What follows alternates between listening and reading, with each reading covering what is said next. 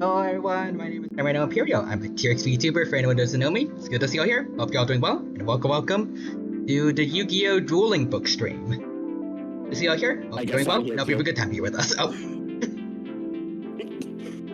Yeah, I guess I'm here too. Yep. DD is here. Welcome to Real Human. I have steak. See Timothy redeeming first. Chris getting first, Timothy. There's a shout out. Hi, Fred. I see you guys are playing Final Fantasy 14 online. Nice. I hope you had fun with Final Fantasy. Need to get back to that probably. Named MMORPG Final Fantasy 14. If the free trial that lets you get to level 70 for free. Also, there's the out of context Ben 10 quote. Wait, am I dead? I think he's dead. You think he's dead? I don't know why, but I want to guess Ghost Freak. I don't know. I mean, I know what happens, and technically I can tell you. Oh. I won't, but I have the ability to. Fair. Also, Nixter says, I cast cool holograms. Maybe I've never played Duelingbook. I mean, it looks kind of old, not gonna lie, so the reason why I specifically said you should at least start with this one is because, this one's manual. So, you physically have to do everything yourself. Alright. Yeah. Oh, Andre Pro redeemed Hydrate, thank you for that. Let me get some Pepsi. Also, Nixter says, human, get your game on. Hey now, you're an all-star. Nixter says, out of context, SpongeBob. I'm getting my game off. We're no longer an all-star. Out of context, SpongeBob quoted the stream, are you feeling it now, Mr. Krabs? Sounds like SpongeBob is eating him up. Yeah, and there's Timothy Sprayed. Who would have guessed?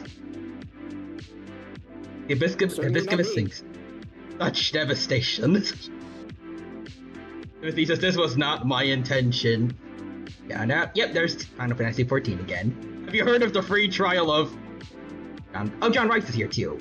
Screw the rules, I'm a dino, must be said. I mean, hey, listen, all I'm saying is today I'm here to teach you the rules. So... I will defy the rules the second you tell me about them. This is what a lot of Yu-Gi-Oh players do.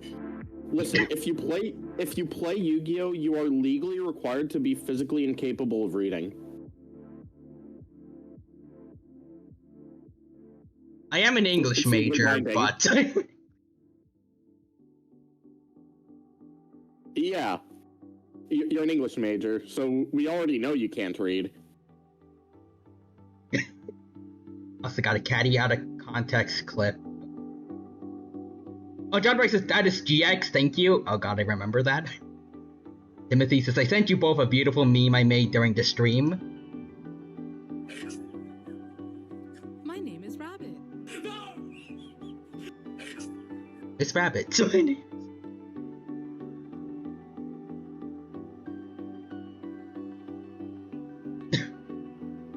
Next, says, here's what the dino thinks that quote has to do with. Oh god, Dino, that's a kid's show. SpongeBob was asking if Mr. Krabs was feeling younger. SpongeBob can beat up Mr. Krabs. There's been crash outs in SpongeBob, I'm pretty sure. Yeah, no, several. Also, Timothy says, might join you guys later for casual Yu-Gi-Oh-ing, smiley face. I haven't played in over 8 years. Ooh, okay. John Rice says, you must also quote Yu-Gi-Oh! Abridged. I haven't watched it, though. You know what? Alright, I made a weird Google search, and apparently, SpongeBob has never done anything which could be convicted as assault to Mr. Krabs. Okay, that's fair, I guess. You didn't shout. Let's just see how many times he attacked Mr. Krabs. Nixer says, yeah. At least twice. Oh. One time it was accidental, and one time he was basically just telling Mr. Krabs, give Squidward a job, you worthless. Oh. Listen, funny thing to is, be fair, he crashed out at everyone in that episode, so yeah. Thing about that, SpongeBob crash out I was thinking of was kind of against Squidward, sort of, because I was thinking about like the first SpongeBob movie was upset that Squidward got the promotion and not him. It like came in like drunk, kind of, not really. Yeah, no, he was just straight up drunk. Drunk off ice cream. Yeah, because the ice cream he got is from a very specific location, which has real-world comparisons to a certain thing you might have heard of. It's called Heaven's Gate. I haven't heard of that, but I'm not sure I want to know. Not sure. Suicide cult. Oh. Yeah. The ice cream parlor has real-world comparisons to that, which is really funny. That's not like just a random internet theory, right? Not like the Mort is evil joke thing, or... So it is an internet theory, but it's based on actual in-show evidence. Oh god. Yeah. All those times I said I was a goofy goober as a kid. Well, I don't know where I was going with this joke, but it was about to get dark. Oh god. Timothy says, well, that escalated quickly. That escalated from 1 to a billion. Listen, the Alex Bale YouTube channel is something incredible. That was like from the Theorizer. That guy's got so... Oh, no. No, this guy has... Hang on. Let me list off all of his SpongeBob theories.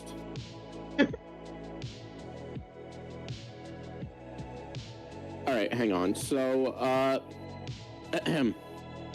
his first theory is... It's definitely the most tame out of all of them. It's that, Squidward and Squilliam are gay for each other. Then number 2 is that they are all unknowingly inside a TV show, and everything that happens is being manipulated behind the scenes. That's just kind of meta. Yeah. Number 3 is that Mrs. Puff is being punished in some way, and all of this is happening because of her basically accidentally killing someone. Mrs. Puff? Yes, the driving teacher. Oh god. Number 4 is that Mr. Crab's daughter, Pearl, is the whale is he adopted her after killing her mother in a war.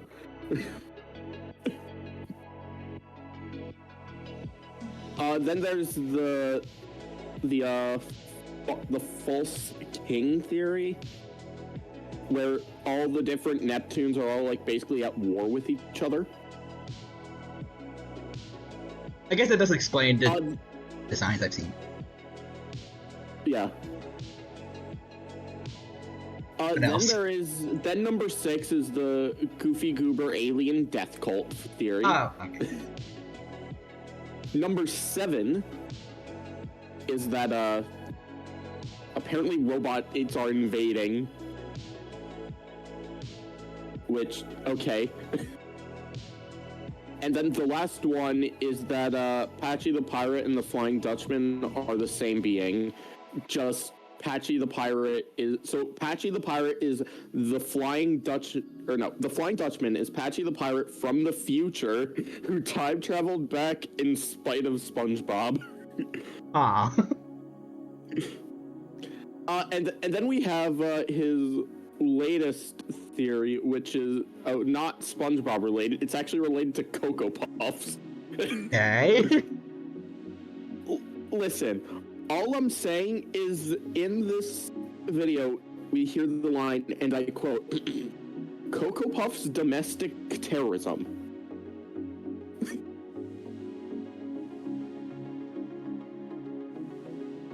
Second Cocoa Puff Toucan has hit. I'm not gonna finish that. It's hit Bob the Building. Oh god, yep, well that works. God. What was this supposed to be again? I think it was theory video about SpongeBob. Not what Yu-Gi-Oh's doing up here. Gonna think of a background. Yeah, this was a Pokemon thing, right? Yeah, we're talking about Pokedex war crimes. Yeah.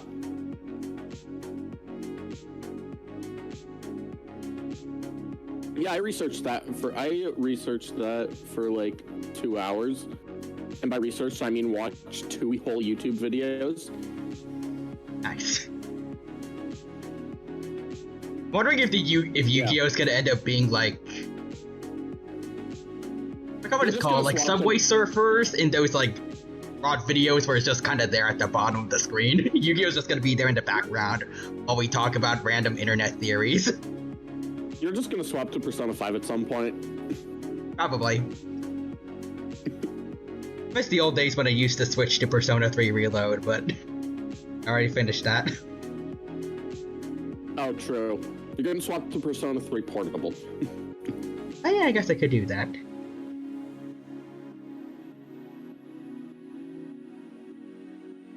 How much have I missed? Let's see. John Rice said... Probably a decent bit. Yeah. Nixter has an out-of-context Yu-Gi-Oh! Abridged quote. Joey. Brooklyn Fiore. Did you just say Brooklyn Furry? I don't know who Joey is, but I know Kaiba at least. He says, I love Alex Bale. Have you seen Pizza Time? Pizza Human Pizza? I don't think so. Yes, I have seen Pizza Time Pizza. It's something. Next is number 4, humans making these up as he goes along. Literally just search up Alex Bale on YouTube. Yeah, Timothy says told you to send him the video. I want to see it too, honestly. See it too. So Bob the Building. He's a building. Bob the Building. Oh no. No. Alright, says we're quoting Yu-Gi-Oh! Abridged in America. And search did work, right? I mean, I think there was a Pokemon War that he was in, so probably. At least one. Yeah. He says... Who's your favorite war criminal? Favorite war criminal... I mean, technically Zuko. He was in a war. He was attempting to constantly kill Aang for a while, so... Oh no, I was talking about Pokemon. Oh! My bad. He says my favorite war criminal is Firefly. Okay, so for Pokemon. You know what? Hang on. I lost my train of thought, never mind.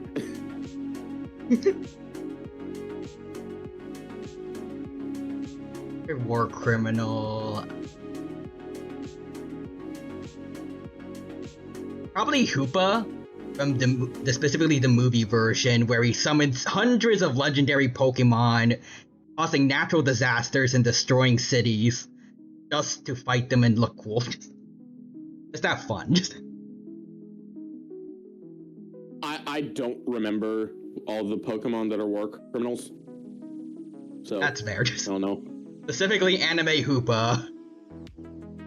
Basically, may as well have just had a bunch of sentient nukes fighting each other, just to have fun. I mean, you know what? That certainly is a way to have fun. Listen, if you could summon nukes on command... Specifically ones that can control time, space, controls the land, the oceans, Listen, if you could summon several nukes, you want them to punch each other. Yeah. You summoned 3 of them that can Mega Evolve without any stones, somehow. Well, I mean, Rayquaza made sense, but also Latios and Ladia. I swear I thought they needed to... Hang on. If you have card games on motorcycles from 3 people. This. Oh, remember when Zuko was in Pokemon? Wait, where? Yeah, Latios and Latios need a Mega Stone. Yeah, but in the anime, at least the anime movie that I'm talking about for Hoopa, I don't think they had one. Just kind of transformed at will.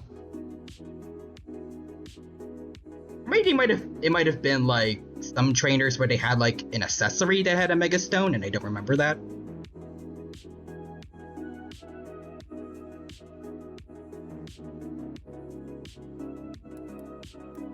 Latios and Latios.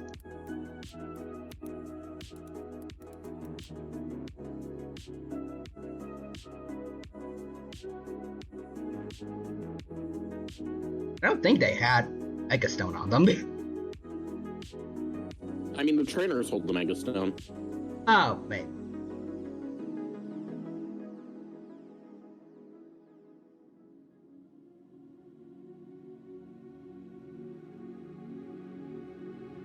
I don't know if there's anything that shows something like a Mega Ring, though. Listen, all I'm saying is that, in the anime, Cynthia, like, actively decides to make her Garchomp worse by Mega Evolving it. Oh yeah, in Pokemon Journeys, right? Yeah. I don't know if she even really needs to rely on gimmicks. Like, her first ever fight, I think, in the anime was her wrecking Paul's entire team. Even trying.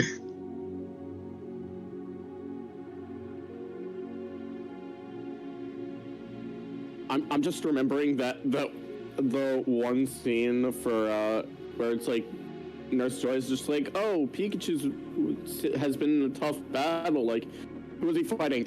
You know, just tell her. And then she's just like, oh, that's not, wait, what? Yeah, I just threw an electric rat at God Bird. The rat won. Presumably.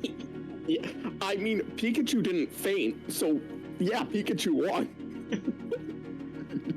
She literally just heard a 10-year-old kid said, I threw a rat at God and the rat won. The little rat built different. I mean, apparently so. Imagine her when she finds out later that same rat would go on to fight the unbeatable champion and then become basically the strongest Pokemon in all the regions. And then lose to a level 5 Snivy. out of nowhere, I forgot his name. I think Trip and his Snivy just come back after Ash beats Leon and then solos him. It just plays Cynthia's theme. Or no, even better. It plays Virgil's theme in MVC3. Snivy just comes in with I Am the Storm behind him. No. It's a level 4 Snivy now. Oh god. We caught a new Snivy, because that one evolved into Superior. Oh yeah, right. He gets a level 1 Snivy. It literally just hatched from the egg right before he was about to fight. He was just running around getting ready to hatch the egg. He saw Ash, and then he threw the newborn baby Snivy at him. No, the egg is one step away from hatching. Throws the egg! And the egg wins. Yes. The egg one-shots Pikachu. And then the baby hatches out, and the first thing they hear is people cheering on that newborn Snivy as the new strongest Pokemon in the whole world. Yeah. That makes sense. That makes sense. I can see that. I get the logic. We need more people to throw Pokemon eggs at enemies. We need people to throw Pokemon eggs at God. Throw a Magikarp egg at Arceus.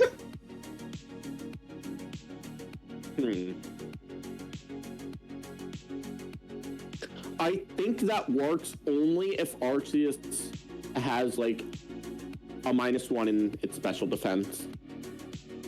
That's all it needs. That's all.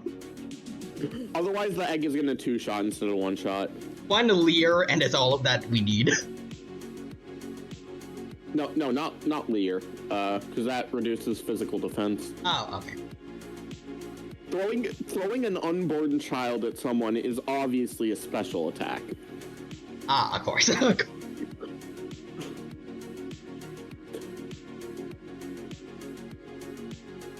That is something that is now recorded of me saying. Throwing children honestly, is a special attack. Unborn children specifically.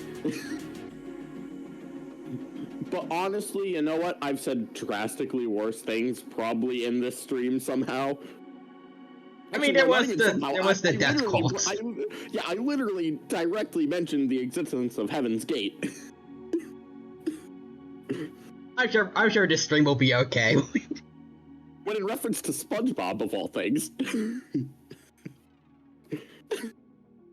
Oh, hey, what happened to my channel? Oh, no.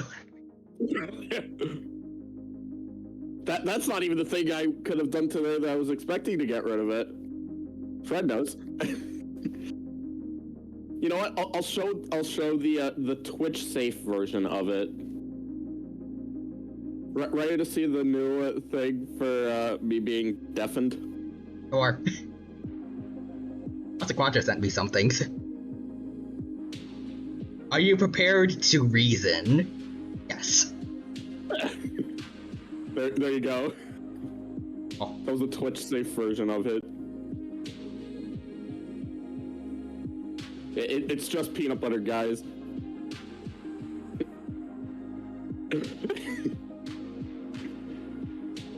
Wait, where? I can send you the picture. Hang on. I just showed it to the stream by deafening myself.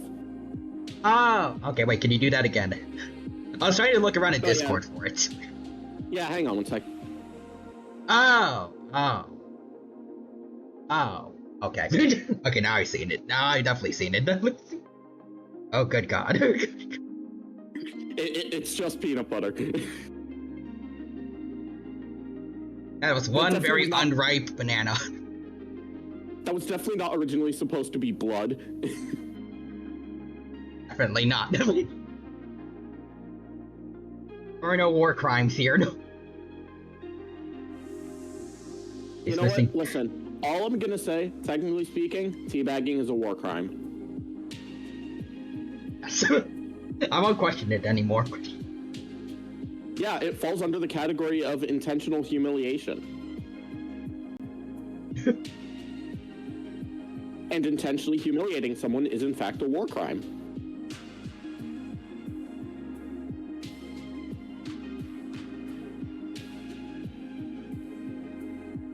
I almost want to know, like, situation happened where I have to specify that was a thing, but I don't know if I want to know.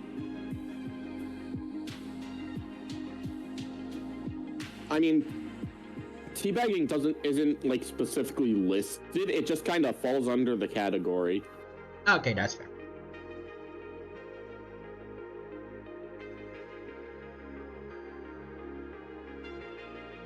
But it's just really funny to think that something that people just do randomly in video games is, technically speaking, a war crime.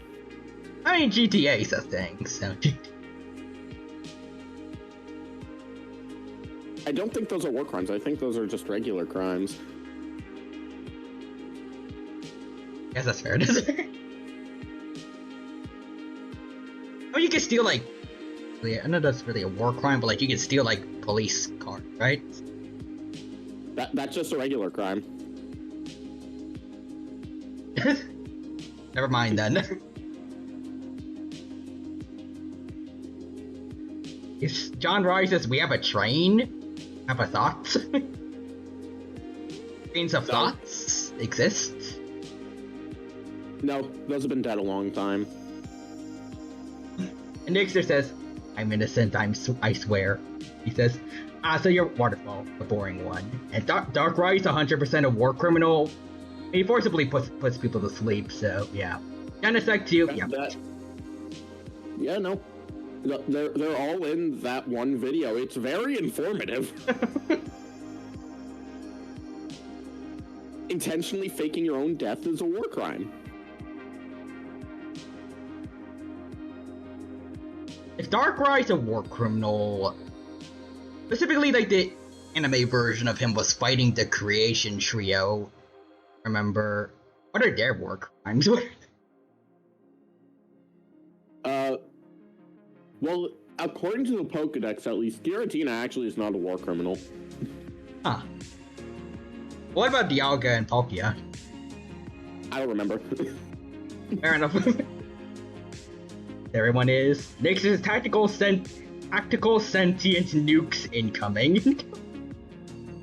Also, I know that was a joke. Zuko was not in it. Oh. See, what do you think about it? Is the Omnitrix Ben's Megastone? The Ultimatrix kinda is. Technically, yeah. Consider like the ultimate aliens kinda like Mega Evolution. I mean, some properties are different, like its evolution over 1,000,000 years versus like those bonds making them stronger, but... It's evolution over 1,000,000 years instead of like 10 minutes.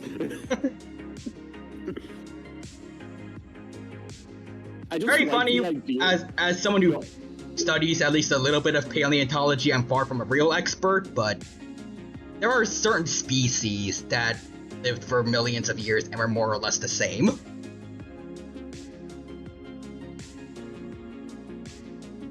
But I think it was like the worst possible situation, right? So yeah, no, it was like quite literally the worst possible scenario. But it would be like evolutionary factors, but like for most species, evolution would like need to occur for survival, like that kind of shit. I was about to say, like, for most species, 1,000,000 years into the future might actually not do that much. Well, maybe not most, but like there is a good amount of species where it just wouldn't matter. Who knows? Maybe for humans, the ultimate version of human, since it's over 1,000,000 years, is just quite literally nothing because humans stop existing by that point. That would be kind of horrifying. I just like the idea of like some other species just like trying to go as an ultimate human and they just die on the spot. Just turn into a ghost. Like not even like ghost freak, but like just a human concept of what a ghost is. It's like, oh well, no, what happened here? Not even that. They just stop existing. That's it. The perfect way to neutralize the Omnitrix. Become an ultimate human.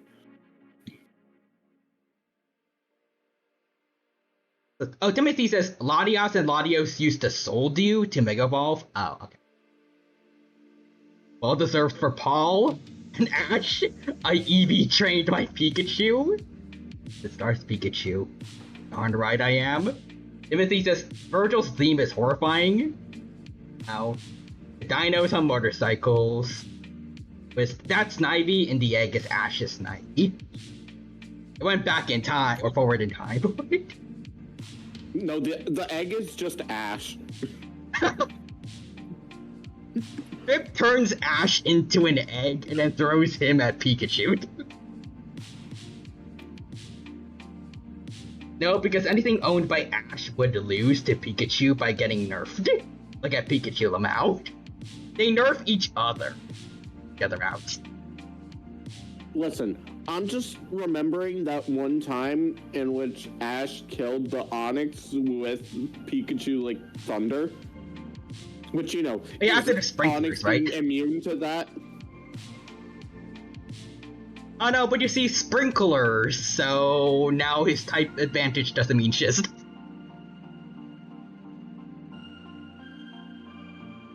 You see, it acted like the move Soak. You know, when you pour a little bit of water on a rock, electricity can destroy it.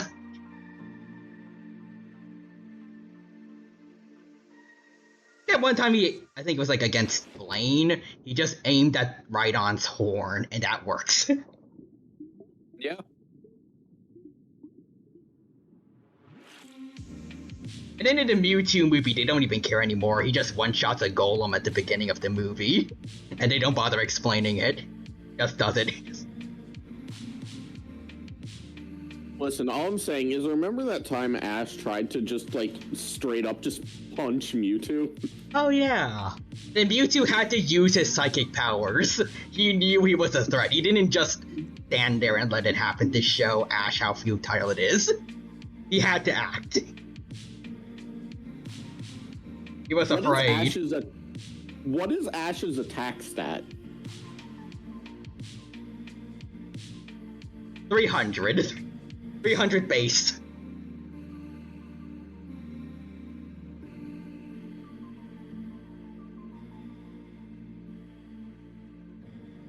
Timothy says 30. He just had a choice band on him. So I just looked it up, and the Pokemon with the highest attack stat is Mega Mewtwo X. Now, let's just, for the fun of it, let's just ignore Megas and, like, Legendaries. The Pokemon with the highest attack stat is Rampardos. That's a dinosaur. With 165, which it is tied with two other Pokemon, those being Mega Bayonet and Mega Gallade. Dang. And then Mega Tyranitar is below them by 1. Nah, my boy. I mean, hey, you know what? It has more attack than Slacking. That's kind of cool. Tied for 160 with Regigigas and Mega Blaziken, Mega Diancie, and Hoopa. Huh.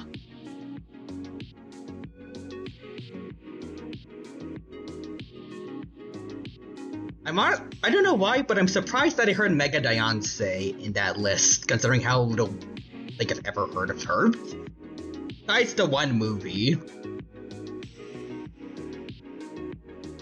Well, I mean, she has pretty alright stats. Like, in terms of usage by, like, most trainers, like... feel like I've heard anyone say anything about how good she is. I don't know. It was the only Gen 6 Pokemon to get a Mega form, too. Yeah.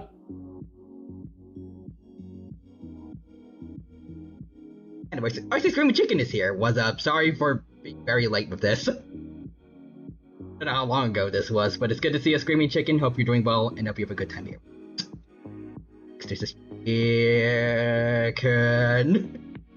I think you also saw him too. Yeah. Timothy says Tribby Duke alts, but it's just unborn Tribbies. Oh no. Also, Nixter says yes, but you see, that's the other part of the plot twist. Throwing it at Ash gave Snivy brain damage and nerfed it. Chicken says, yo, hello, and you're the real human. Wait, who's getting brain damage, Ash or the Snivy?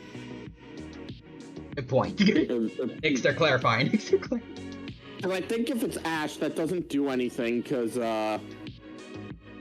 it goes into the negatives. He's already brain damaged enough. It goes into the negatives. Still less than me.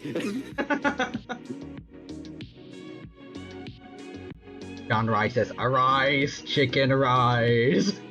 Peanut butter. To quote Zeno Robinson from his P3 stream, a banana to his head? Gonna do it. You pay no. Also see Nixter saying peanut butter jelly time. On the right says, isn't that just a kink? What? Kinks are war crimes? Depending on the person, yes, they are. Oh. So Timothy. People are into some weird stuff. Okay. Well, Timothy says, intentionally humiliating someone is a war crime. I knew it. Sparkle is a war criminal. It's for that and no other reason. Here you accuse my wife of that. She is absolutely innocent. Definitely, she did not cause any panic as a result of a bomb threat. None of that happened, definitely. She was just trolling. Yeah, she's being silly. I'm pretty sure that's probably also a war crime. Being silly is a war crime now.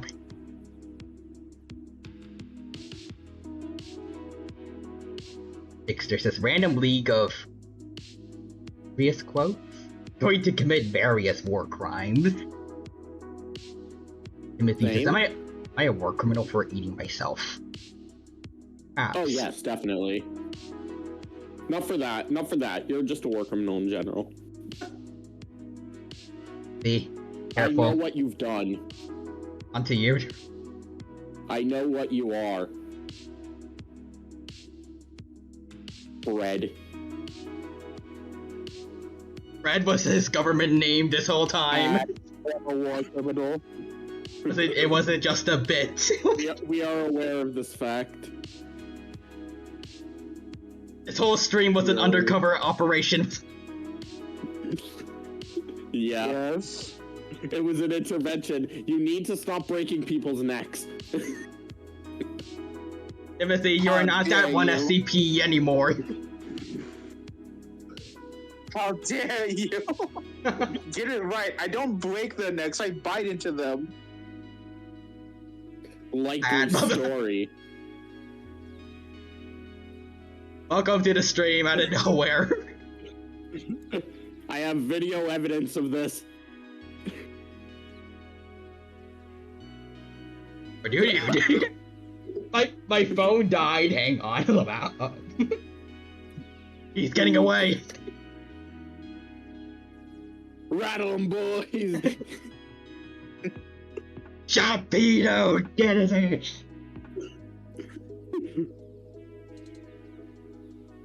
100% guaranteed that's not a war criminal. Up. Hi. Why would I need to run when I'm coming myself in? We got him, boys. We got him. Take him in. Real human. Jump him. Jump him. Jump him.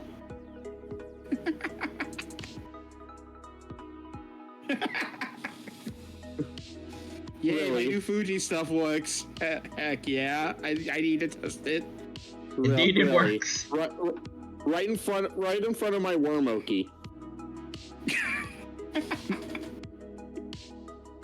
Yes. Every time I talk, I have the face of a smiling war criminal. That's beautiful. Alrighty then, chat. Now it's time for you all to vote on the method of execution. I'm ready. Do you prefer electric chair, guillotine? You get the wheel for this, don't you? Grab the wheel, just all of the execution methods you can think of. What about torture dance? No. No. Okay, fair enough.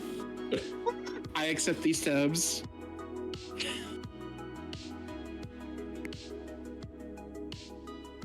Yeah. All right, let's see here. You know what? No, I don't know. How will I be executed, Wheel? Okay, well, okay. The wheel's doing it, so... Wheel, this is about Yu-Gi-Oh? names... Make one of them, make one of them, you're free to go, no execution. I think that'd be really funny. You're free to go. Commit 4 war crimes.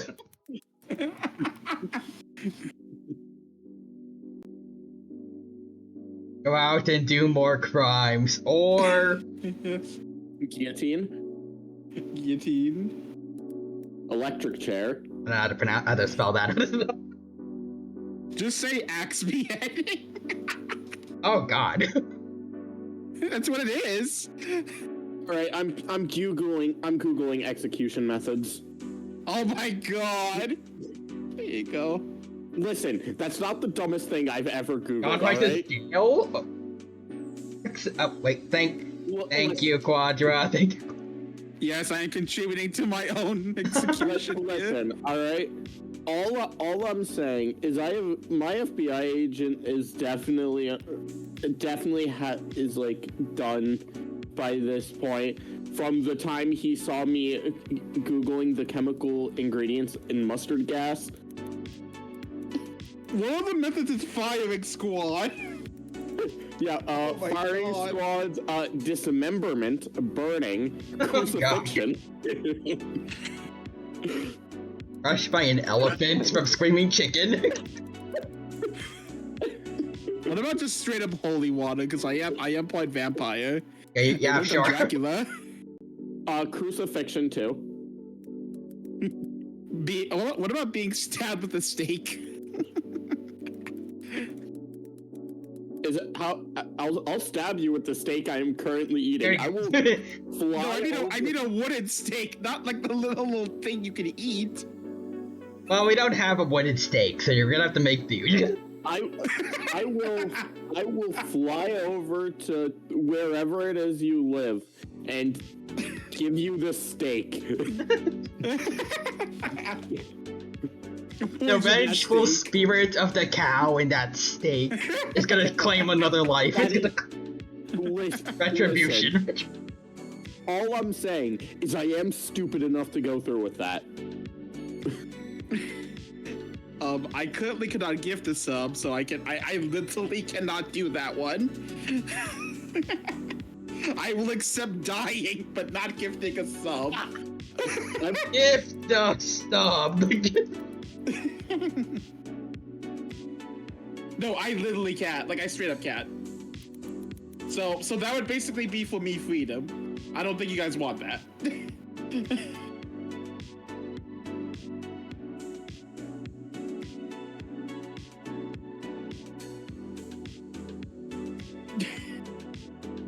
Banana. What are you doing? What are you putting G there? I'm trying to think of something. I literally cannot give anything financially because my debit card is missing. Oh. That is why.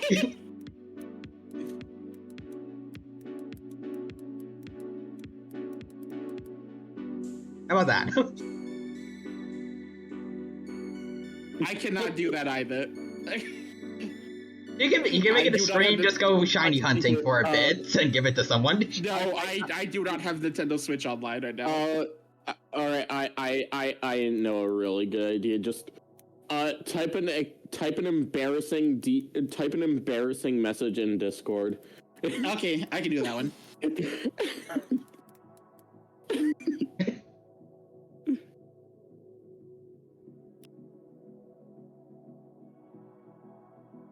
Hanging. Oh my god! I like just doing the like really dumb ones and then just instantly going back to an actual execution method.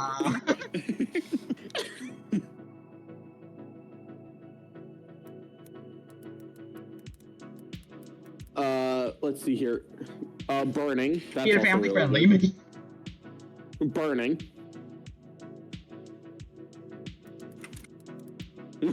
Try to think of how to make burning alive family friendly. There we go.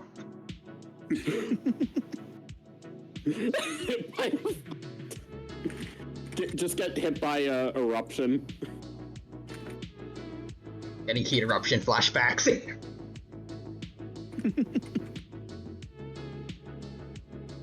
Although to be fair, with everything that no, not just you. We've said on this stream. I don't know what parents are letting their kids listen to this.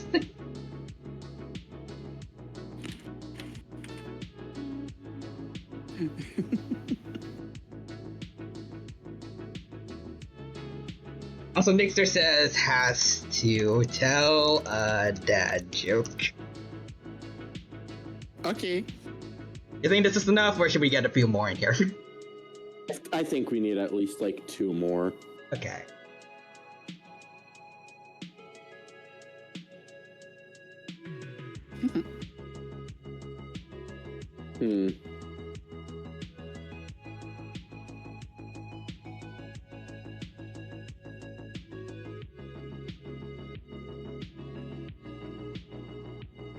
Play a card game. Okay.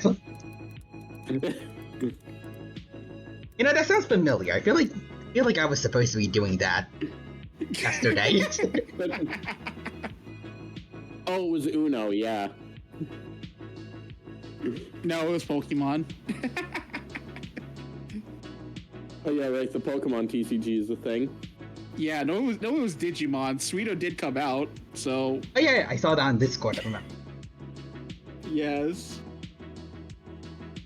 Also, remember Rena has cards now, right? So. Yep, Rena has cards. Digimon TCG up next. Yes. Yeah, I don't know if there's a way for me to play it like on PC, but. There is actually. Go on, go. I'll link it to you later. In the meantime, execution. Yes. Okay, so speak only in memes. We're listing on the list from John Rise. And Nixter says, yep, no, this is totally a normal The Dino stream. Yep. This is tame. Let's be honest, this is tame. Relatively. Let's see. Yeah, 15 entries. This good, or maybe a couple more? Oh my god, the fact there's 15 different ways to execute me. You know what? I'll add one more. Play Devil May Cry 2 on stream. Oh boy. Oh boy. I think that's the most dangerous one here. Are you sure you want to do this to yourself? Yeah, You already played the reboots. Might as well. Go. Yeah, I might as well complete the trifecta of shit. Play Peak of Combat on stream. Oh, okay. You know what? You can add that one. Wait, actually, hang on. Before you do, let me check see if it's still up. Because if it's not, that's basically a free card for me. Okay, it's still up. It's still up. So. Oh, next is this has to bake cookies. How about that?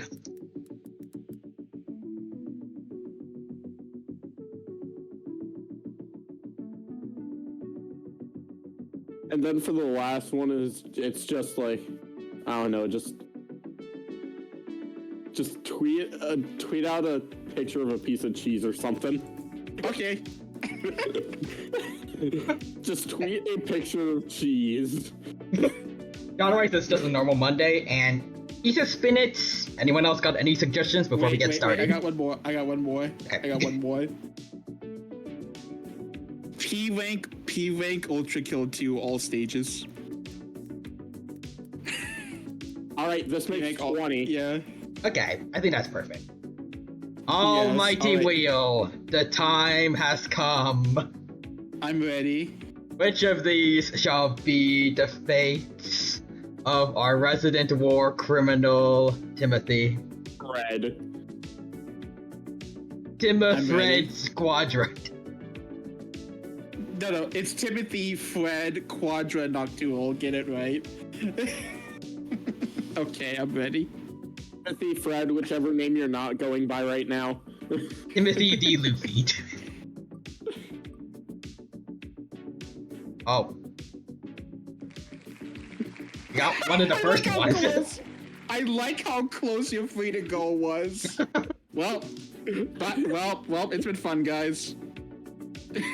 In the arms of an angel. Let me go mentally prepare. John Rice redeemed summon the wheel. Wait, summon it. Oh. Double or nothing? Alright. I'm so sad. I actually had a joke for Guillotine being beheaded. Like, wait, can you tell us what it is? I mean, hey, there is the time I did Photoshop you, but I just removed your feet. You just take off your feet. I was thinking of using that, but I had another one. Okay, sure, here. Give me a second. I'll show that one in a second. Hang on.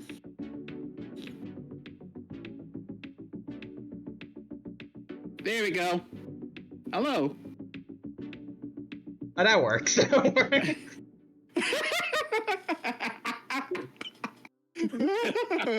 He's been decapitated. Hi. I'm just a floating head now. Hi. Hello.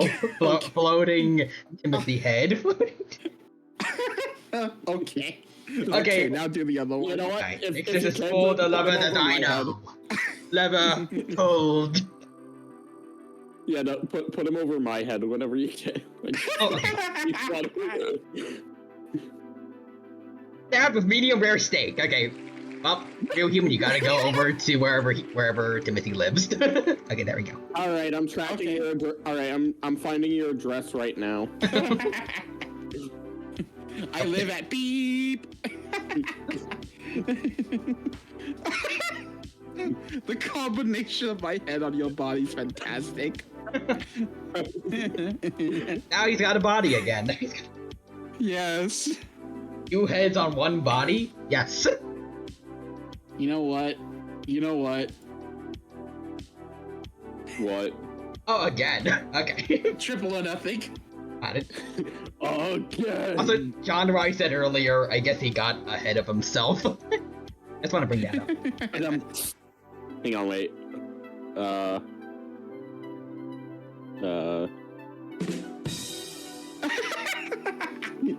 Beautiful. Alright, now, here we go.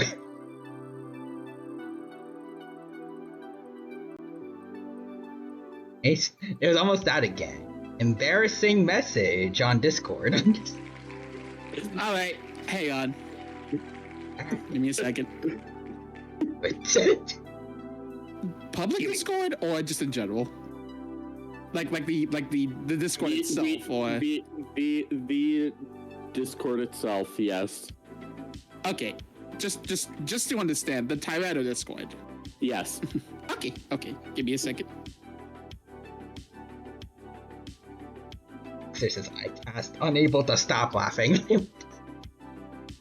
In the meantime, while I type this, I'm gonna do this. While we wait, I guess I'll just read the messages that I've been missing. If Darkrai's a war criminal, does that make Cresselia a hero? No, I hate Cresselia.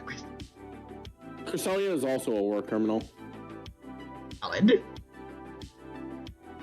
I don't know if I mentioned it on stream. I probably have at least once a while ago, but I hate Cresselia just because she was like a stage obstacle in Super Smash Bros. Brawl. Got it. I just found her annoying as a kid. You know what? To be fair, that isn't the dumbest Smash-related thing I have ever done. Oh?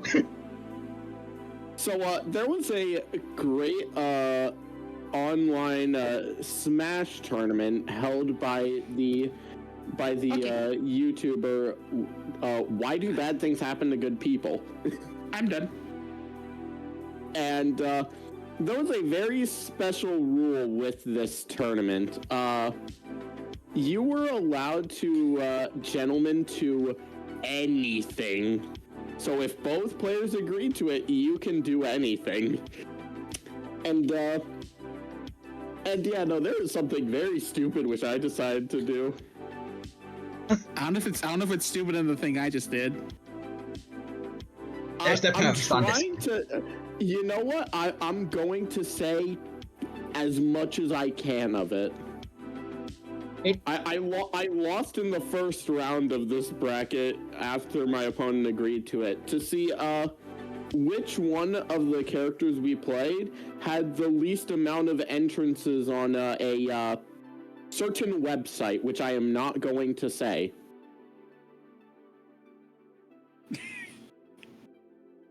No one has seen the hell I have posted on Discord yet, and that's fantastic. Oh no, I have.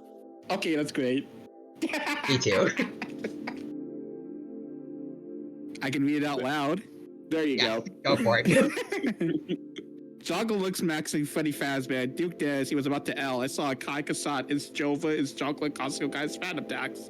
Little Blood lives in Ice Spice. Huzz Sturdy. Somehow I have less of a will to live now. You said the will the wheel, by the way, one time. Oh. I didn't see that. Okay, let's go again.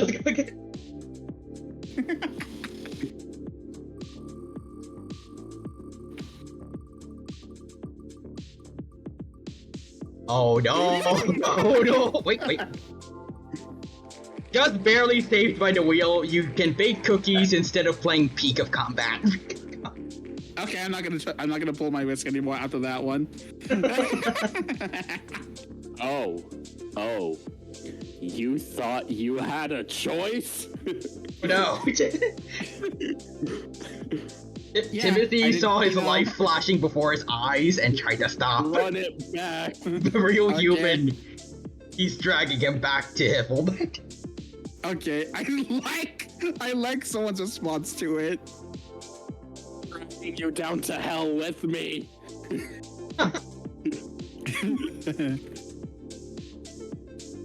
But that person with the Electro gif. Oh god. Neat, as soon as you said that, a thunderstorm started in my area. Electro's coming for you. Anyways, gotta spin that wheel. You're not safe, mortal. Alright. It's time. Oh, it's one of these. Oh. If it's DMC2, that's fine. Peak of Combat, DMC. That was the most thematic thing that could have happened after last time. Your human has successfully dragged Timothy down to Hiffled. No, he didn't. Okay. Well, I guess one. Now, boy. King Crimson to King Crimson. Yeah, I did. I can probably go on for this as much longer than you can. I will be real. Here's the thing. Are you ready? A real lad. Are you ready? Hang on, I'm just gonna send you something real quick. Okay. There you go. I can go on for much longer, most likely. But will you?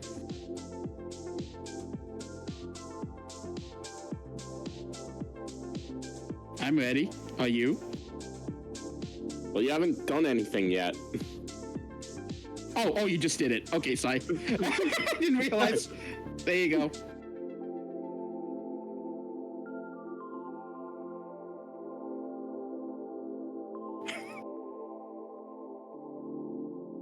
I'm ready.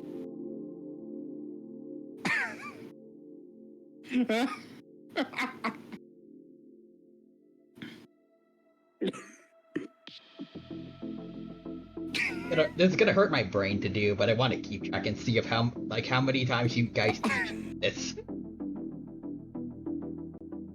Alright. Remember when this was about Yu-Gi-Oh? I don't.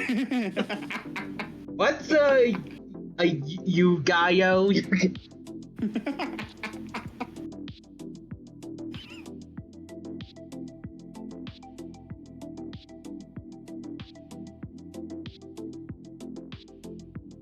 One of them Pokemans. Oh my god. To be should it be chat or? I think this is just chat. I'm sorry. Here we go. I've done it. I've tricked him. Like some of the older message I missed. Like I don't want to take away from the fun war we got going on, but well, there you go. I just want to make sure I don't miss anything that the others are saying. I think we can stop this now. Maybe we should actually get on to the thing that it was supposed to be. Maybe. Okay, you know what? This is just for the bit. I'll be a good sport. I will play Peak of Combat. Yeah. I'll be a good sport. This was mostly for the bit, unironically. I will play Peak of Combat. Fair enough. Okay, but the question is, can I download it? That's another thing. Fair enough. Anyways, yeah. You will sacrifice one of your favorite mobile games for Peak of Combat. You know what? I timed out due to inactivity. What? On Duelingbook. Oh, that's beautiful. Luckily for me, I wasn't ever in it yet. I was just logged in. I didn't click the duel thing yet, so. Peak of Combat's not on Steam? Oh, that's really bad. Oh no. Time to get the phone emulator. Oh my god. Okay. Well, this is gonna be a pain in the ass to record then. Jesus, or stream rather. It is probably going to take a bit of space on your computer, but see if it's on Epic Games, maybe.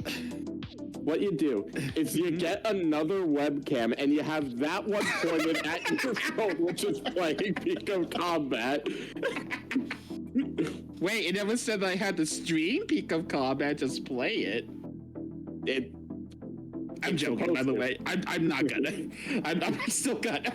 Okay, I don't think it's on Epic Games either, so. It is not. Oh my god. Can I make a compromise? Like, unironically? Yeah, sure. If I cannot find a way to play this, I will play DMC2. Yeah, that's fair. I mean, either way, it's still the depths of DMC's games, one way or another. Yes. I'll allow it. I'll allow it, peasant. Okay. Watch me be like, hey, DMC2 is a third-person shooter. You know what else is a we know what else is a third-person shooter in hell? Ultra Kill. It's Ultra Kill, but worse. Oh, it's so much worse. And thy punishment is getting S rank on all Devil May Cry 2 levels. Permission. That's actually not that bad. That's unironically not that bad, because I can literally just fire the guns over and over. That's and not get hit. That's S. That's not that bad. Double S though. No, there's no double S, it's just S. Wait, what? Hang on. I think I was just thinking about like the style things. Anyway. Oh wow, that's actually really funny. You want to hear something really great? Yeah. apparently, according to my thing on here, you're still streaming on YouTube right now. Oh, thank you for reminding me. Wait, this whole time you haven't gone offline? No, I've turned off the stream, but I haven't turned it off on YouTube. Oh. So what I'm streaming is like a black screen to YouTube. There we go. Ooh, 22. Ooh, 30 views. Nice. Listen, all I'm saying is I have streamed a black screen to Twitch for 3 hours before. Oh my god. That was also the stream that got me to affiliate. Oh my god, that's incredible. I'm the only one who hasn't streamed a black screen yet. to my memory. I mean, here's the thing. Even when I don't stream, it doesn't save the black screen. It's just what people see. Listen, you know what? All I'm saying is I think we found what you're doing next Wednesday. No. Next Monday. Fair enough. I was going to say Friday. You know what the funniest thing is? I'm going to finish Lies of P on Friday. You just do that, then raid into just black screen. Oh my god. I just protest playing DMC. Oh my god, I thought the funniest thing. So my biggest issue about Peak of Combat is actually streaming it. Never say anything about the audio. So it's just a black screen of Peak of Combat audio in the background. I can see it. God. Peak of Combat ASMR. I only just came here for like a quick chat, and then I'm being executed. I'm being executed live on chat. That's incredible. This is the second time this has happened. Yeah, which... Only second? So, yeah, surprisingly only the second. Wow. You gotta do more war crimes, bud. You know what? That's fair, rack up them numbers. Gotta rack up them sin points. Listen, all I'm saying is I already know I'm going to hell. I don't know where I was going with that. Anyway, yeah, I do need to go, but thank you for having me. Sure you do. It's fun to have you here. They hope you had a good time here with all this. All right, see you guys later.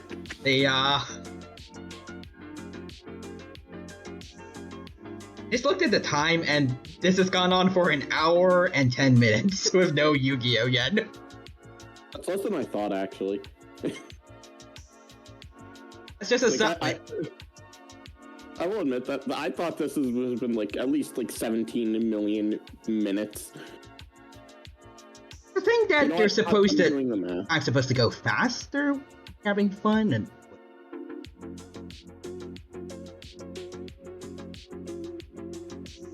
17 million minutes is 32 years. Oh god, I'm in my 50s now.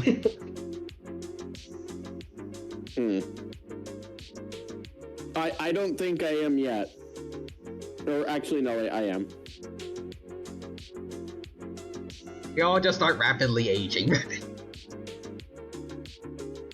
Hey, you know what? It's just like Fairly Odd Parents. You've stayed young for 50 years. Oh no, that's not what I'm talking about. I'm talking about the thing that happens in quite literally the first episode. Timmy wishes that he was an adult, which has one of the best jokes, and the funniest part about it is, you know, it would have been completely different if it was made today. So he basically just ordered like so much food at a restaurant, and it ended up coming to like $250. And he just said, that's more than I make in a month. And the waiter responds, well, you should have finished college. Did you finish college? No. And then the waiter just starts crying and like, no, he didn't. if that was made today, the waiter would have said, yes, I did finish college. Oh boy. That's gonna be my future, probably. Who knows? Anyways, Giratino's not a war criminal. Yeah. I cast $100 million in future money. Thank you for that, Nixter. Is it worth $100 million now or worth $100 million then? Because if it's now, then that's probably eventually going to go to like $10. We'll just have to see where the economy goes when Nixter gives us the money. Rip is just a Yoshi. You see the dino? When something like that happens, a wizard did it. John Rye says, well, this Yu-Gi-Oh! Stream is certainly strange. Definitely. Doctor Strange. Or some madness. Doctor Strange, currently voiced by Liam O'Brien. Is he? Yeah. And basically everything except live action, Liam O'Brien is Doctor Strange. Or Mamu. I've been waiting for this. Yeah? We go with Gardevoir, thank you very much. Random Bugs Bunny quote of the stream. Bugs. Is there a doctor in the house? Random fake audience member. I'm a doctor. Bugs. Yeah, what's up, doc? And Screaming Chicken says the best kind of kinks are war crimes. Excuse me, Screaming Chicken. I'm quoting you on that. You know what? Yeah, fair. Put it in out of context. Nixter says Snipey has the brain damage. Ash just got a bad case of stupid.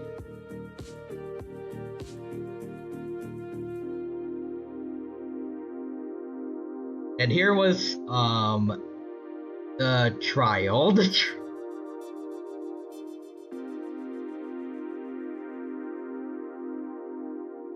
Oh my. He redeemed it 2 more times. All right, 2 more spins. Okay, well, here we go. Wait, who's this for? Him or us?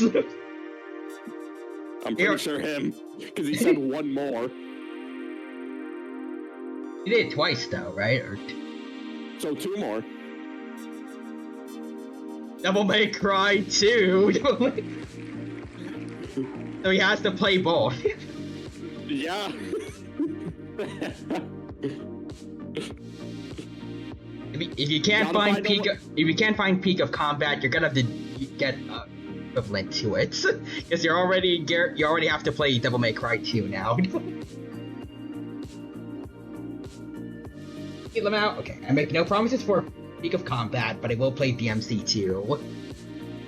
If you can't do Peak of Combat, then MVCI, no mod. Oh no. And a bad game for Pac. You have to stare MVCI Dante in the like stare directly at him.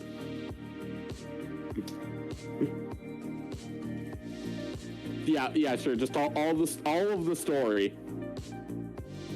No mod, no MVCI Beyond. So even the gameplay is gonna look messed up. I already remember like the first few cutscenes. You have to play it. Can I watch a movie? No. You have to play it. This is a legally binding contract. You agreed to this when you did the thing. Exactly. I'm 99% sure that technically speaking, if I were to sue you, it would rule in my favor. Street Fighter V story mode?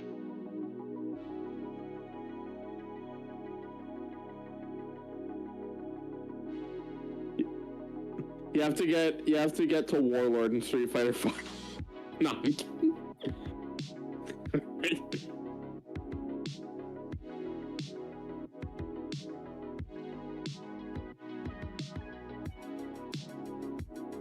we do still need one more spin. So I just want to make sure you guys got we got the thing locked down for Street Fighter 5. Example story mode in Street Fighter 5? Yeah, sure. I can accept those terms of the SF5 story mode. And let's get started with the next one. By the way, if we get free to go, I will not have to do any of this. Okay. Oh, wait. Oh, almost. Oh. Just barely. E rank Ultra Kill 2 all stages. It was right there. Just like in H. But hey, you get to play Ultra Kill after all the other stuff.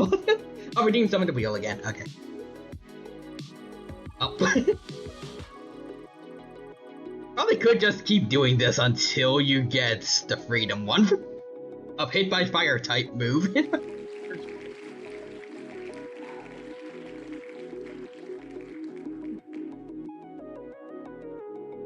I do have the point, so cheat the system. You know what? At this point, just add a no more wheel spins. Okay. Yeah, after this one, just add no more. Two fire moves.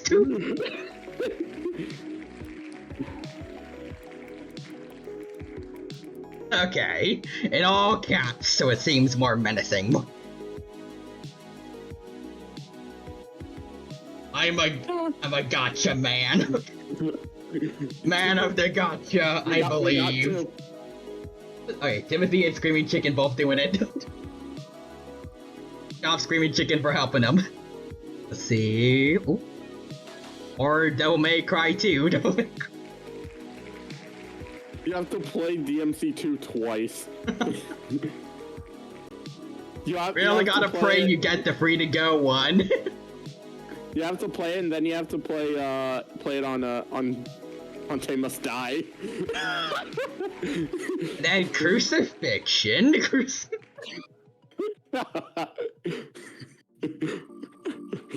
Alright, yeah, we got another one. Progression, you know, playing DMC2 into being crucified. And then Dad with a stake again. Hey, Nixter's helping out. Okay. Imagine getting all of this just for the no more turns. Okay, tell a dad joke. So he redeems all this.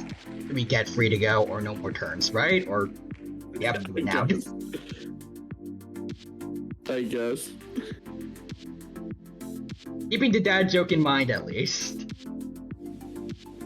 Because everyone else was spinning the wheel.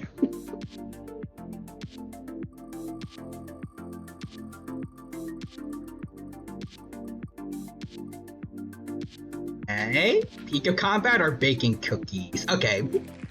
Another Peak of Combat equivalent. Can't get it. Ooh, Devil May Cry 2's 2 Peaks of Combat. You're only hurting yourself. I hope you realize these won't stack. Oh, that's no fun. Also, Nixter's a wheel. Wait, since when am I sentient? Oh god, Nixter found out the wheel has sentience. What do we do? Anyways, they're ignoring that. Behold the punishment Stackinators. Thank you, Nixter. It really wants you to play Peak of Combat. Also, no, I literally can't. I have a thing called free will. That's fair. But it's no fun if you don't. It's no fun if you don't agree. Oh no! Wait!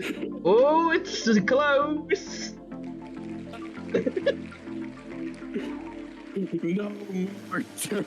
The 50-50 has been failed, I think. Okay, so do the following. You have to play Peak of Combat or an equivalent. You have to play DMC2. You have to say a dad joke. And you have to get hit by 3 fire type moves. And also I have to stab you with a stake twice. I'm amazed. Well, actually, I shouldn't be surprised, but I'm amazed you kept track of all that. I lost track so quickly. MC2, Peak of Combat, and if possible, otherwise Street Fighter 5, a dad joke, and a fire type move. Although he King Crimson it, so... Is King Crimson enough to counter the no more turns? Your fate has already been decided. You brought this upon yourself, mortal.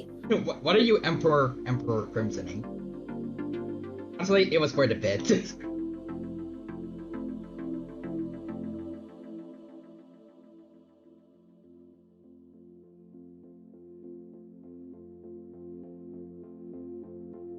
Anyways, oh yeah, right. Yeah. Also, I was very quiet during it, but Mom came in with some Popeye's chicken, so I have that. Why? I had Popeyes 2 days ago. Nice. I always get Popeyes whenever I go to my local, and I went to my local on Saturday. Yippee! Yay! Fried chicken for all. I won $28 from my local. I spent $25, so I got a net $3. Know if I should be laughing or crying with how much food costs nowadays. Listen, all I'm saying is, the Popeyes cost less than my local. Oh. The local was $25 and the Popeyes was $20. You got $28 from the tournament? Yeah.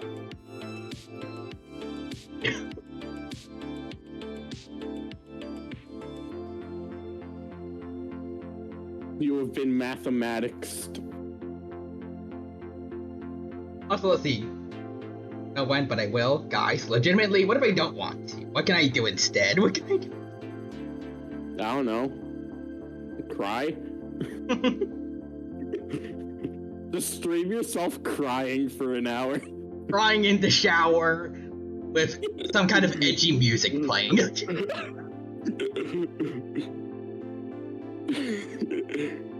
or My Little Pony, no. My Little Pony or Linkin Park. Yeah, go record myself crying. Hang on, Lamau. Excellent. Hang on. That's hype. That's hype. Although, didn't he say earlier that humiliation is like part of a war crime? Intentionally humiliating another human being is a war crime. I don't think this counts as intentionally humiliating another human being, because he's willingly doing this to himself. Okay, that's fair. Plus, the wheel demanded it, so it's like an act of God. Thank you. God demanded that you cry in the shower. Not spiteful like that.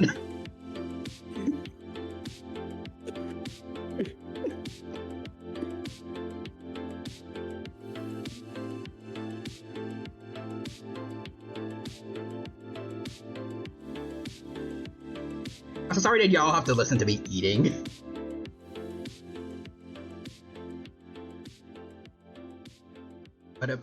What messages have we missed during all this? So let's see. Dixter said earlier, the joke is Dark Rise to Pokemon of Bad Dreams. So if he's a war criminal, what does that make Cresselia? AKA Pokemon of Good Dream. Good point. And Screaming Chickens says, I remember seeing a video about that Smash tournament. Oh. I think two guys just played Clash Royale. Yeah, no, that did happen in it. Oh. I think my favorite one was the like one of like three actually like good players who literally just like was trying to bribe everyone, like, hey, just let me move on. Come on. Like, if we play, I'm gonna beat you. Oh, you know this. Did he win, or did he? Yeah, he won the whole thing. It cost him 300 real, or no, it cost him like 500 real life dollars to win. Damn. Also, Nixter says C is for cookie is good enough for stream. Ask Timothy needs an adult. Probably. Right. So how many times has this been rewound and rewound? I don't know. Over 9,000. I think. Now I'm more or less caught up. Oh wait, hold on, there's some from Timothy. Do I have to play it? Can I watch him? Did he send you a video of him crying? No.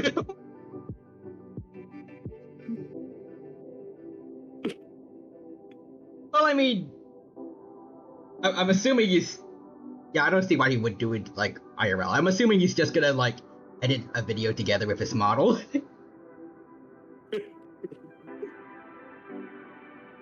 Sure, it'll be fun. Listen, all I'm saying is if it were me, I would definitely do it IRL. No, we at least being serious for once, definitely no one should dox themselves for this. I've done it for less. What? Listen, I've shown my face online just to post like really cool clips from my local. I mean, I guess that's fair. Like if you want, you can find my face. I do remember, like, I have seen your face. Like, I think it was there. It was in the stream. I think it was that one time watched Gravity Falls together. I think I saw your face there. It showed me your ultimate Humongousaur figure. Oh, yeah, right. Yeah, I do remember that. Just showing, like, random stuff. Oh, also, wait, Timothy, this Dino King, check Discord. Yep, sure. I gotta do it with my left hand because I'm holding a chicken drumstick and I don't want to get my mouse all greasy. Laying in my skin.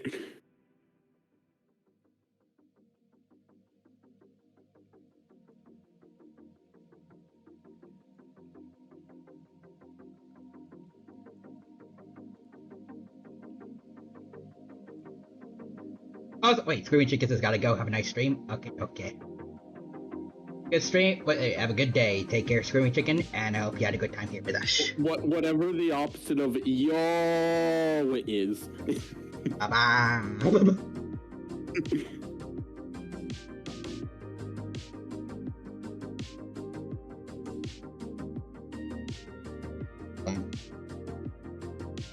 Welcome back to Did You Know Gaming. Did you know, in Japan, the game we know as Doki Doki Literature Club was released under the name Super Mario Bros. 2.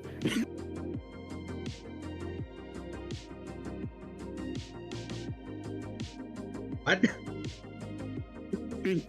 What? I heard something about Mario Bros. 2. Welcome back to Did You Know Gaming. Did you know, in Japan, the game we know as Doki Doki Literature Club was released under the name Super Mario Bros. 2.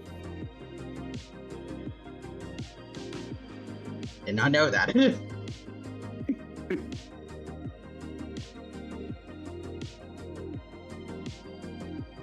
Also, massive shout out to Kofi Bot. I just go back. Dang. Alright, so I think now we're caught up with messages, right? I think. I don't know. Unless someone randomly just like hit like 72 somehow. No. They hacked Twitch just to hide those messages and are just gonna unhide them right now. Oh no, more messages, more messages. No, just like 80 different like bots of like, you want to buy subs?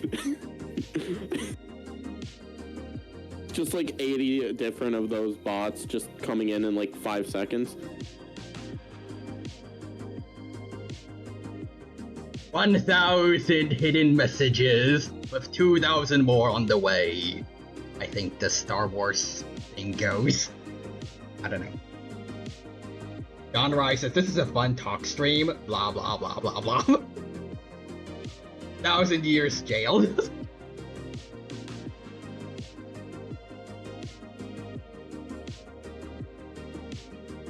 You can't make me go to jail, I'm the streamer.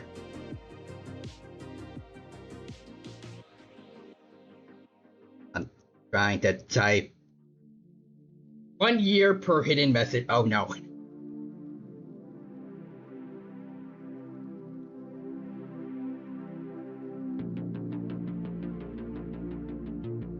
Okay, there we go. So, do we duel now, or Oh yeah, right. Yu-Gi-Oh's a thing. Oh yeah. After, let's see, how? Yeah, an hour and a half. Yep. I always keep thinking that just chatting streams probably wouldn't work, but then I keep getting proven wrong sometimes. Yeah. Alright, so here we go. It's time to look at. It really, like, I don't know, the UI feels very retro. I mean, yeah. Oh yeah, that's the public chat feature, which is it's something. That's for certain.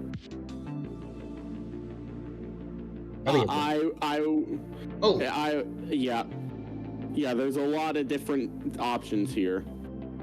Oh yeah, so here we have the deck constructor, where you make a deck.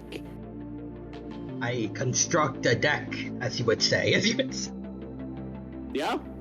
So I guess I should explain quickly the rules for deck building. So, your deck can be any number in between 40 and 60 cards. That's the main thing. You can only have up to 3 copies of each individual card in your deck. So the most of a card is 3.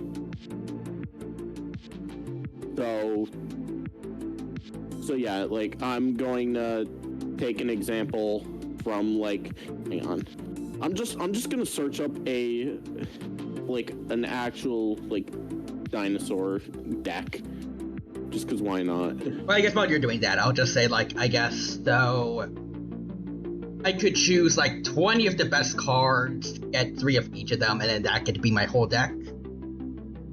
Technically speaking, yes, but that's not really how Yu-Gi-Oh! Is played, at least nowadays.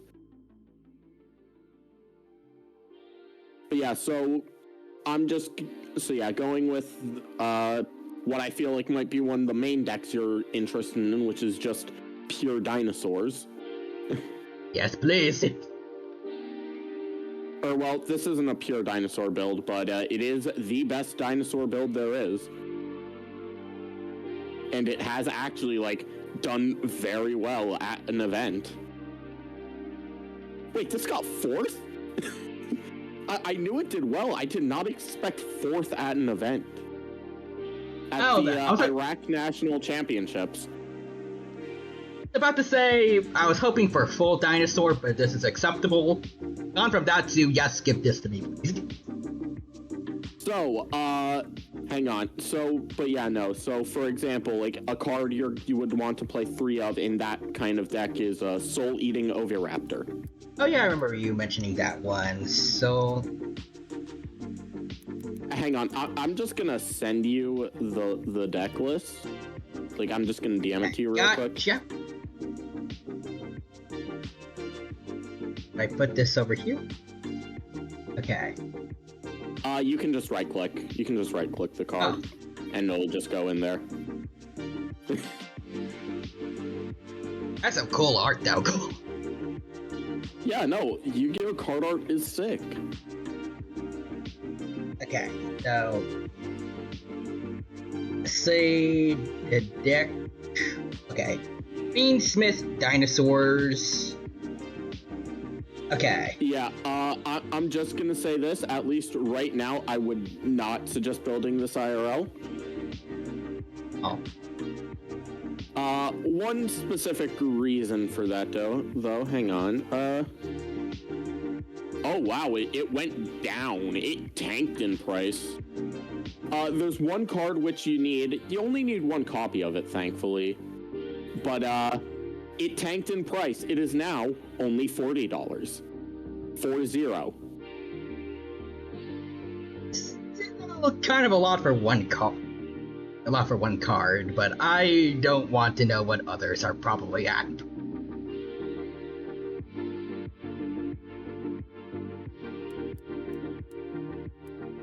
Then Archus. Oh, I misspelled it. Archosaur. There we go. An adorned Archosaur. Two of those. And then there's the baby that you mentioned needs to get punched a lot, right? Yeah. We love popping the baby.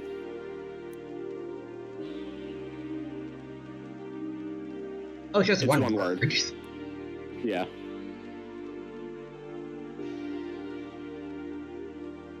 Then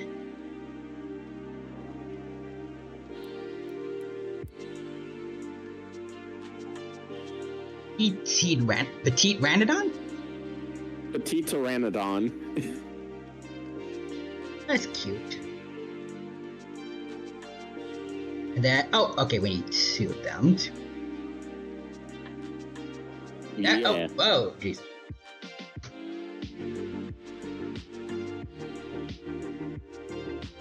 Accent. Wait. Did you see a bad ad on there? No, it's just, I've somehow, split the tab from the rest of Opera GX. Hold on. There we go. Okay. So switch. There we go. Now I can switch back to, dueling. Okay. Yeah. Whoa! Miscellaneousaurus. Yes. So you see that little one next to its name, like on the card there. Yep. So the Miscellaneousaurus is on the forbidden and limited list. You can only play up to one copy of it. Oh. Trust me, every single dinosaur deck would love to have 3 copies of it. I could cheat, but I probably shouldn't. Yeah, you probably should not. The website's letting me. John Rice is enough to make you question money, and also Black Lotus says hello. Oh yeah, Black Lotus in Magic the Gathering is a card that exists. Hang on, let me tell you how much Black Lotus costs. Eating chicken for comfort. As I hear how people brick their own wallets. Uh-oh. Okay. So, the lowest that you can get a damaged unlimited Black Lotus for is only $800. Christ. Yeah. Listen, that is part of Magic's Power 9, which is a very iconic set of cards, and yeah, they are very expensive. How much does the Nintendo Switch 2 cost? $450, I'm pretty sure. So you could get that plus a good, plus whatever games it has,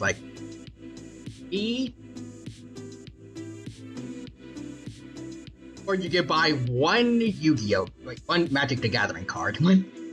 Yeah, no, like the cards for Yu-Gi-Oh, which like technically would be the Power 9, you can get for extremely cheap. Like, hang on, like one of the cards which you definitely at least know of, which would be part of it. Hang on. Pot of Greed. You ready to see how cheap you can get this card for? Alright. Lay it on me. You can get Pot of Greed for as cheap as $3. And that's like one of the cards in Yu-Gi-Oh, which is like one of the most powerful cards in the game. Like, this card is banned, and it has been for a long time.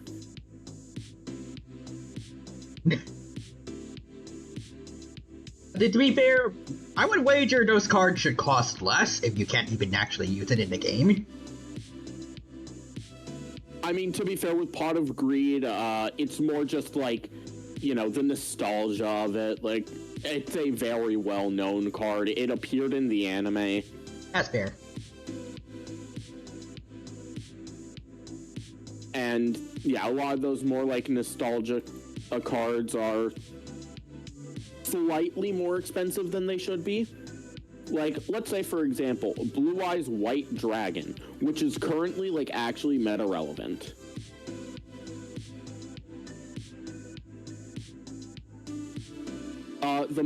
Okay, wow. That is more than I expected. Yeah, the most expensive you can get of this is $1,600. Oh. He said most expensive. Yeah, but... Yeah, that's the most expensive. The least expensive... Let me see if I can find it, because, yeah. Hang on, this might take a second, because there's just a lot of random cards listed here, which are related to Blue Eyes.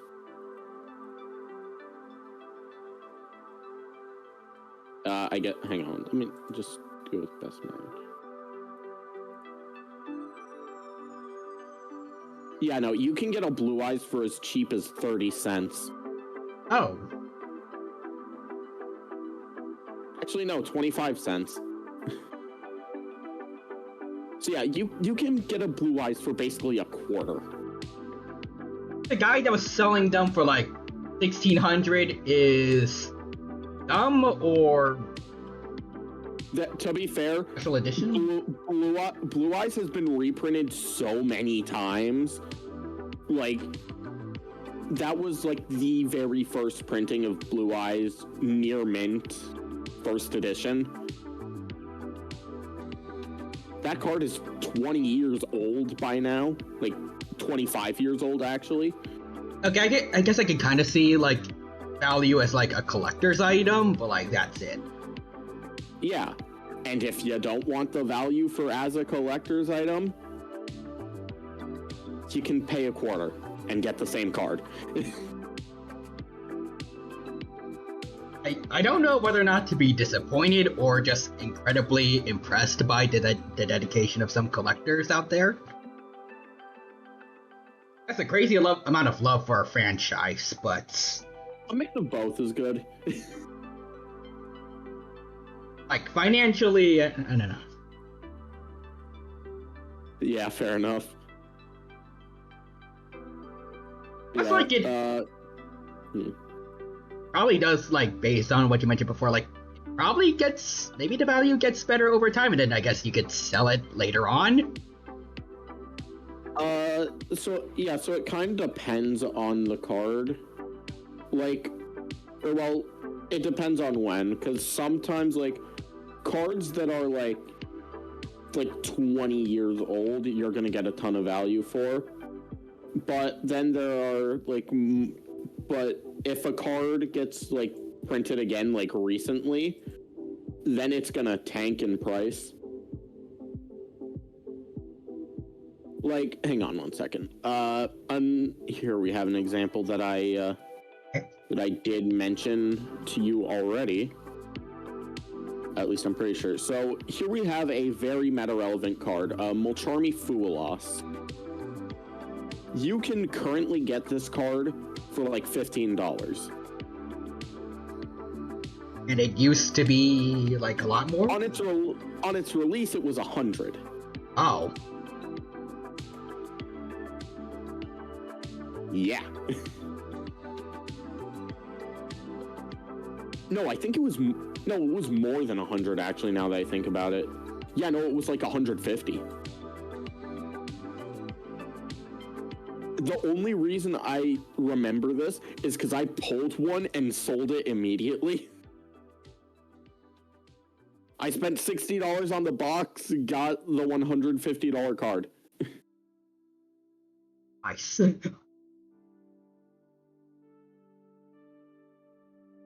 Yeah. Yu-Gi-Oh! Can be a bit expensive sometimes. But you know what? I only play bad decks, so I very rarely have to worry about that. As someone who doesn't really... I mean, I guess I have some things that could be considered collector's items nowadays, like the pretty old toys and stuff, but I generally don't care too much about that stuff, so I'm just fine like playing with this. I do not need to buy actual physical cards. Yeah, you know what? Just for fun, I want to see what is the most expensive card in my deck. Yeah, that makes sense. The most expensive card for my deck is $1. I see. And how does that compare to like the most expensive Yu-Gi-Oh card out there? Like in current, like the most expensive currently relevant card? You know, just out of curiosity, current one versus the most expensive Yu-Gi-Oh card in history. So the current most expensive one is okay, so now here's the question. Do you want me to go with the like super special collector's rarity or just the normal rarity that it comes in? I want to hear both. So for the normal rarity, it's $50. Okay. For the super special collector one, $220. Okay. And for this is probably the one that I think would be like the most.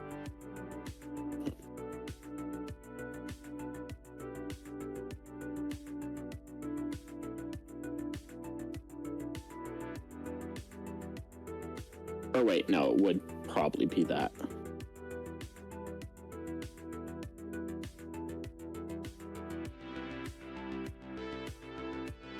Let's see here. It would be high to low.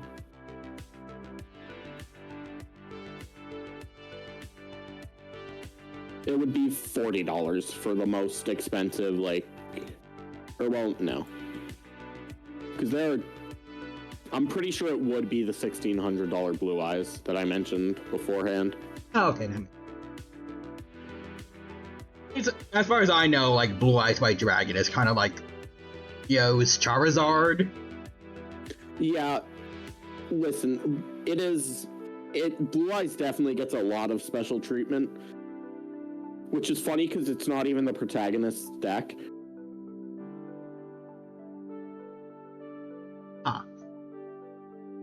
Actually, I think I remember people talking about like deck, yeah. I think it was like Kaiba's main thing, or yeah, it's Kaiba's deck. And to be fair, Kaiba is the single best character in Yu-Gi-Oh, so fair enough, give him all the special treatment. He deserves it. He's got the voice of Brock and the pettiness of petty guy. I don't know, but I know very little of him. He literally threatened to jump off a cliff if he didn't win at a card game. The pettiness of Lotso from Toy Story 3. No one compares to that. Listen, alright? I don't know where I'm going with this. I am still listening in case you come up with something. Probably won't. I'm gonna be real. Well, that's fair, because I don't know what would justify taking a card game that frickin' seriously. Oh no, like in the animes, like Yu-Gi-Oh is the card game. It's taken very seriously. Like they're literally doing this to stop wars.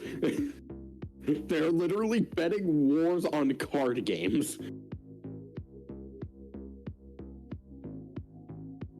I mean, I guess that probably is better than just like regular war, but like, yeah. At least like for like, I'm assuming casual fights between Yugi and Kaiba, I feel like that's too much. Oh, is there part of the war? No, oh no, this is a completely different Yu-Gi-Oh series. This is the 5th one.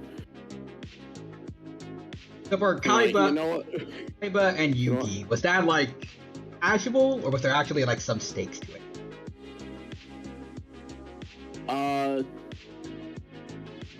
There was a little bit of stakes, but it wasn't like too big. It was really just like they were both basically guaranteed to get what they want, but who gets it like 10 minutes before the other. I can't wait 10 minutes. Let me win, or I can't find a good way to make it family friendly. Go skydiving without a parachute.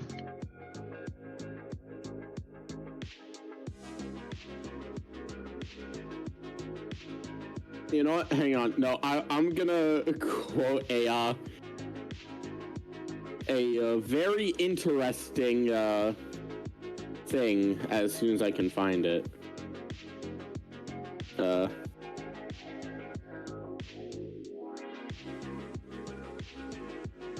All right, so there was an article about the top 10 times that the protagonist of the second Yu-Gi-Oh series broke the rules of the game. And it starts off with like fairly normal things. Like number 10 is summoning monsters in face-up defense, which isn't something you can technically do, but the anime does it a lot just for the sake of selling product to children. Okay. Ready to hear what number 1 in that article was?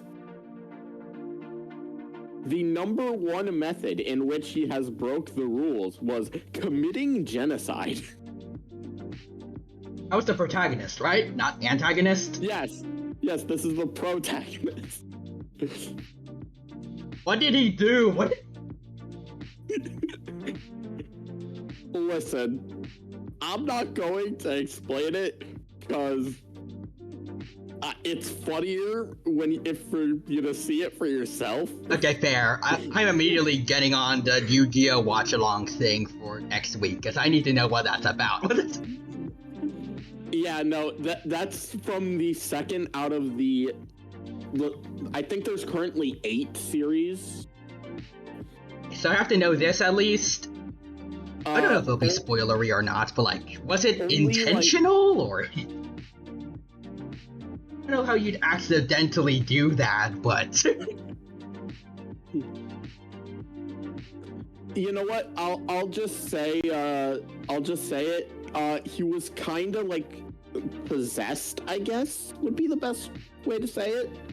Well, if he's possessed, then I guess that makes sense, because technically it was someone else. But he was possessed by like his past life.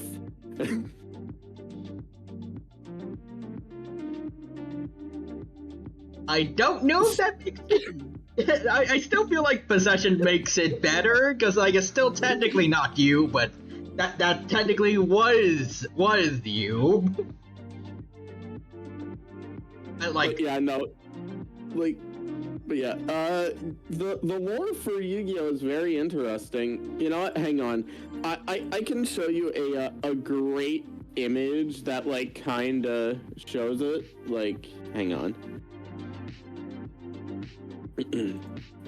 All right, here we have the Yu-Gi-Oh equivalent of like the character select screen. Who's your fighter? Okay.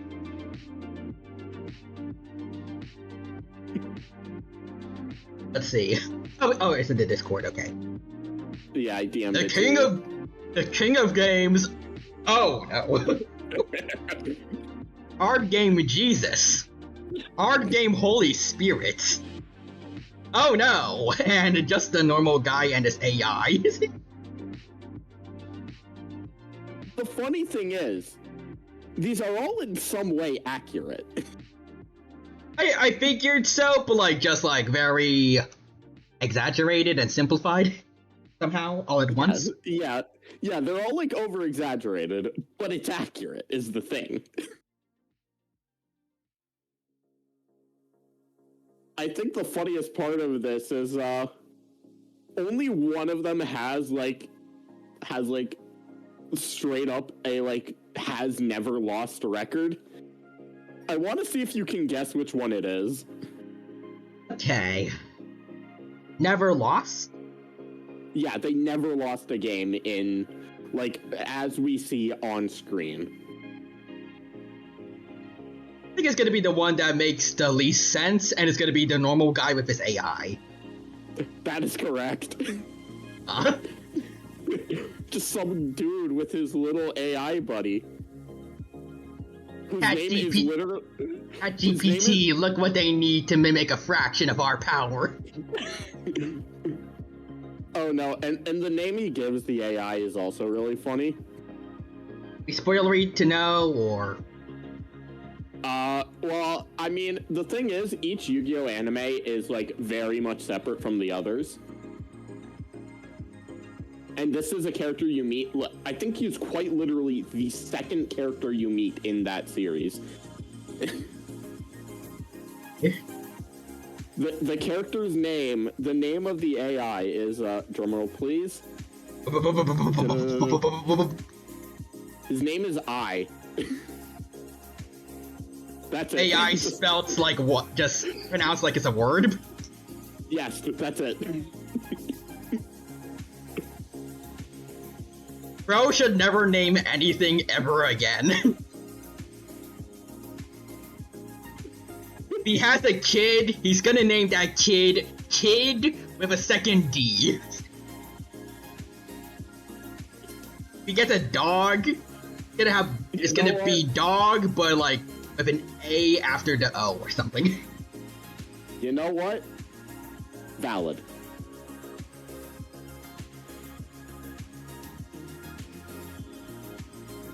But yeah, anyways, oh yeah, right, deck building.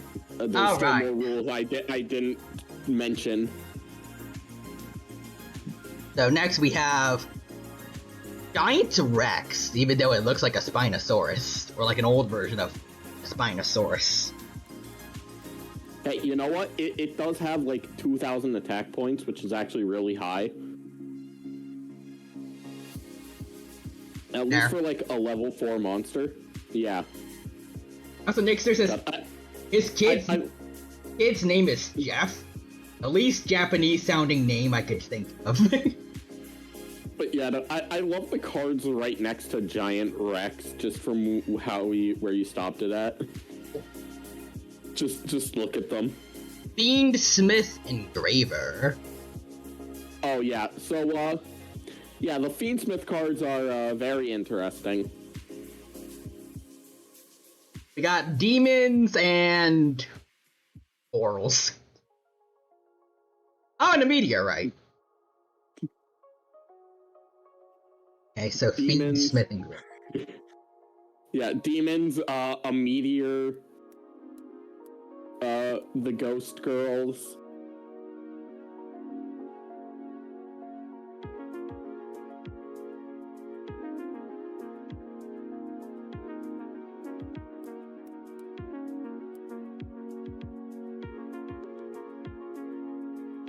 So, listen, all I'm gonna say is there are some Yu-Gi-Oh cards where their names are really stupid to pronounce.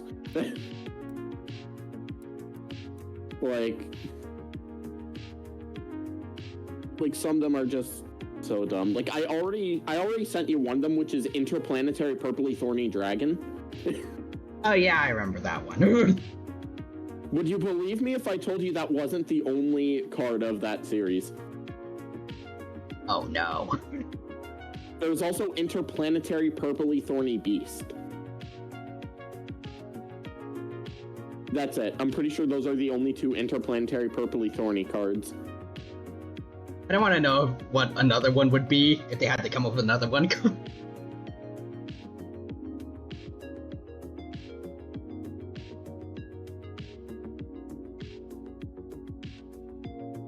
Probably like Interplanetary Purpley Thorny Falcon or something like that.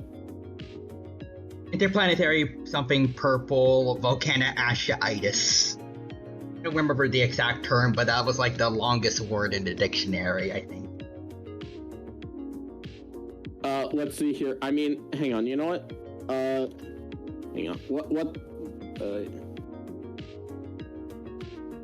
Something volcanoastiaitis or something.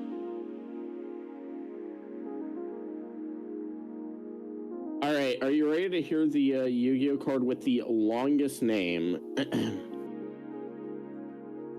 Alright, it is DDDD, Super Dimensional Sovereign Emperor Zero Paradox.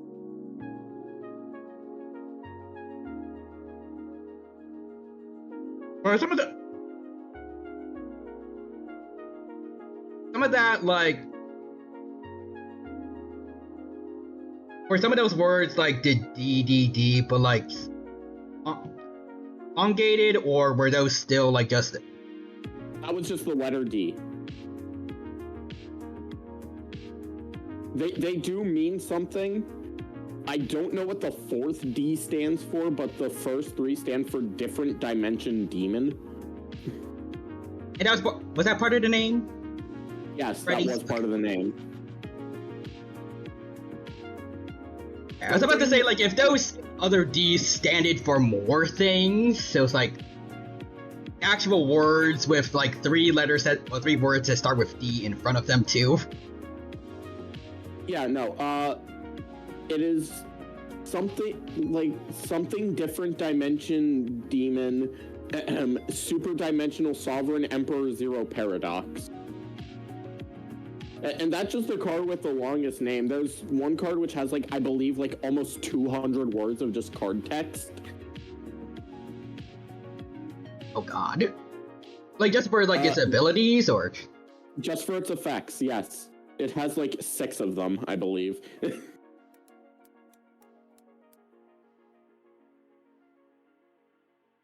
Playing Genshin Impact and bearing witness to the gradually longer and longer to describe passive skills have prepared me for this. Listen, Yu-Gi-Oh names they're something.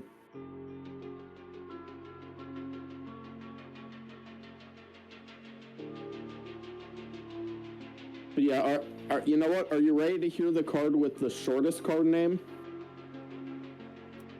Lay it on, Mage.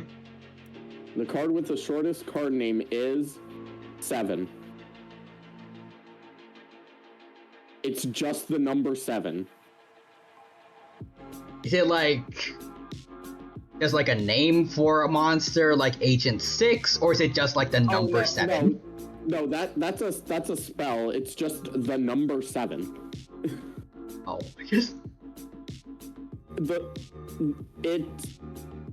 so the way that card works is if you have 3 different copies of it on your field, all 3 destroy themselves, and then you get 2100 life and you draw 3 cards. Yeah, the card is not good. It just requires way too much setup, which for Yu-Gi-Oh is very bad. Cause games in Yu-Gi-Oh do not go for that long.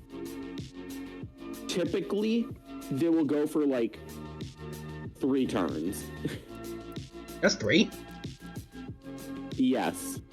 So, Yu-Gi-Oh is very different from other card games, because in Yu-Gi-Oh, you don't need to do like anything in order to activate your cards. If you have it, as long as you meet the condition, you can activate it. There's no mana, there's no energy, no nothing. You can just do it. So, yeah, turns in Yu-Gi-Oh! Kind of go off the wall.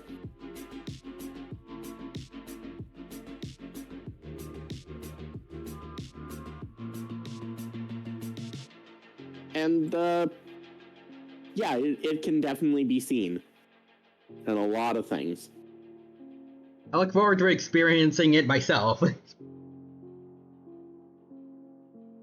Yeah, no, like I can show you a combo from a bad deck that I play, and it's like genuinely the worst or one of the worst versions of that deck. Got it. So is Feedsmith tracked having someone kick another person into something's mouth? I think. Sweet, we got a war crime in a card. Oh, that's not the only one. There is a card that had to have its name censored.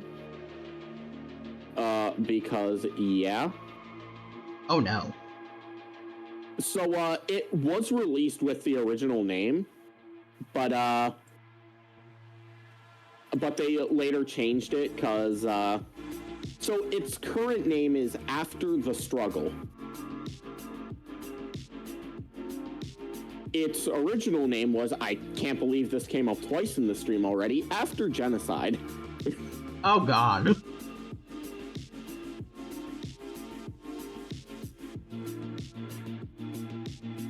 What was the word genocide happening now 3 times on anyone's bingo card for this stream? I don't think so. It wasn't on mine, definitely not.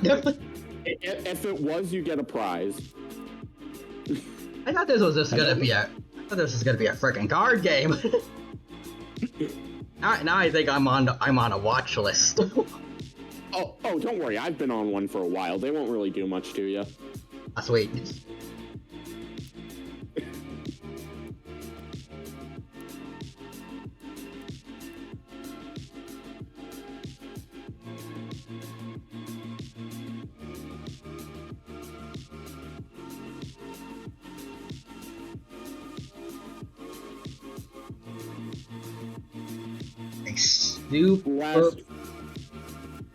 Oh god, super polymerization. So yep.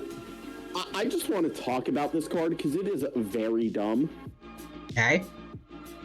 So super polymerization, it is a card that lets you do a fusion summon, which is something I will teach you about in a second.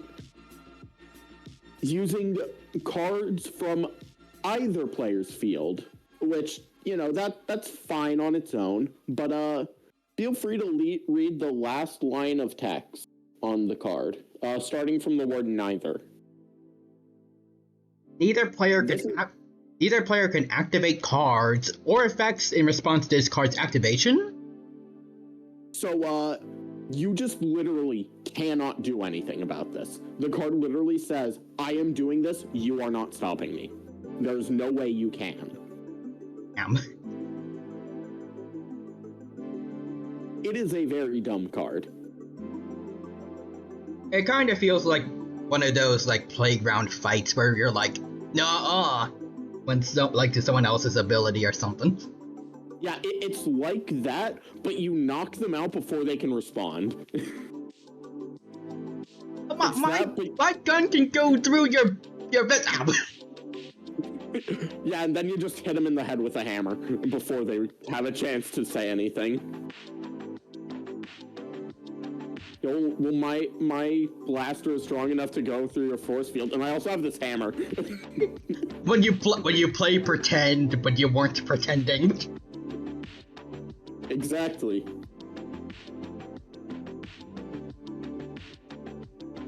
Sorry, little Jimmy, but I'm winning this, and you can't stop me. Infinite. Right. Oh, yeah. Infinite impermanence. Whoa, is that a dragon? Well, I mean, there's a lot of dragons, but still, this one is a particularly cool looking dragon. The monster specifically on that one is Cyber Dragon Infinity. Also, just before you continue, I recommend saving here. Oh. Just save your deck as something, so that way, if you accidentally click out, you still have this much. There we go. You save deck as. Yeah, just like give it a name. Like you can just call it like Dino Fiendsmith or something. A Dino deck. That works too. Yay. Oh, also King John, yeah. welcome to the stream. Good to see you. Hope you're doing well. And have you a good time here with us today. Oh, and also that's actually a mechanical dragon called Cyber Dragon Infinity. You know what? Yeah, just feel free to look up a Cyber Dragon Infinity because it is a cool looking card. Okay. Give it. Cyber Dragon. You can search it up like literally there, like in the deck. Oh. Deck editor.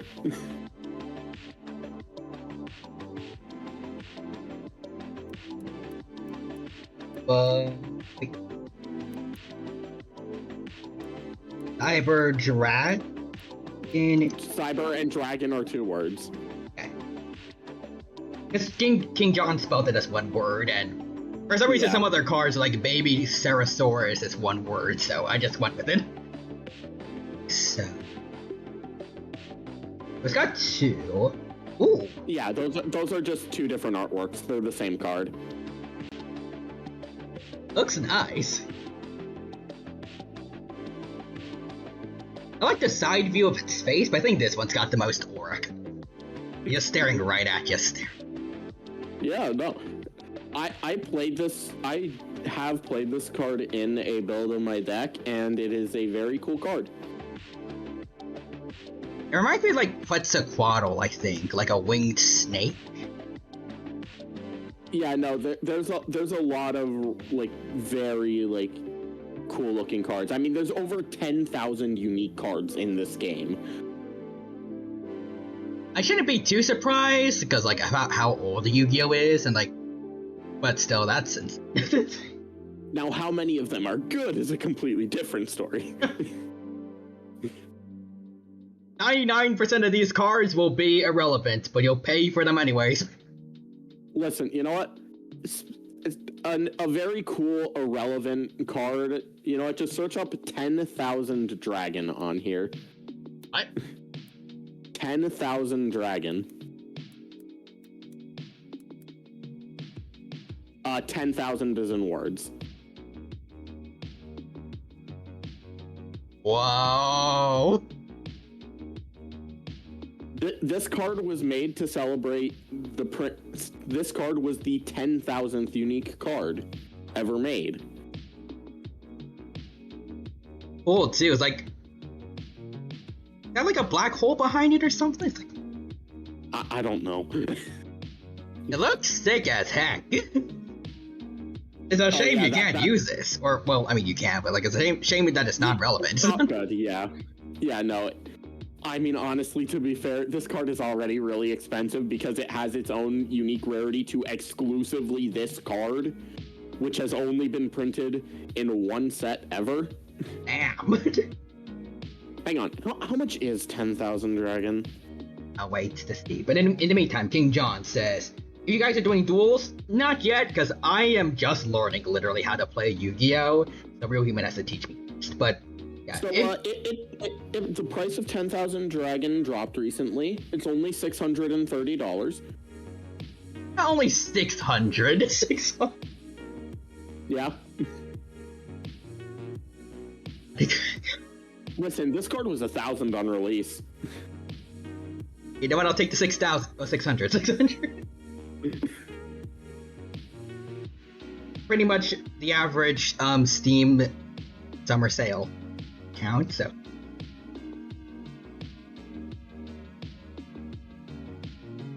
We'll allow, if you will allow it, this gives me an opportunity to show off one of my 2 custom archetypes. Yes, I have custom cards, 2 full archetype. Yeah, this website does let you do custom cards because you are manually doing everything. Pretty cool. I think I want to see. They don't have to program anything into it. It's literally just PNGs.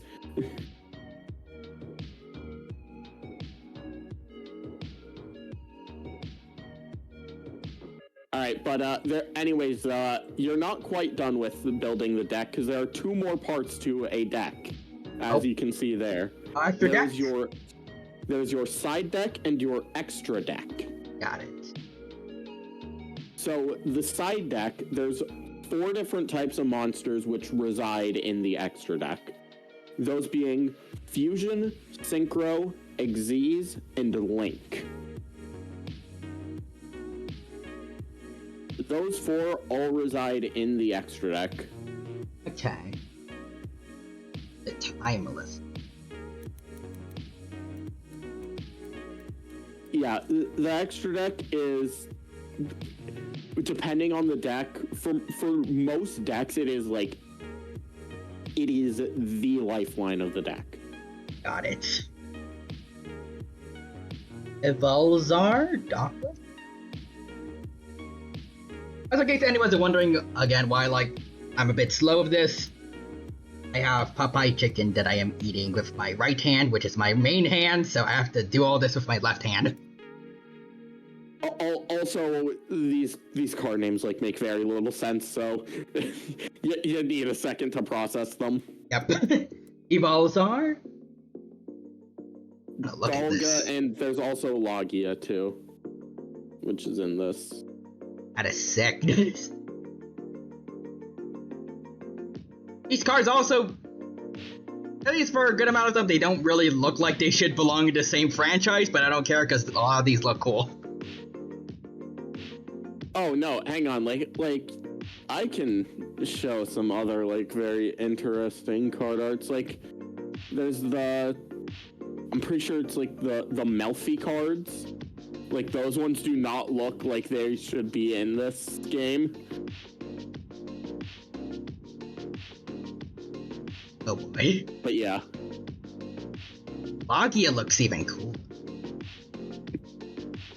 And hey, you know what? You get to play both. Yep. There we go.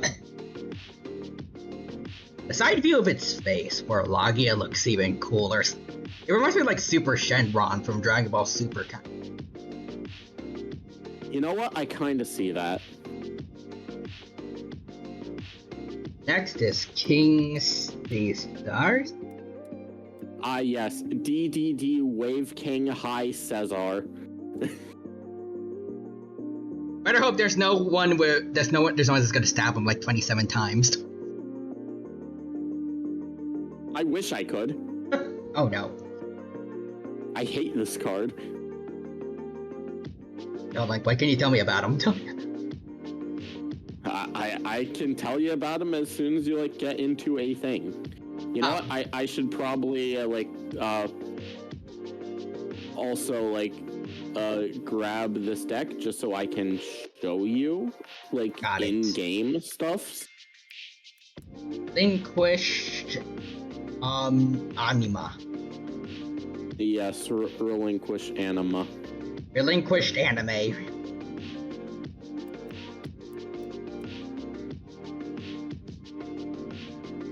Little Knight. Oh, wait. Yeah, SP Little Knight is a very strong card right now. Mostly just because it's extremely generic. You can quite literally play it in anything.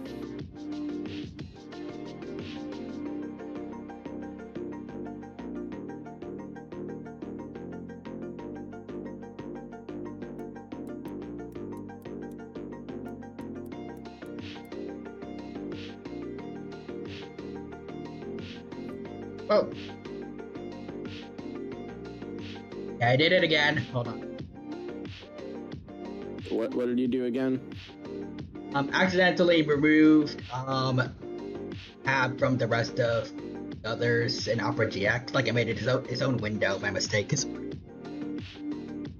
Yep. Okay, so let's Fiendsmith Requiem.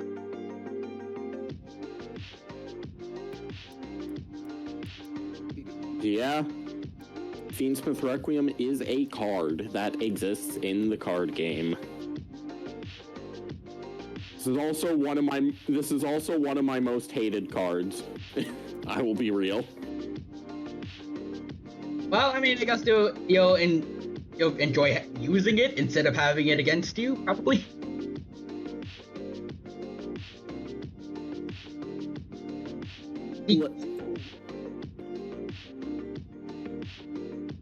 Smith's Agumade. Yes, Augmende is a card that exists. Necroquip.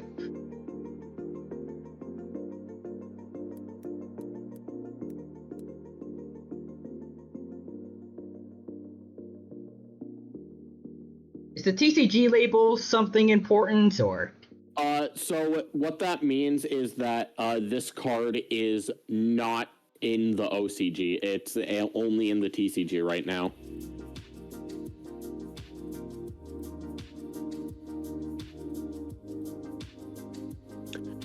Yeah, King John knows exactly how I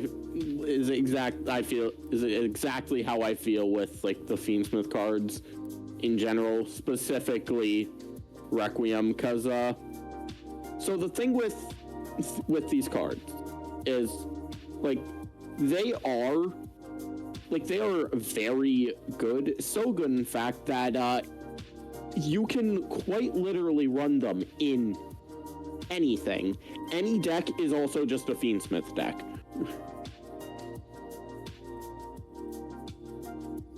No, like a friend of mine sent me this kind of deck, like this deck, and just like, oh, what's the synergy between Dinosaur and Fiendsmith cards? The synergy is that Dinosaur can summon 2 monsters at a time. Quite literally, the only synergy between them is that a Dinosaur deck can at any point during its combo just have 2 monsters on field. That's it. That's all the synergy that's needed. Release the Dino Swarmed.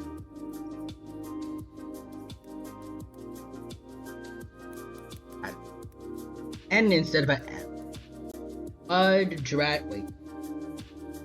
Mud Dragon of the Swamp. Nope. The purple one. Ooh. Need a little bigger, but Garura. Awesome.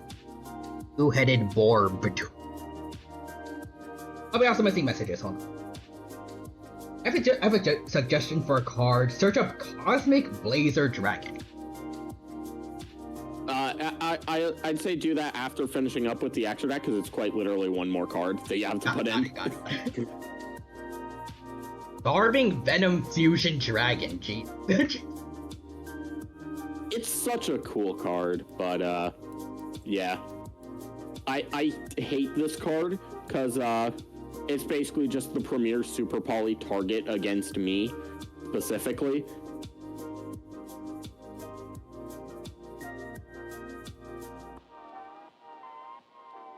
This one. And now we're good. Yeah. I see the other one though. So these are the same card, right? It's different art. Yeah, some of them are different cards. Oh boy, I see multiple pendulums there. We'll get into pendulums later. All right. Then I can see Cosmic now. Yeah, and then after that is just the side deck. Wow. So Horny Bug is here. But you already responded to them. Yeah. Oh well, I'm missing blocks. So sorry, y'all. So sorry.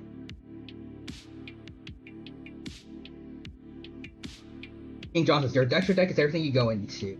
Ixter says, Super Bug. King John says, personally, I don't play competitively, so I don't play hand traps or anything. Okay. John Bryce says, oh, that and this isn't auto. Oh, Prin Vale is here. Welcome, welcome, Prin Vale. It's good to see you. Hope you're doing well. And happy. Hey, that's the Yu-Gi-Oh spin. Just getting into the extra deck. John says, that doesn't mean I can't make a monster with over 8,000 attack, though. Wait until you see my output.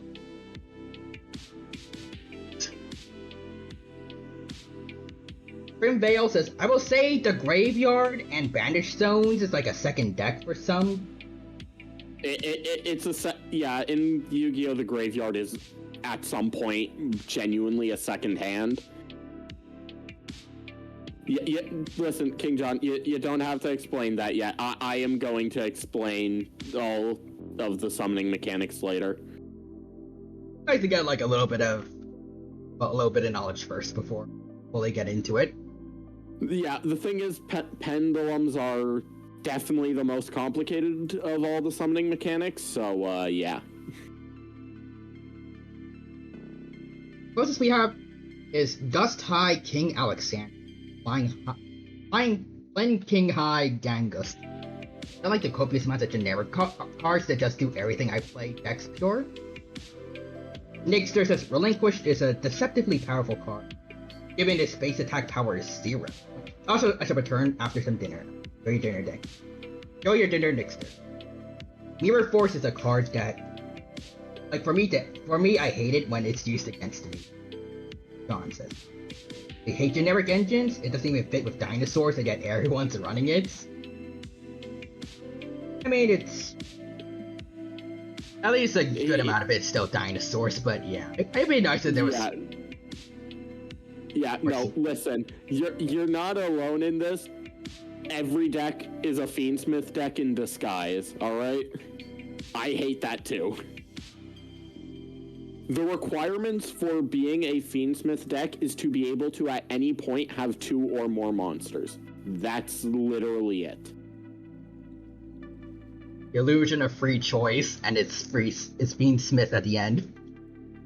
Yeah, no, like quite literally.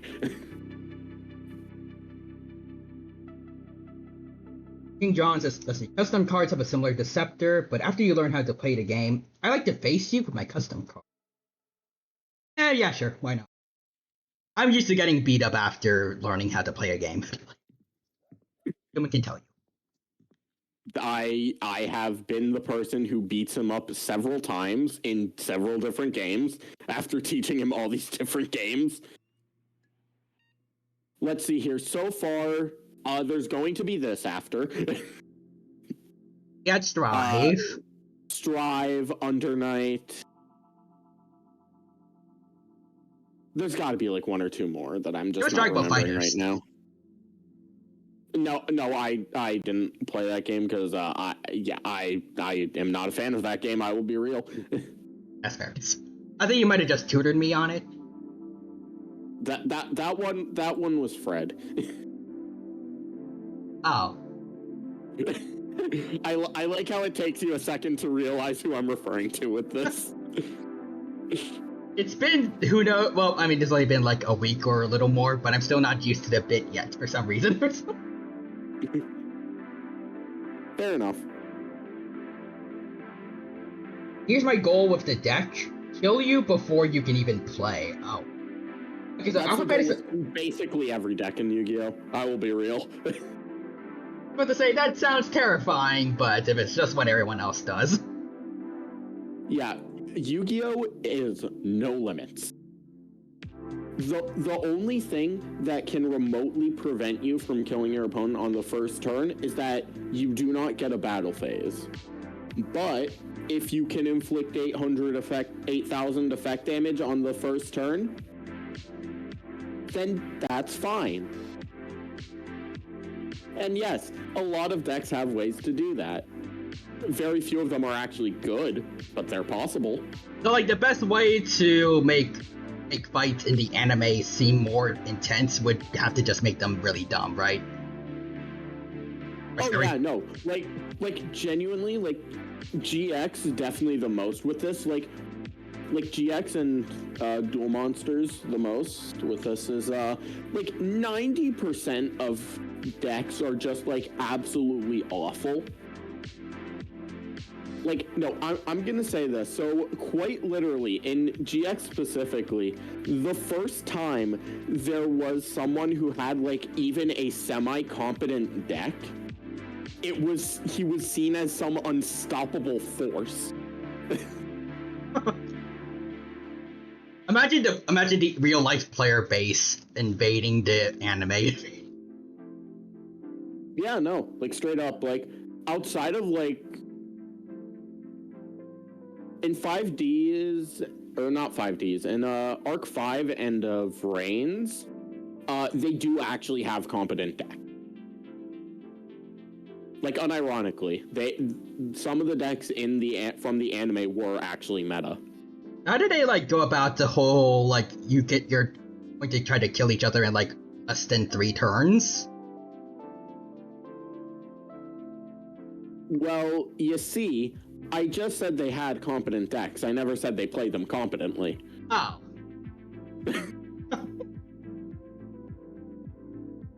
So everyone just Ash Ketchum, basically. Pretty much, yeah. Yeah, anyways, on to the last part of deck building, the side deck. Oh, yeah. So, for this, I do have to explain it a little bit. Yu-Gi-Oh! Is best 2 out of 3. So, for every single round, you're going to play 2 or 3 games. Starting from game 2 onwards, you can exchange cards in your main deck for cards in your main or extra deck for your side deck. Wait. Shift right click. Okay. You can just do shift right click. There we go.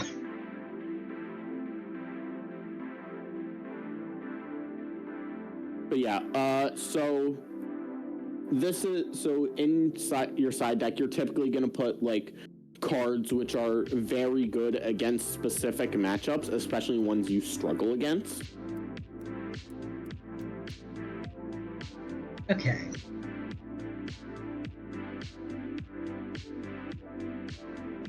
It's the same card, just different artwork. Well, then you know what? I'm gonna be special and make one that's a little different. Technically speaking, in the modern game, like in the actual game, this is like a bad idea, but no one really cares. Wait, why? Because now you're telling your opponent that you are running more than one.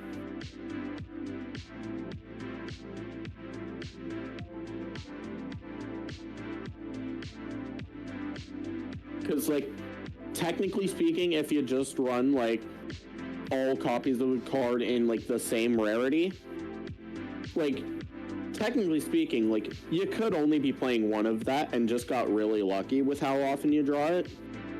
Although everyone realistically knows, like, around how many copies of each card that each deck is playing, because a lot of them are, like, very similar. But, technically speaking, you are now giving them knowledge that you are definitively playing more than one. Although everyone was expecting you to play 3 of that card regardless. You know what? Well, fine. I'm just gonna keep it like this then. Keep it like this. Okay. Feather Duster. Which one was it? Which one? It's the same. They're outside the first one. They're all the same card. Oh. It's just different artwork.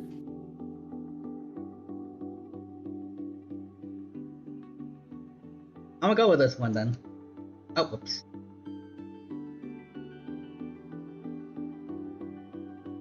Wait. Shift right click. There we go. Alright, super polymorph for our thing. Yeah, super poly. Yeah, you can run cards in both your main and extra deck, or main and side deck, so long as it is, as combined, they are less than 3 copies. Or 3 or less copies. Okay.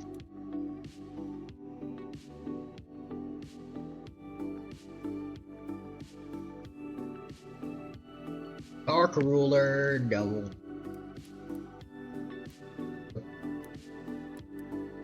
Oh yeah, the artwork on that one is kind of fun.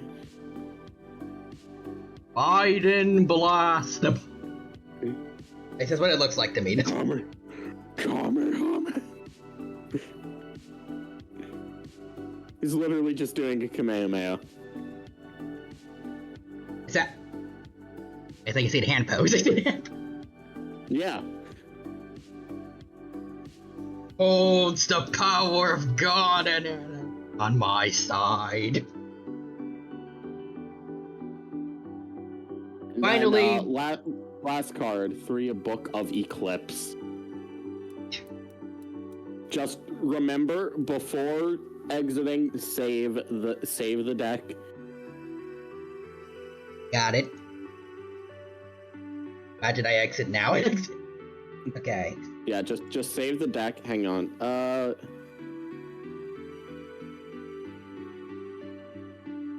Get it. Save a bunch, just to be very careful. Oh, okay. Okay, I think we're good. Alright, hang on one second. So... Yeah, I'm just going to see if I still have this somewhere. So I'm just gonna show you real quick. I'm just gonna show you a deck that can use like all of the summoning mechanics outside of like 2, just to explain how each one works. Okay. Oh, you're setting that up? Assuming I can find it. Oh, you're setting that up? I'll try to catch up with chat. Let's see. Oh, that explains why I can't find it. I deleted this deck. Oh no. Okay, good luck reorganizing that. It should not take you as long as me, because I was taking forever just like reading chat and also taking forever to try to find the cards and stuff. Yeah. Alphabet is a custom architect focused permanent 1,000 attack point. Other things really well, they just crumble under any action. Starving Venom, one of the 4-dimension dragons in a fusion they actually respect. Joke's on you, my custom cards are pendulums. To keep things simple, okay. Pendulum monsters can be put in a spell and trap zone and have something called a pendulum scale. Already lost because I don't know what a spell and trap zone is. You know what? Actually, never mind. I don't need to, because this has like 3 of the 4 mechanics, or that I was gonna show anyways. But do we get started now? Hang on. So yeah. What you're gonna want to do is after saving, you're going to want to. You're going to want to exit out, and there's going to be a section which is a duel room. Got it. And I am hosting with a password. I will send you the password now. Okay. Meantime, let's see.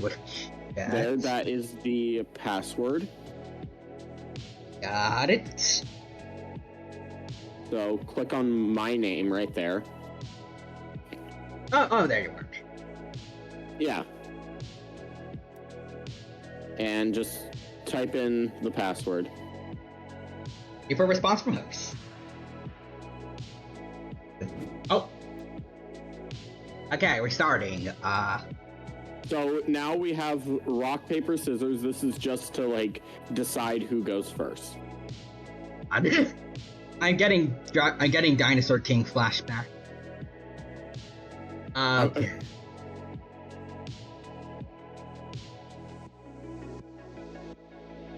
You're just gonna wait until I choose, since you can see me on stream. I already chose. Oh, okay. Scissors. Yay! Okay, so I go. Now it's your choice between going first and second, but this is more just to explain. So I'm kind of just gonna do things regardless. Okay, I get to go first because I like going first. All right. But yeah, so you're gonna see like in the middle there. Yeah. You see those 6 icons, like DP, SP, M1, BP, M2, EP. Yeah. So there are 6 different phases in a turn. First, there's the draw phase, where you draw a card for turn. This does not happen during the first turn. Well, you still get a draw phase during the first turn, but you do not draw a card during the first turn. All right? Then, SP, standby phase. This is just a phase in which actions can occur. Sometimes a card requires an action to be occurred during the standby phase, or you can activate a card that has a quick effect during the standby phase. Then M1, main phase 1. This is when you get to do actions. Like you, the turn player, get to do whatever action you want. So click on that and you will now be in main phase 1. Yippee. And then BP, that is the battle phase. During the battle phase is whenever you can, that's when you get to attack. So the way you attack is you pick the monster that you want to attack with, and then you basically just say, I am attacking this monster. So just pick a random monster in your hand and just summon it. So normal summon or? Either way works. This is just a demonstration of how combat works. Other Raptor, go! Oh, wait. Alright, get it over there. You have to select a zone. Okay, So you see the 5 glowing zones, just click on one of them. It doesn't matter which. There we go. Alright, so... You know what? Hang on. I'm gonna choose a different one for this just because I can show it off better. Okay. All right. So we have 2 attacks. So we have 2 monsters right now. Go to the battle phase. Press on BP. Wait. Oh wait. You can't because it's technically still the first turn. Okay. Just click the end turn button. Okay. Then... Alright. So yeah. So... In the battle phase... So... Even though I would never do this, I'm attacking this. So, how combat works is the monster with higher attack wins. So, in this case... Soul Eating Oviraptor has won the exchange, and now this Droll and Lockbird is going to graveyard, and then I take damage equal to the difference in their attack. Okay. Which in this scenario is 1800. Oh. Wait. Oh, okay. I thought 500 was the attack, but then I saw. No, that's the defense. Okay. So I'm going to show you the same scenario in how it would go out if it was in defense. So you're going to mouse over and see a button that says 2 defense or 2 DEF. Just mouse over Soul Eating Oviraptor. 2 defense? Yes, 2 DEF. Okay. And now it's on its side. So that means it is in defense position. So now, if I were to attack, its defense value is taken into account. And since I'm attacking into a defense position monster, Droll would not be destroyed in this scenario, but I will still take damage equal to the difference in their attacks. Now, as for if Miscellaneous Source attacked, since it has higher attack than Soul Eating Oviraptor's defense, Soul Eating Oviraptor would be destroyed. You are not taking damage from this exchange because it is in defense, unless the monster that is attacking states that it inflicts piercing damage, with which Miscellaneousaurus does not. Okay. So in this scenario, you would mouse over Soul Eating Oviraptor and click on To Grave, as it has been destroyed by the battle.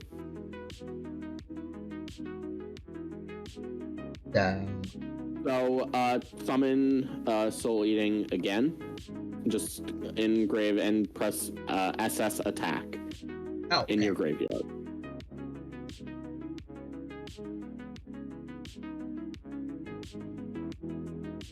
SS attack? Yes. Okay. How important are, like, the different slots you choose? You mean the zones? Yeah, the zones. They do matter depending on... They matter in certain cases. Right now, it doesn't matter. Alright. So, Soul Eating Oviraptor and Miscellaneousaurus both have 1800 attack. So, if I were to attack into it, both would be destroyed, and no one takes any damage. So they would both go to graveyard. And yeah, that's just a very simple explanation of how battle works.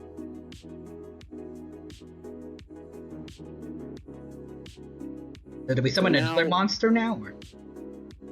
No, so right now we're gonna go on to a different process.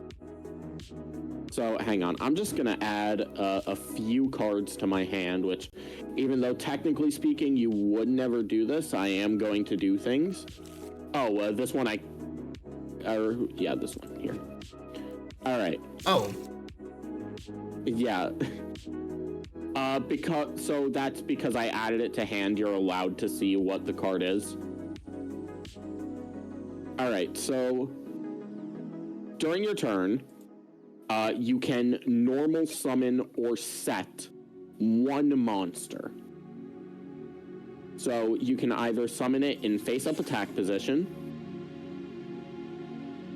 or, there's to hand, you can set it in face-down defense.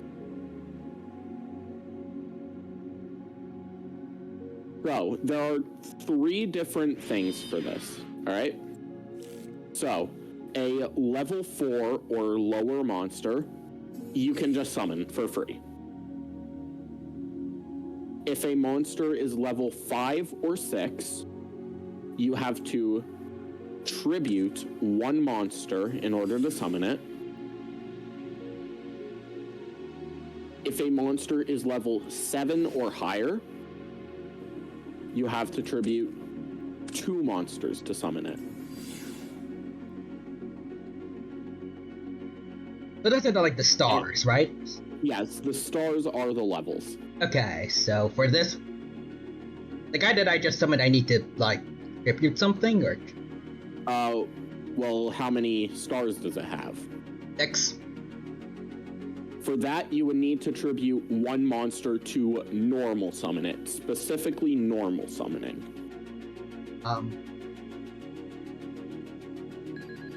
But again, right now, this doesn't matter. This is just as demonstration. Okay. And besides, I saw on the stream the monster you set. This doesn't matter. You are never normal summoning 90% of cards. Okay.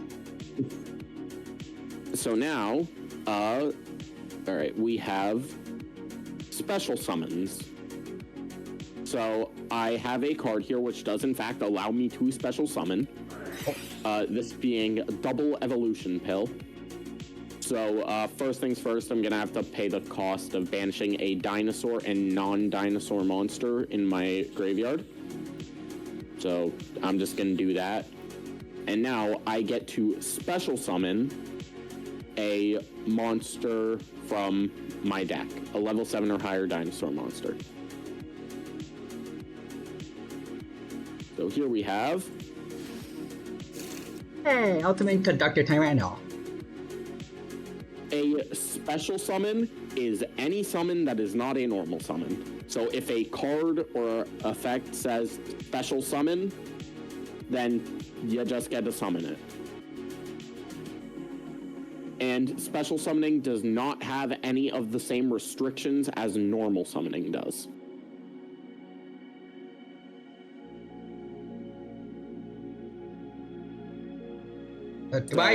You can special summon a monster regardless of how many levels it has for completely free, unless otherwise stated by the card that summons it. Can I draw another card, or just like pick a random one that I have right now? It doesn't really matter. Okay. I'm tossing out the baby. You have summoned the baby. Yeah. So now, so there are 6 different summoning mechanics. This deck has 3 of them. So I'm gonna start off with one that this deck doesn't have. I'm pretty sure I have a deck actually that does use this, so hang on one second. I have quit the duel. It should have told you that you won. Yep. Still in here though, so can you come back in, or? I can't. Oh, so do I need to quit and then like rejoin, or? Yeah, hang on one second. Got it. Do I really not have a single deck that uses ritual summoning? That actually makes perfect sense. Oh, let's see what messages we got while I wait. Okay, so with each monster in your pendulum scale, you can summon as many monsters from your hand levels. So your pendulum scales 1 to 8. You can summon any monsters in between the level 2. Also, I'm doing that so you don't have to. The architect is Pound, which is the opposite. Yeah, I quite literally do not have a single deck that uses ritual summoning, so... Is that annoying? It's not that it's annoying, it's just objectively the worst summoning mechanic. Ah, okay. Link spam deck. Weakening the opponent's monsters, they don't hit very hard at all. This is how we determine who goes first or second, a good old game of rock, paper, scissors. First of all, you can't play anything on your opponent's turn. Oh. Phases, unless... Builds. Sorry, by the way, everyone in chat for not reading the messages for a bit. That's how I try.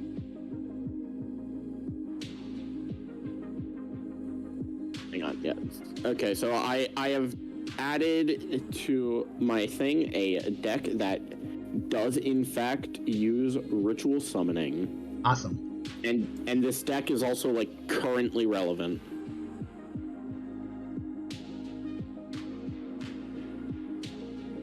Just wait for the request to go up. These are your monster spell and trap zones. Monsters only go into this. Monsters only go into monsters. Same password. Same password. Got it.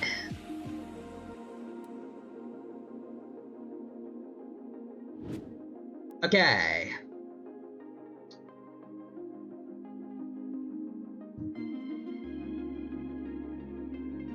Trusting my instincts. Going for rock? Oh. Rock. We both pressed rock. I can't believe it. I read your mind instead of listening to my instincts. Yeah, that makes sense. Okay.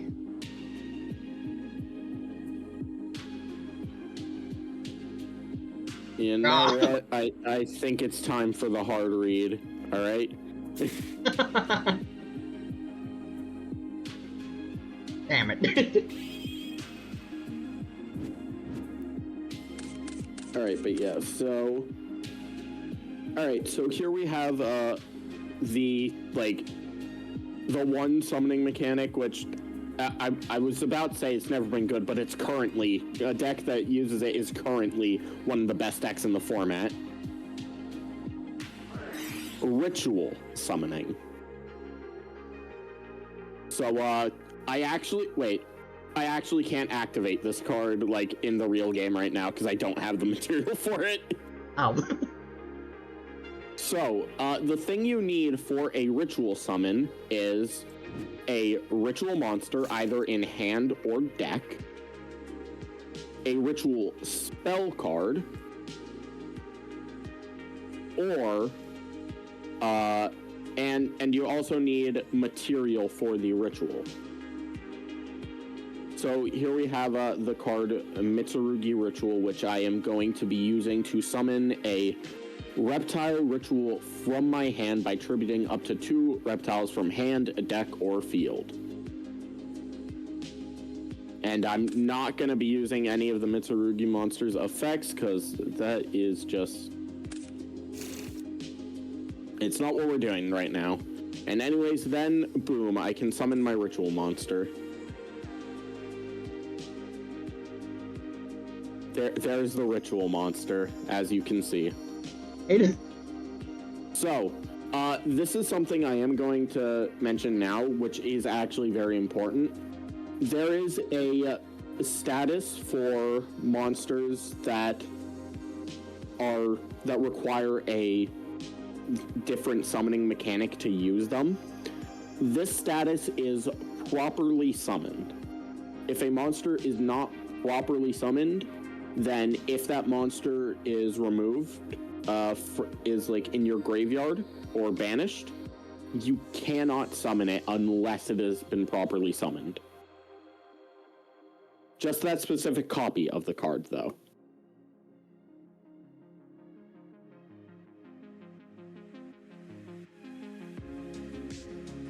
But yeah, that's it for rituals, so, Hey. So anyways, back to this one, so I can showcase 3 mechanics. I will still have to stop for one of them, but yeah. I'm going for the Read of the Century. Well, I guess it doesn't matter what I choose then, so... Oh, never mind. Read of the Century. Oh, nice! Oh, I did it! You know, it doesn't really matter. Yeah, it doesn't really matter right now. So, now then, you know what? Basically, the best way for me to showcase 2 of these is, just by doing the Fiendsmith combo. Alright. I summoned a baby. You go. Okay, neat. I am going to just put cards back into my deck to show off, the Fiendsmith combo, because that uses 2 mechanics. Alright, you... I get to see why they're so... universally relevant. Alright, so I have 1 card in my hand. I will now proceed to go full combo. Yay. Alright, I am using the effect of Fiendsmith Engraver. I send him to the graveyard, and that allows me to add a Fiendsmith spell or trap from my deck to my hand. So now we get tracked. I will now use Tracked, which allows me to add a Light Fiend from my deck to my hand, and then discard 1 card. I am going to add Fabled Lurry, and then discard Fabled Lurry. When Fabled Lurry is discarded, I am forced to use its effect to summon it back from the graveyard. Next, I am going to Link Summon. I am going to send Lori to the graveyard to summon Fiendsmith Requiem. So, the way you do a Link summon is very simple. Each Link monster has a condition for it. It will be the first line of text. Requiem's condition is 1 light fiend monster.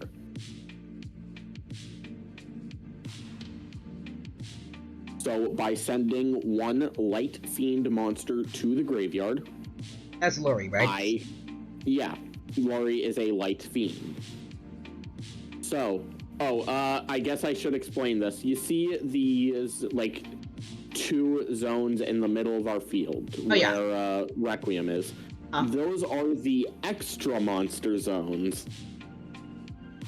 You can summon any monster that resides in the extra deck to the extra monster zone.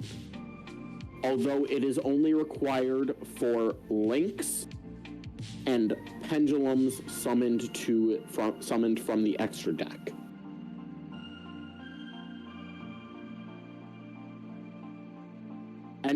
So the other 3 that can be summoned from the extra deck, Fusions, Synchros, and Xyz, can be summoned to either the extra monster zone or the main monster zones. So now, and you see on the bottom of Lori, there's this red, or not of Lori, of Requiem, there's this red arrow, right? Yep. So, because of that arrow, that means I am able to summon a Link monster or a Pendulum monster summoned from the extra deck to that zone as well. Oh. So basically, think of it like it's a current, all right? The extra monster zone has the current to summon a monster from the extra deck. And the arrows, they're basically extension cords. They extend it to that to the zone that it points to. It's that simple for that. And there's a bit more that will be shown off later on in the combo. So hang on. I will now be using the effect of Requiem. I can tribute a monster. Or no, tribute this card to summon a Fiendsmith monster from hand or deck. That is going to be... Where are you? That is going to be Lacrima the Crimson Tears, who is not a Fiendsmith, but it says it's treated as one, so it is a Fiendsmith. And now, since it has been summoned, I can send a Fiendsmith card to the graveyard from my deck. I'm just going to send another copy of Engraver. Then, we will use Engraver's effect, shuffling Lori back into the deck in order to summon itself. Yippee. And now we are also using Requiem's effect to place it in the spell and trap zone as an equip spell for Lacrima. Now here there are 2 different ways the combo can go. I'll show off both. So now we are going to do a subset of fusion summoning, which is called Contact Fusion. Alright? So, we are going to send both these to Graveyard in order to Contact Fuse Necroquip Princess. So, I'm going to show both end boards, which are very simple. So, I'm going to start off with the simpler one to understand, that being... So you see how both these monsters, they're both level 6, correct? Yep. So that means I can do this in order to summon DDD Wave King High Cesar. Oh. And it also shows here the requirement. This card is slightly more restrictive than most Xyz monsters, but for most Xyz monsters, it will say 2 monsters of level, of A level.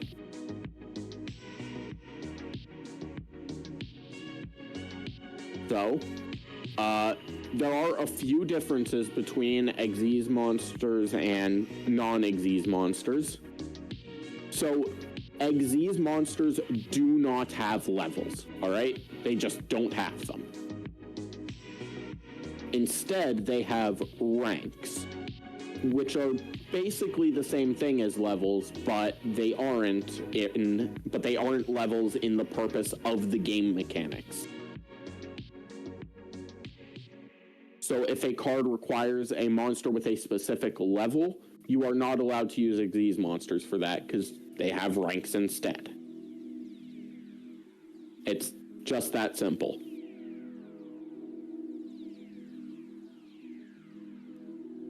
And as you can see right now, unlike with the other 2 summoning methods, I did not send any cards to graveyard. They are both underneath Caesar here. They are the Xyz material. So basically, some cards will require you to remove Xyz material in order to use the card's effect. Yeah, this one says it detaches 1 material, right? Yes, detach 1 material to negate an effect. So you just do that, and then the effect X triggers. All right, so now I will go on to the second continuation for this combo. So we're going to send these 2 to the graveyard to summon Fiendsmith Sequence. So this, we can use the effect in order to do a proper fusion summon, which is basically just done by having a card that lets you fusion summon. Usually it's going to be a spell card, but sometimes it's a monster. Sometimes it's a trap. And the way you fusion summon is dependent on the card. So with this one, it's returning cards to the deck. So I'm going to return these 3 cards to the deck in order to fusion summon Fiendsmith's Desiree.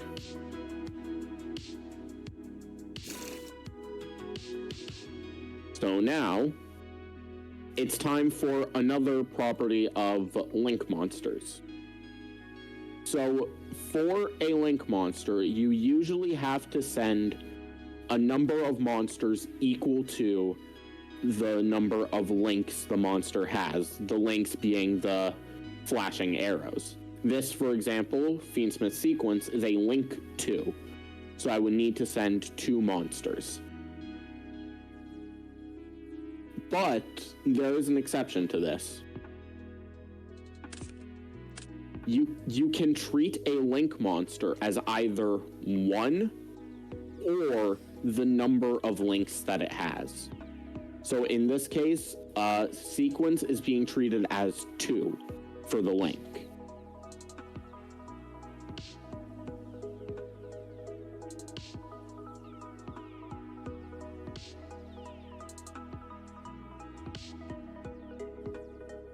Which is very, very simple. Links can be treated as either 1 or their number. They cannot be treated as anything between those 2. So let's say Augmende right here is a link 3. For the summon of a link monster, you can treat it as 1 or 3. You cannot treat it as 2. Okay. And anyways, now we're going to use its effect and summon back Fiendsmith Desiree and equip it to equip Augmende we're also going to use this to equip it to Desiree. And anyways, now Desiree gains attack equal to the total link rating times 600. So it is gaining 3,000 attack, meaning it is at 5,800 attack. It also cannot be targeted, and if it attacks a defense position monster, it inflicts piercing damage.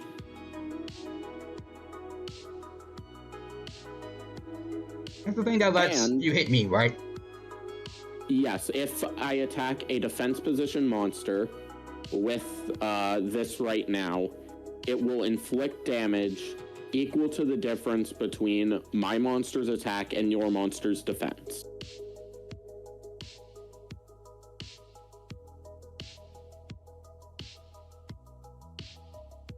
But that only applies if it is attacking a defense position monster.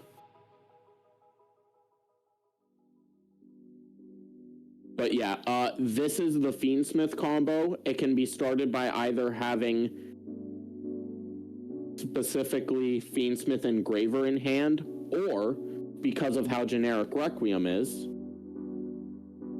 it can be started by having 2 effect monsters, because of this card, which just so happens to be a light fiend monster.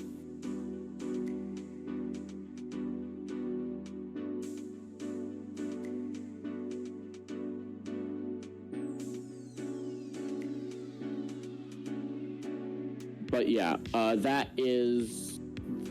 there was Fusion, Link, and Xyz summoning.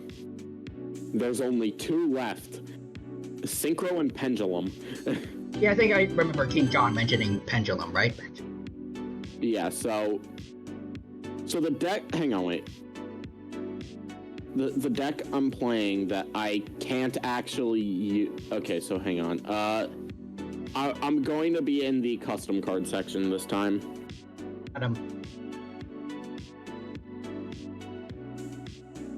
So yeah, it's the same password. Yeah. I'm missing stuff. Aldridge is here. Welcome, Aldridge. It's good to see you. Hope you're doing well, and hope you have a good time here with us at the Yu-Gi-Oh stream. And if you remember correctly, the Dino deck lost to Joey. We did it. Yes. Is Joey cool or Joey? He is, but he is from the original series, and those decks are literally just random cards put together. Like, no strategy between them. I mean, everyone in the anime is incompetent, so I won't take it too harshly that the Dino deck lost this. Yeah, don't worry, but yeah. So anyways, this is like the only deck I have that can show Synchro Summoning, and it's from a completely different format. Alright, let's do it. So Nick, that's how it goes to duels. We're just learning so far. It's going alright, so it's a little hard for me to fully wrap my brain around, but I'm getting it. Hang on one second. Do I actually have cards in my deck that I can use for this? Hang on. Oh wait, I do have cards I can use. Hype, I think. Hang on.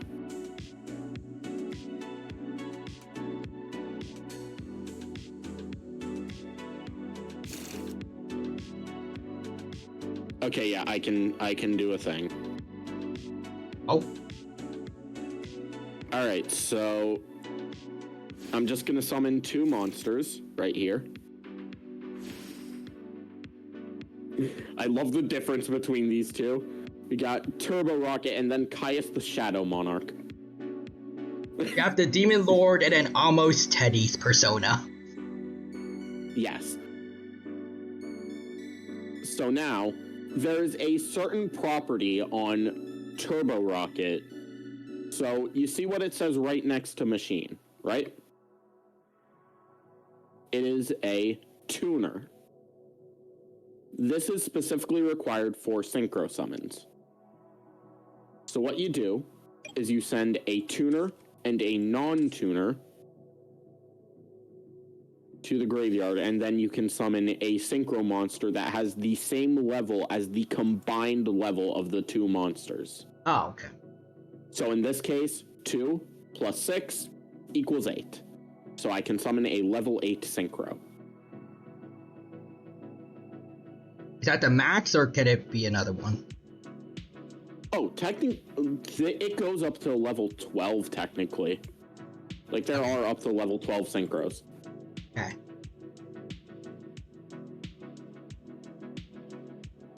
I think, like, technically the only one that can't be, like, normally made is a level 1 synchro. But those exist because there is one deck that it synchro summons by subtracting instead of adding.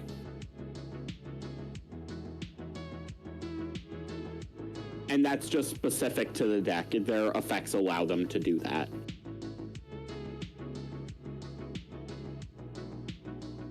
Now then, it is time for the big one. It is time for pendulum summoning.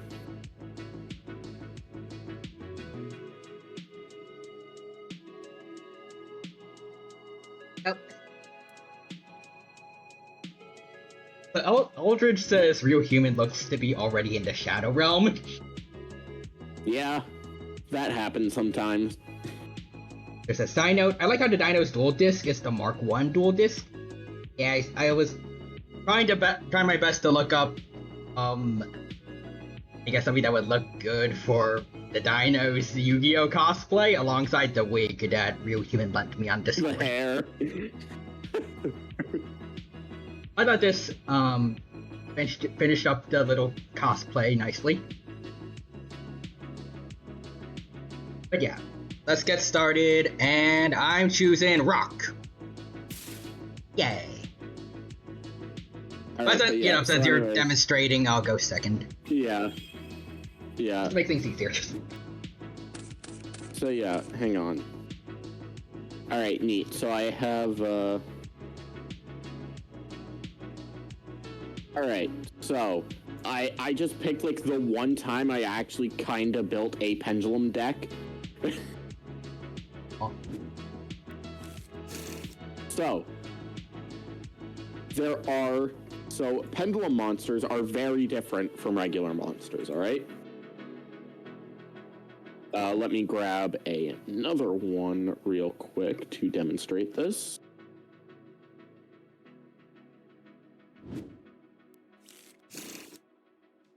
So, pendulum monsters can be summoned like regular monsters can. I would say like the little gem-looking things on the sides. Yeah, so you see in both of our spell and trap zones, the bottom row, the back row, there are two at the end which have the gems, right? Yep. This is your pendulum scale. You can also put pendulum monsters in those two spell and trap zones.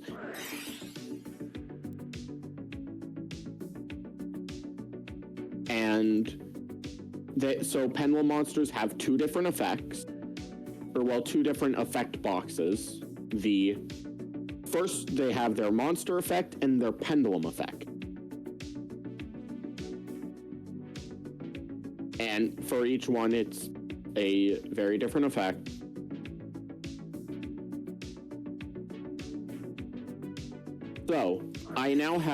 So here right now, I have two pendulum monsters with a different scale. So now, hang on, let me do one more thing here, because I did mention this before.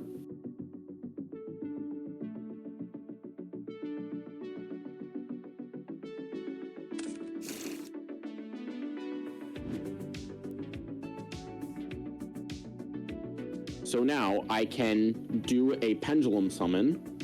You get 1 a turn, and this lets you summon any number of monsters from your hand or face-up extra deck that have a level between the two scales that does not equal one of them. So right now I have a scale 3 and a scale 5. No, only 4? So I can summon any number of level 4 monsters. So,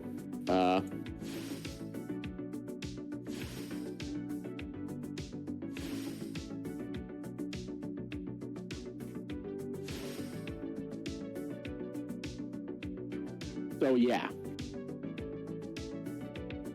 Another thing with specifically pendulum monsters is when a pendulum monster goes from the field to when it would go from field to graveyard, instead, they go to the extra deck face up. So, like that. It's not going to grave since it was sent from field, but if it was, say, would be sent there from hand or deck, then it still does go to graveyard.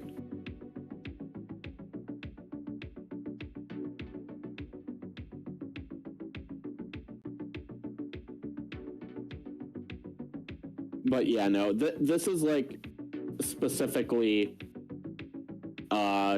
a thing with pendulums. Like, pendulums are the most complicated out of all the summoning mechanics. But they are still, like, relatively simple. This game is made for ages 6 and up.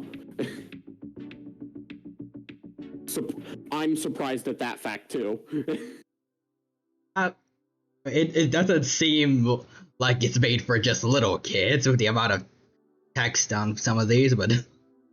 Oh yeah, no, I haven't even showed you, like, cards with exceptionally long text. Endymion, the Mighty Master of Magic, is a hell of a card. That's all I'm gonna say. But yeah, so those are the basics of each summoning mechanic. So now there still is a little bit more that I have to show. So I didn't really bring up the spells and traps because, well, those are basically their own section. Okay. So there's 5 different types of spells: field, continuous, ritual, quick play. Oh wait, no, and normal. So I'm just going to grab some of these different types. I don't think I have a continuous or ritual in here. Oh wait, no, I do have a continuous. I don't have a ritual, though.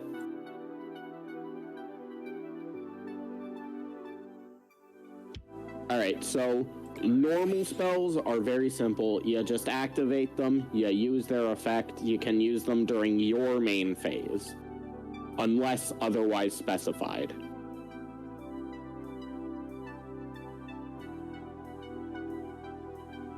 And they can go in any of the five back row.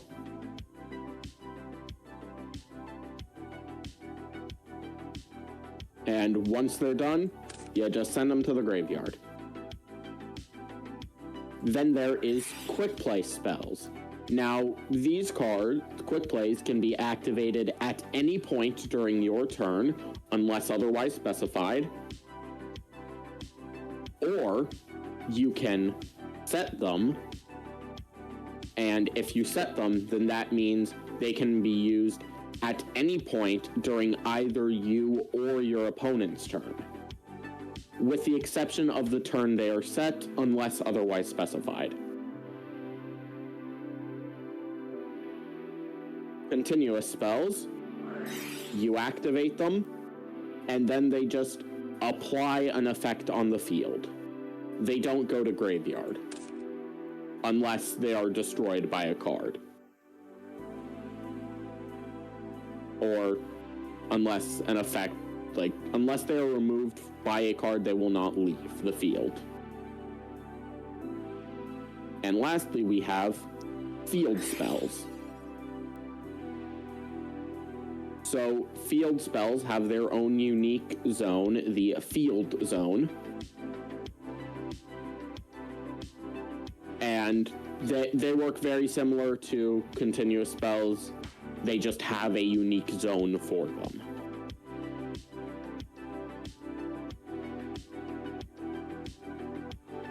And now for trap cards. Do I even have a single continuous one? No, I do not. There are 3 different types of trap cards. I can only show 2 through this, but the other one you've already seen something similar. So there are normal traps, continuous traps, and counter traps. So with trap cards, you have to set them for at least 1 turn. They have to be set for at least a full turn before you can activate them. But then you can activate them whenever, so long as the condition to activate it is met. So, normal traps, they're normal trap cards. You can do whatever afterwards. Then there are continuous traps, which are the same thing as continuous spells, they're just traps instead of spells. Then there are counter traps. So, counter traps have higher priority than regular spells and traps do. You cannot respond to a counter trap with anything other than another counter trap.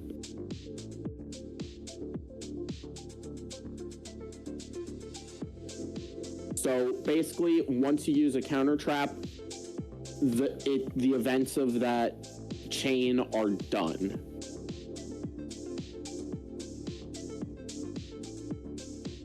Unless you have another counter trap to respond to that counter trap.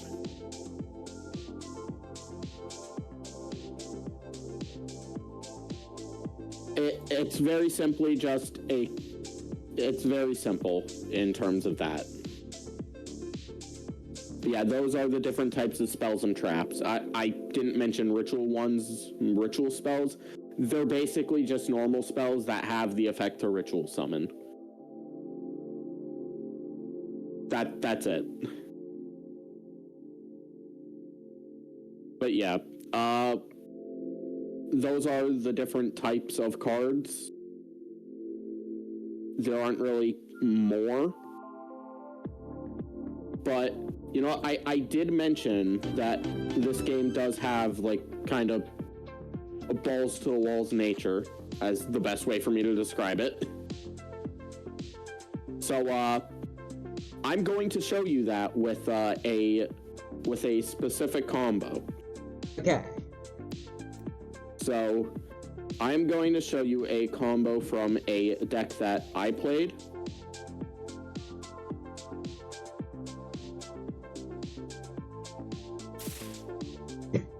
Alright, so... So yeah, hang on one second. Let me just, oh neat, I got the thing. Okay. So, this combo, starts off with 1 card.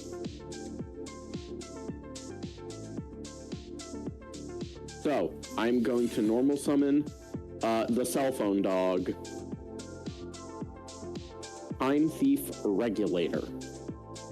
And now he lets me do a bunch of stupid things which were definitely not intended, but I can do them. So I will use his effect, which allows me to tribute him in order to summon 2 Time Thief monsters with different names from my deck. I will summon our Time Thief, Winder, and Adjuster. Now, both these monsters have effects which activate when they are summoned. So I'm going to use their effects. And the order that I did this does matter. So chains is basically just responding to cards. You can only respond to the latest card that happened in the chain. So in this situation, if you want to stop Adjuster with a card that specifically stops the card that previously activated, you cannot do that. But if it just targets a card and stops that card's effects, then you can still target Adjuster. And the way chains work is basically the last effect to be activated in a chain is what happens first. So since Adjuster was used earlier in the chain, first I'm using Winder's effect in the chain, which allows me to add a card from my deck to my hand. And then Adjuster lets me send a card from my deck to the graveyard.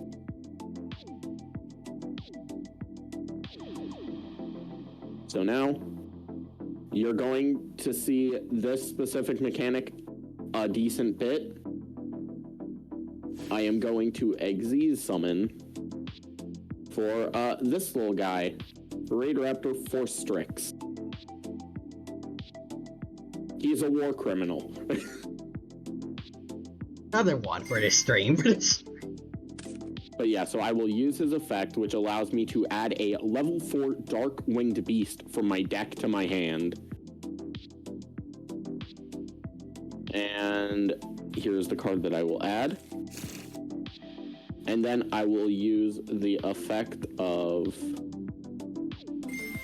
you in my graveyard, which lets me remove a material from an Xyz monster to summon it to my field.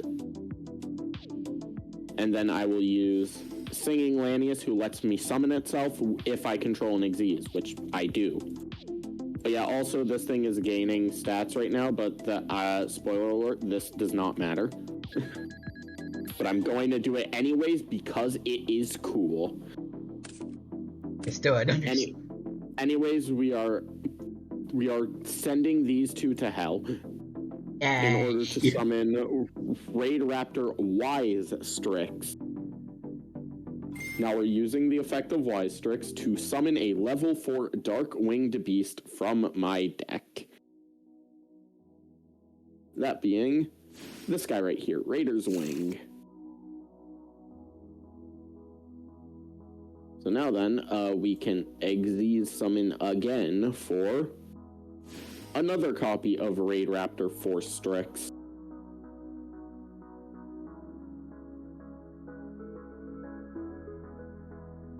And now I will use the effect of this Force Strix, which is fine because Force Strix effect is to add a card is only a soft once per turn. Once per turns are very important in Yu-Gi-Oh! Because there is nothing that is restricting you from using cards except for the cards themselves. If it weren't for that, they could just do it infinitely? Yep. Unless a card says so, then it can use its effect as many times as that condition is met. Anyways, now we are using the effect of Raid Raptor Wise Strix. Since I used the effect of an Xyz monster, since I used the effect of a Raid Raptor Xyz, I can set a rank up magic card from my deck to my field. So I will set this card, Rank Up Magic Soulshave Force. Anyways, I will instantly activate Rank Up Magic Soulshave Force. I will pay half of my life to use this card. And that lets me summon back Force Strix, and on top of him, I get to summon Cyber Dragon Infinity. But yes, this tiny little bird turned into this dragon. As is the natural cycle of evolution. I can confirm.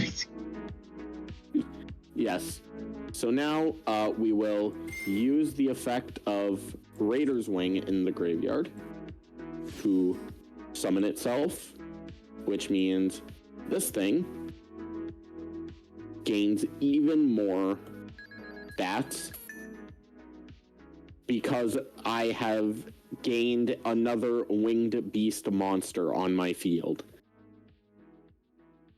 We are then, since I do control a dark monster, I can summon Raid Raptor Stranglelanius.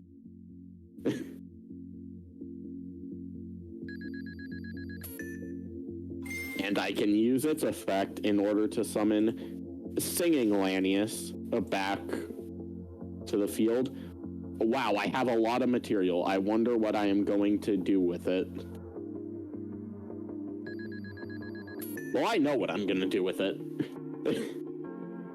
So first off, I'm sending these two to the graveyard for the Phantom Knights of Rusty Bardiche. Then I'm going to Xyz summon these two into Dark Rebellion Xyz Dragon.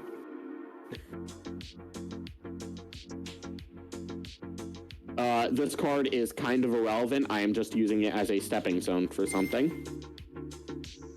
Then I am using the effect of the Phantom Knights of Rusty Bardiche, so I will send a Phantom Knight monster from my deck in order to set a Phantom Knight spell or trap from my deck.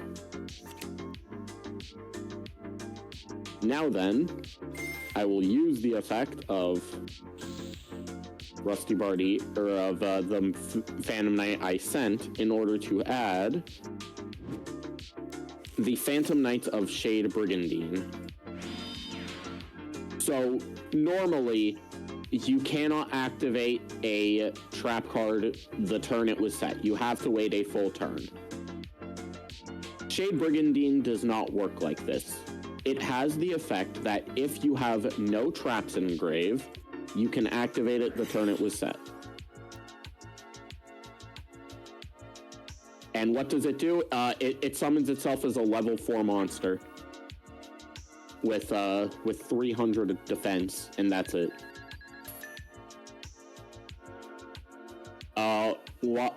But I can now use these two to summon my boy.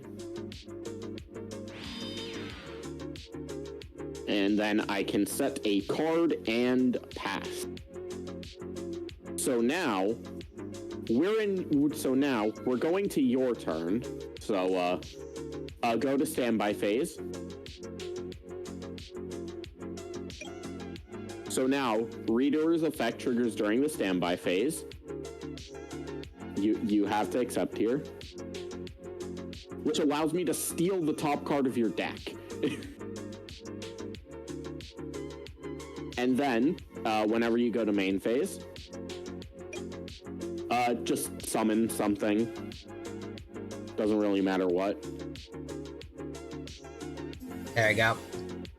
Can have him. So now, I will use the Phantom Knight's Rank Up Magic Force. I will banish a Dark in order to summon Dark Requiem Xyz Dragon. And now, this thing's effect activates since a Dark Xyz was summoned to a zone that it points to, allowing me to target a card on the field and destroy it. So that thing will go to graveyard, which technically is actually a good thing for you. Okay.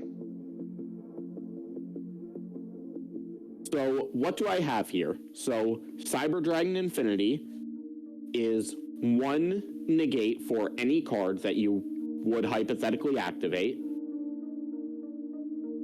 Dark Requiem Xyz Dragon is 3 monster effect negates. This card right here is a spell and trap negate, and this card right here lets me put any card you would play on top of the deck. Any one card you would play on top of the deck. All of this came after 1 card. This deck is bad.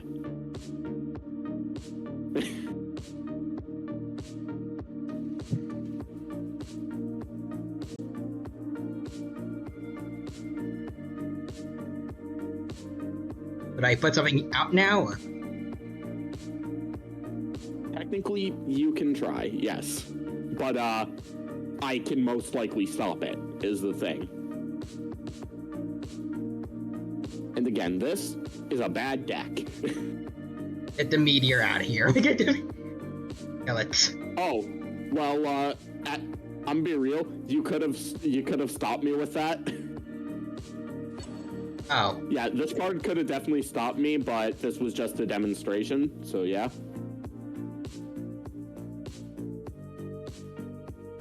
Now I feel something.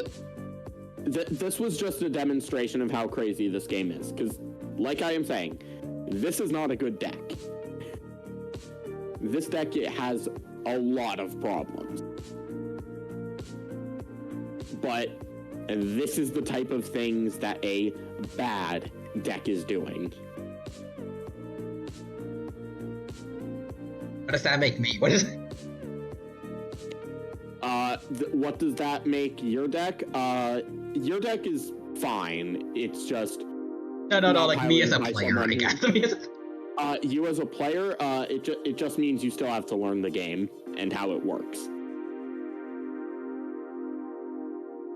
Which, to be fair, is what I'm currently trying to teach you, and also what the anime is able to teach you, because it actually is good for teaching you how to play the game. Specifically Arc 5 and Vrains. Those two are very good at teaching the actual card game. I try learning using the first anime. You will fail.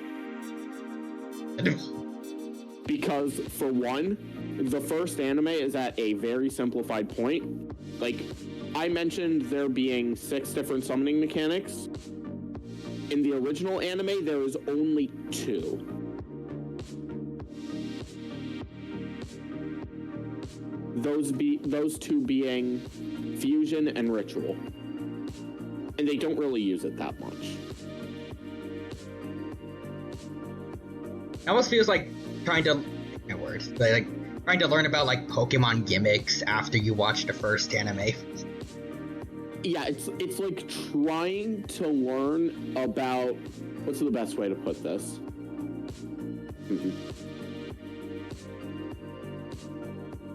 It's like trying to learn about Dynamax by watching episode 1 of the first anime. Like, you might learn something loosely related, but you are not learning anything about that. Also, the first season of the anime is even worse for that, because the first season of the anime kind of goes by, like, D&D logic of, if you can explain something well enough, that's how it happens. Aim for Blue Eyes White Dragon's horn. I mean, not exactly that happened, but something very similar did. You know what? I'm just gonna say it. There is one, like, very famous, like, how did you even think of doing this? And why did it work in the original anime that got turned into a card? I'm gonna send you an image of this card. Hang on.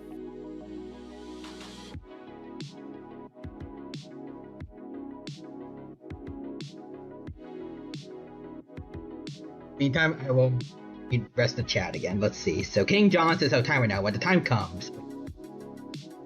And I already learned Pendulum, so we're good with there. There you go. There's the card. Show lied to us. Yeah, the show lies very, very often. There says, "Almost Teddy. I am awesome incarnate." King John says, "Think of a fun fact. Oh, my decks have monsters that feature, I call that negative synchro summoning. Oh, that's the one you mentioned where, like... The one that synchros by subtracting, yeah. Technically, negative synchro is, like, the quote-unquote official name, and by that I mean it was used in the anime with completely different cards. Ah. Okay. But yeah, there you go. I sent you the card that Attack was them. inspired. Yes. This is something that was done in the actual game, like or in the anime. It was just like, I have no idea how to win. You know what? Screw it. I'm just going to change my monster into attack position, and I'm going to attack the moon. I got it. I'm going to disturb the ocean's tides. That's literally how it happens.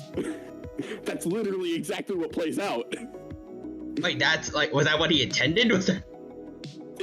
Yeah. Just attack the moon. It was like the tide thing, like specifically what he wanted to happen, or? Yes, that was specifically what he wanted to happen, and it did. Was his opponent like a wildlife biologist who was worried for like the local wildlife in the ocean, or? Marine biologist specifically. I don't know how he managed to predict. No, he was just a fisherman. I don't know how I was able to kind of predict that perfectly, but... Listen, the way the original series worked was, if you can explain it logically, then it just happens. Fair enough, but like... Did Yugi that did this, or...? Yes. So Yugi, like, he was endangering a man's livelihood and an entire ecosystem just to win? Yes. Ouch. This is very normal in the anime. Like, straight up, entire cities were being, in later animes, are being destroyed by trading cards. At this point, I wouldn't be surprised if later on, like, the whole multiverse has a chance of getting erased by a single card that you could get at, like, a Walmart.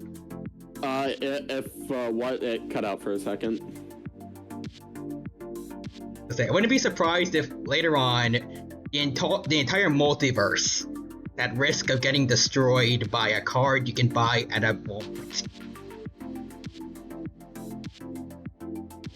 That is correct, with the exception of it being able to be bought at Walmart. Jesus Christ. Like, timelines and everything, too? Yeah, no, this like, card created the entire... Yes, this card created the entire universe.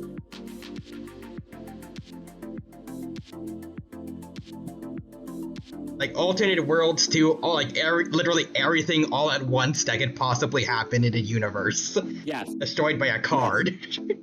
Yes. Who is printing these cards in canon? Let's see here. Kaiba. So he could basically become a god with this kind of power. He decided to make it a children's card game. It's specifically Pegasus and Kaiba who print the cards out. And, they can do some really stupid things. They couldn't think of anything else to do with this kind of power. Listen, there's only one series where the cards being able to do these kind of dumb things makes sense. And the only reason that it does make sense is because it's in virtual reality. So they're doing this in virtual reality. If it's happening in, like, the same verse as everyone else, almost sounds dumb. Sounds dumber because, like... I go into virtual reality when you have, like, godlike power with the actual game. Well, in this one, you don't have godlike power with the actual game. Unless you're in virtual reality.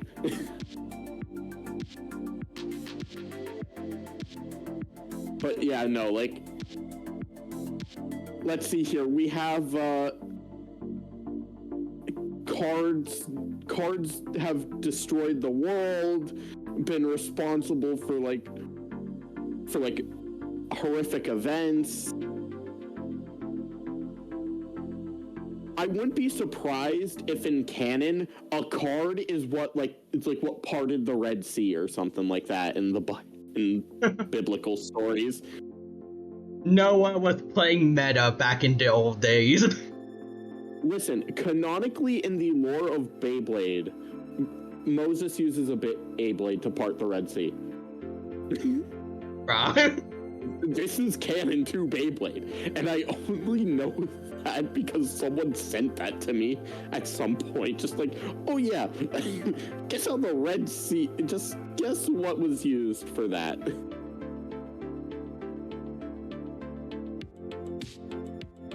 Yeah, Moses just kind of sat down.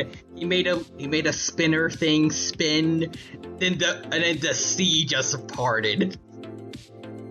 Yeah, that's canon to Beyblade, and I would not be surprised if him activating a spell card just was canon. It was the canon way that happened in Yu-Gi-Oh. I'm just trying to think, what are some other really dumb things that random cards have allowed you to do in Yu-Gi-Oh? Oh yeah, there's the cards which, there's like straight up cards which let you just travel through time. That people are getting out of like random booster packs at Toys R Us.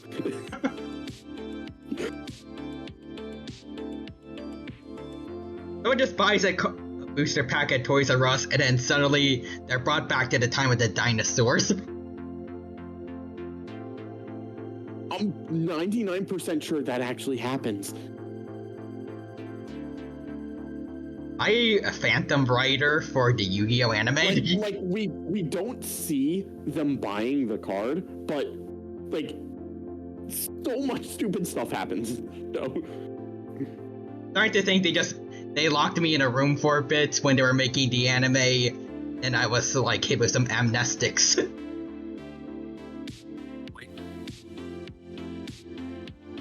Some of these are just my ideas and I don't remember. Let's see here.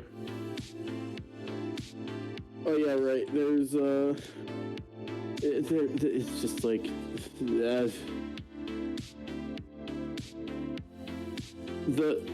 listen, Yu-Gi-Oh is an anime that exists.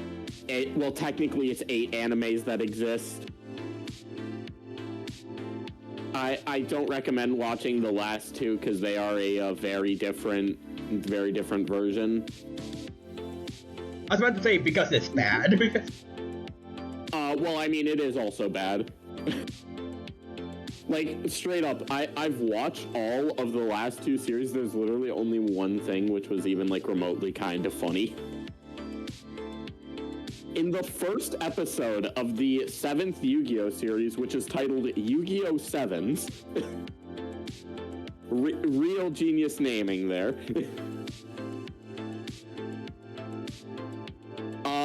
This is the one thing that, like, actually made me laugh throughout both the series.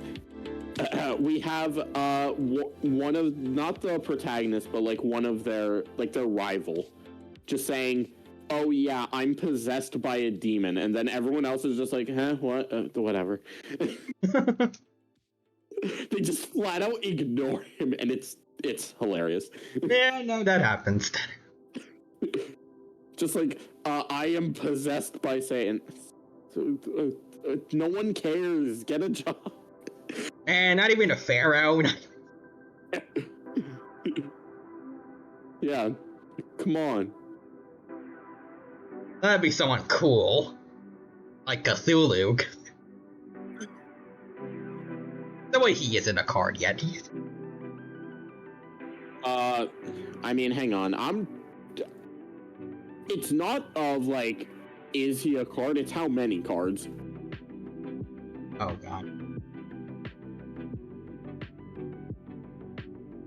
Yeah, there's, Old Entity Cthulhu. Or wait, is that... No, that's a custom card, never mind.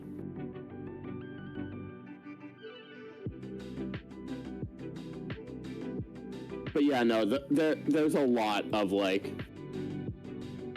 random cards. Like, oh, you were...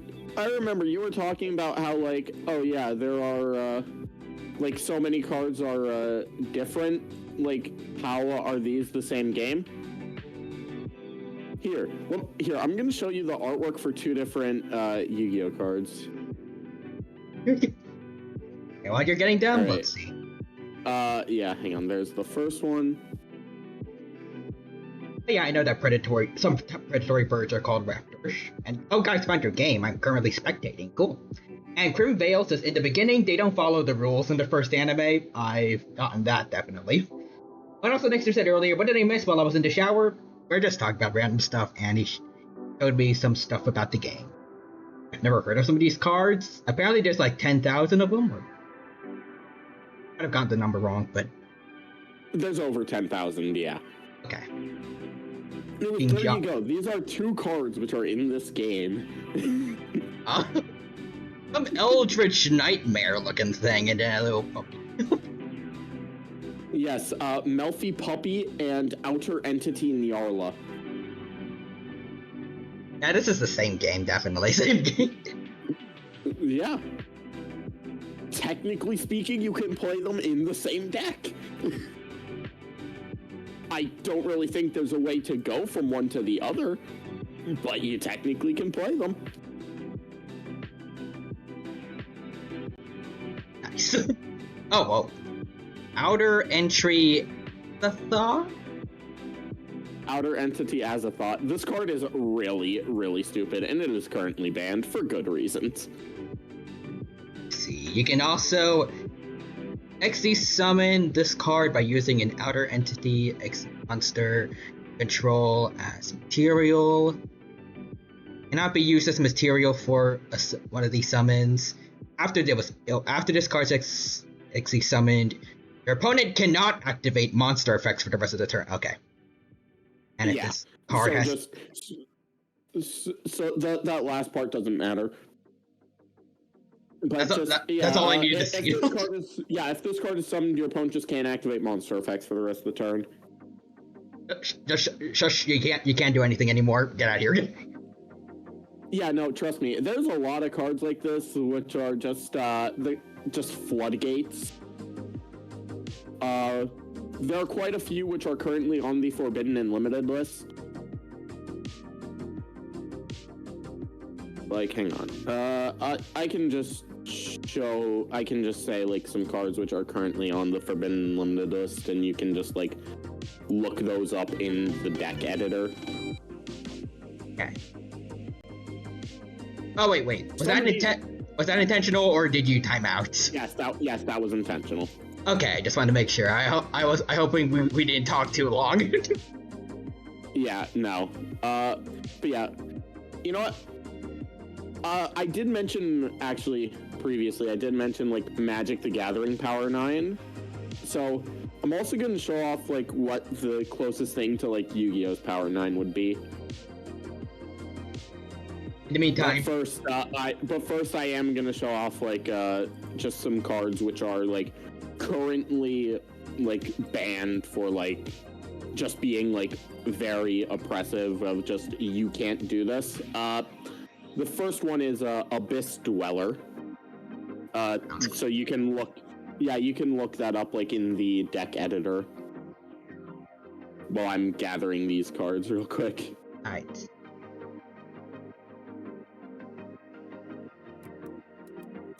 Yeah, Abyss Dweller. Oh. Like a dragon in a cave. Yeah. And you can read its effect. Let's see. While this card has a material attached that was originally water, okay. All water monsters you control gain plus 500 attack. Once per turn... Yeah, that's definitely the broken effect. All monsters gain 500... All waters gain 500 attack. That's insane. Anyways, now it's a very bad effect of the next one. Attach one material from this card. Your opponent cannot activate any card effects in their graveyard this turn. Yep.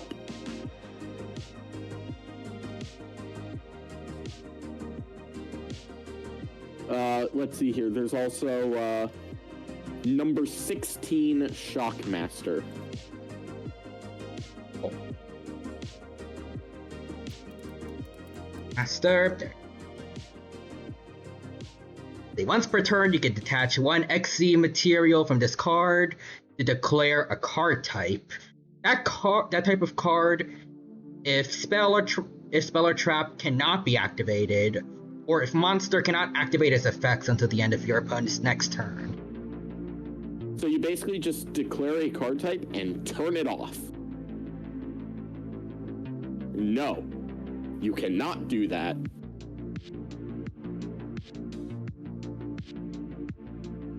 If our cards are banned, is it like just for like tournaments or?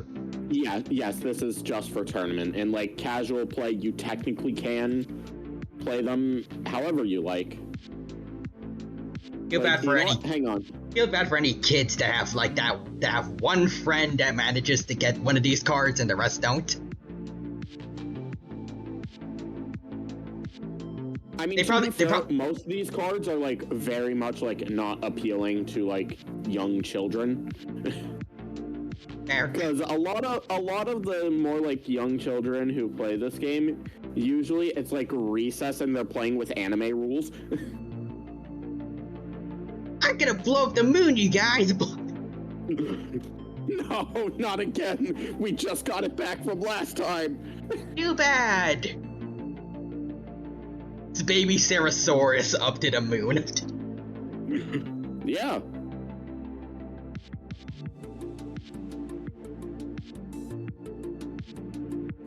Anyways, King John says, can we finally get to the fighting?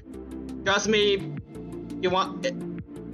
trust me, you're gonna have to get used to a lot of rambling in these streams. Yeah, rambling is more common than anything here. Like, I'm sorry. This is just objectively true. So let's see. Here's one that isn't.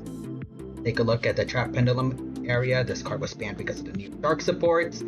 Breaking it and allowing you to summon a rank 2 monster, which is literally a floodgate. Oh yeah, the card totally awesome. It's not a floodgate, it's just a negate. It stops one thing once. That's all it does. Alright, enough talking, let's do this. Well, I mean, we still gotta wait. And I'm definitely not gonna stop talking. No matter how annoying it gets, even though I'm always annoying. Hey, not always, only 99% of the time. That's better than nothing. Wait, no, that's better than I thought. Can't talk.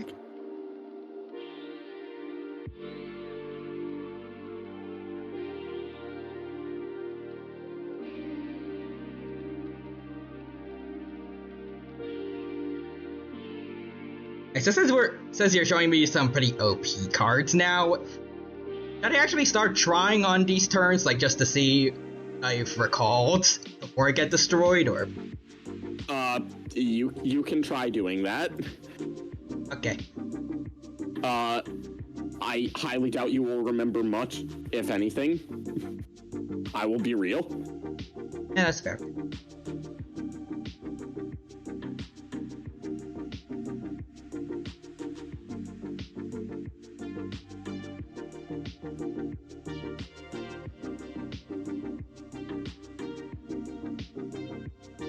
All right, I did have to eat my Popeye's chicken before it got cold.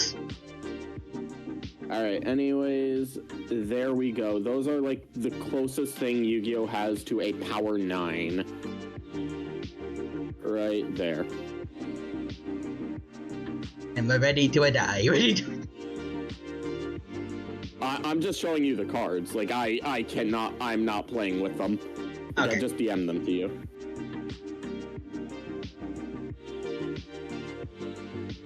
So Maxi, out of greed, what does he do? Nobody knows. Graceful Charity, Grace. Draw 3, then discard 2. So does that mean like discard to to the graveyard or? Yeah, 2 cards in your hand to the graveyard. Okay, yeah, I can see how that's OP. Soul Charge.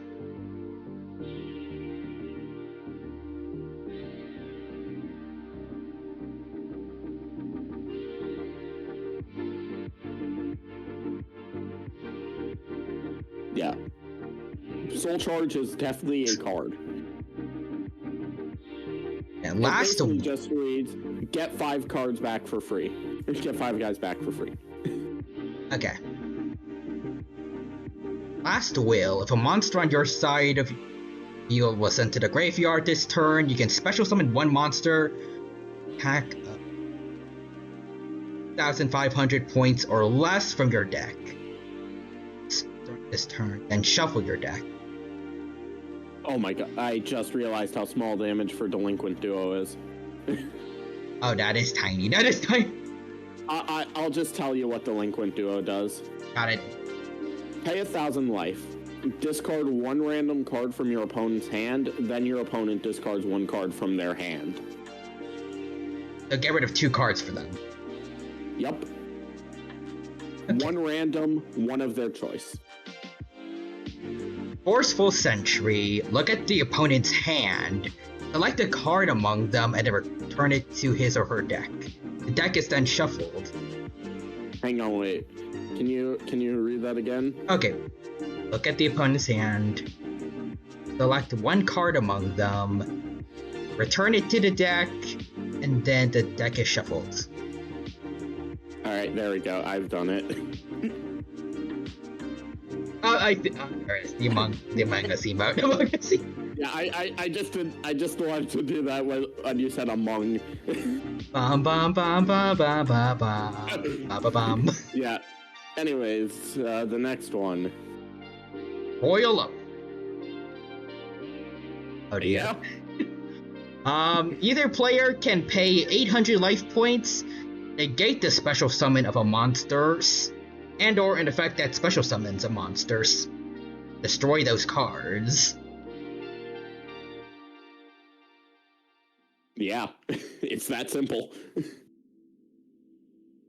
Then lastly, Sixth Sense trap card. Declare 2. I think I remember you showing me this before. Yeah, this is the only card to be on the Forbidden and Limited list on the release of the card.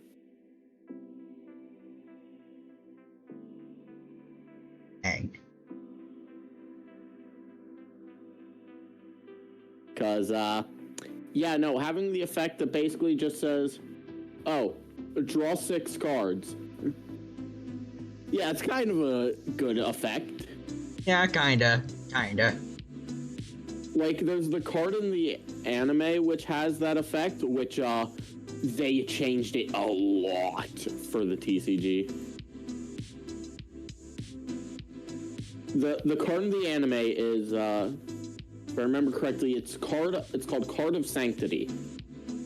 The anime effect is both players draw until they have 6 cards in hand. Then there's the TCG effect of Card of Sanctity, which is banish all cards you control and in your hand. Then draw until you have 2 cards in hand. So it's basically get rid of literally everything you have in order to draw 2 cards. I mean, they definitely balanced it compared to before. No, technically not even draw 2, draw up to 2. So if you have a card that you use in response that lets you draw a card, you just get to draw 1 card. Or if you have one that lets you draw 2 cards, then you don't draw any cards from it.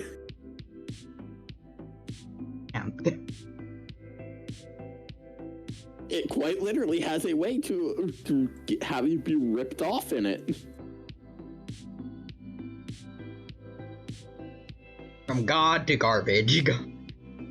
Yeah, no, there's a lot of anime cards like that, where they're like ridiculously broken in the anime, but completely useless in the actual game. Like, there's a lot of really broken anime-only cards, as a matter of fact. Hang on.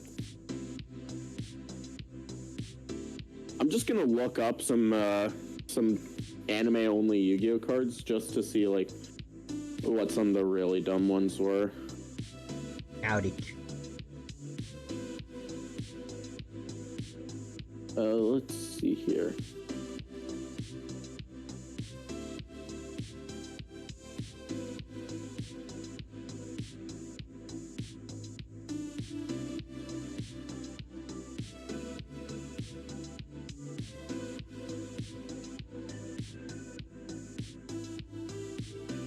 Yeah, hang on. Let's look for.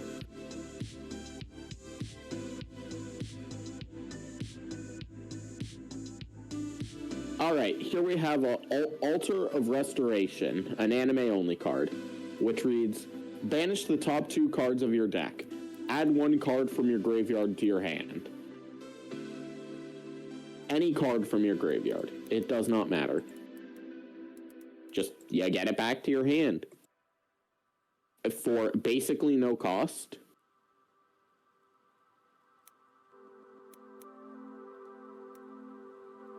Try to find it on the thing. Well, you won't, because this is only in the anime. Oh. It was never printed, so you're not going to be able to find it. I know there was one which was, like, really, really stupid.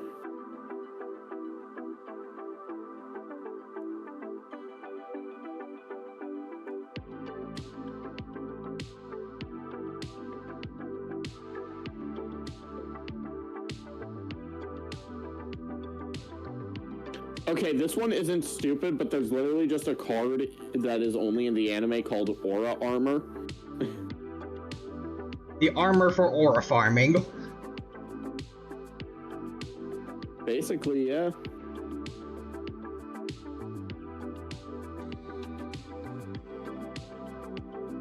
What does it do?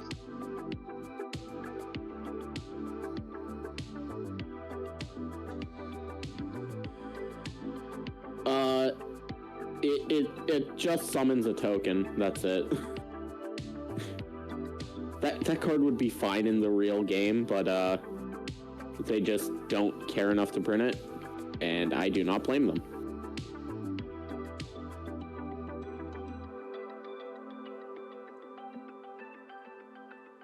Also, King John's is another anime exclusive card, which isn't broken, but it's one of my favorites. Called Session Draw. During your next draw 2 cards, if those cards happen to be the same level, you can Exe summon with those cards from your hand.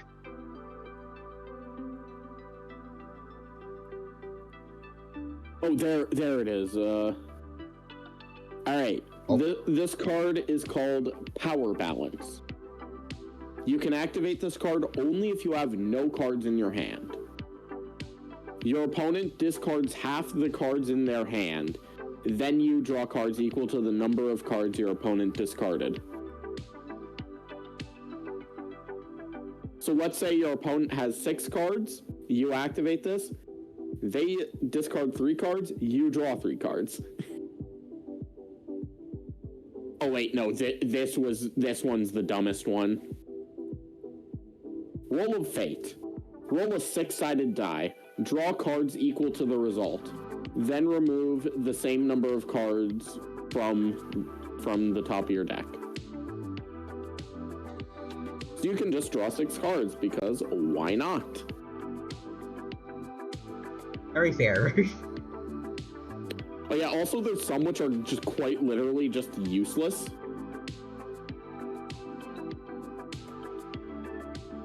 This turn speed to breathe air. Turn Jump. You can only activate this card during the battle phase. The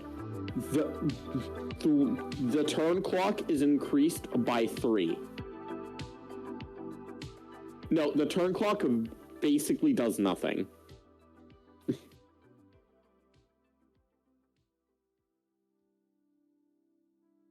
That's all the card does. It increases the turn count by 3.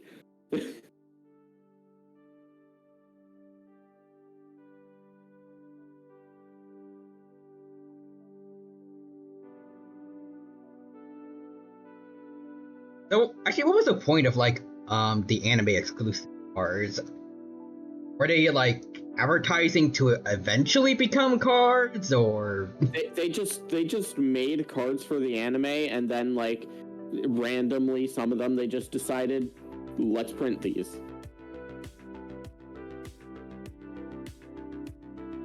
Huh.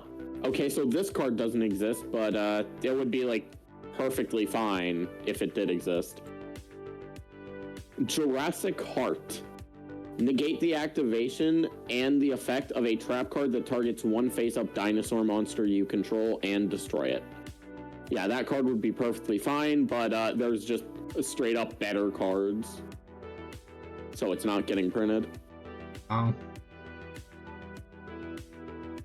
Oh no, and then there are some, like, especially dumb anime-only cards, or, well, not anime-only cards, but cards that exist in the anime that have, like, very different effects in the game. So here we have a card called Relay Soul. In the real world, here's how it works. Summon a monster from your hand. While you control that monster, you take no damage. If that monster you control leaves the field, you lose the duel.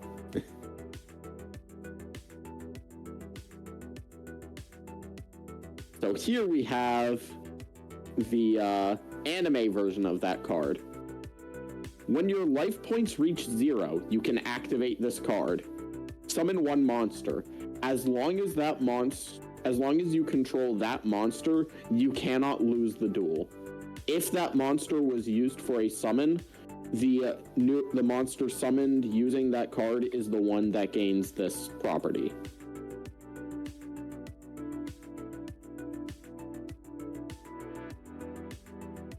It is a very weird card.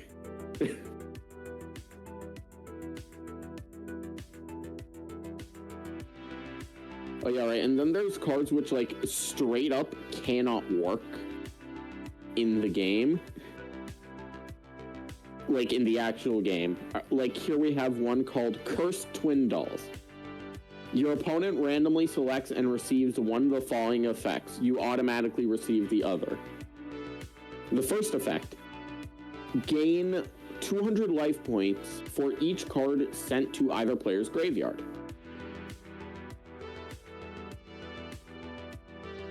And then the second one. Each monster in your graveyard is treated as one monster you control without counting towards the 5 monster card zone limit. Those monsters cannot attack, cannot be attacked, cannot activate their effects, cannot be used as cost, cannot be removed from the graveyard, are unaffected by the spells, traps, and effect monsters, and any effect of their effects are negated. Also removed from play all spells and trap cards from the graveyard. Cards cannot be sent from your hand, deck, extra deck, or field to the graveyard. If your monster card zones are unused, your opponent can attack you directly. I can see why that might struggle to work in the actual. Yeah. Basically, what they were trying to achieve with that is, you just don't have a graveyard. Let's see here. Like, what are some other really dumb cards? Oh. So this one doesn't exist in the real world, but, a card similar to it was made. Oh? Counterbalance. During either player's end phase, the turn player must send... oh wait, no, this is a completely different card to what I was thinking of. But yeah, during either player's end phase, the turn player must send cards from the top of their deck equal to the number of monsters on the field. But no, the card I was thinking of was, another really, really broken card, which is currently allowed in the game at 1, called That Grass Looks Greener. It's a very simple card. If you have more cards in your deck than your opponent, send cards from the top of your deck to the graveyard so you have an equal number of cards. Or in other words, the way this reads is, activate this card. Send the top 20 cards of your deck to the graveyard. And with how many cards in Yu-Gi-Oh! Benefit from being in the graveyard, yeah, a lot of shenanigans are gonna happen. Let's see here. What are some other really great anime-only cards now that I think about it? Someone has the username Dinosaur King 13. I just want to bring that up. Base name. They do in fact have that. Okay, this card isn't good, but I just love the name of it. There's just a card called Baggy Pants Lavosaurus. It's just a dinosaur that's wearing baggy pants. That's it. I always wanted a Pokemon. Well, I wanted a dinosaur version of Scrafty. Like that's just really funny.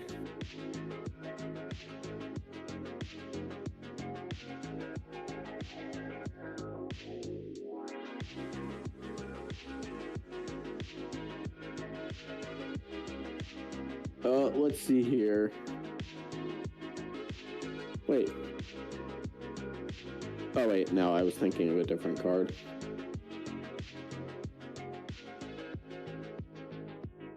Iceberg Dragon. Or Iceberg Dawn. That's a great name for a card. I thought it just said here there was a card in the anime called Joe the Pirate. Yo, the pirate. No, it is Joe the Pixie. Yo, the pixie pirates. If this card would be destroyed by battle, you take no battle damage from that battle. That card is garbage.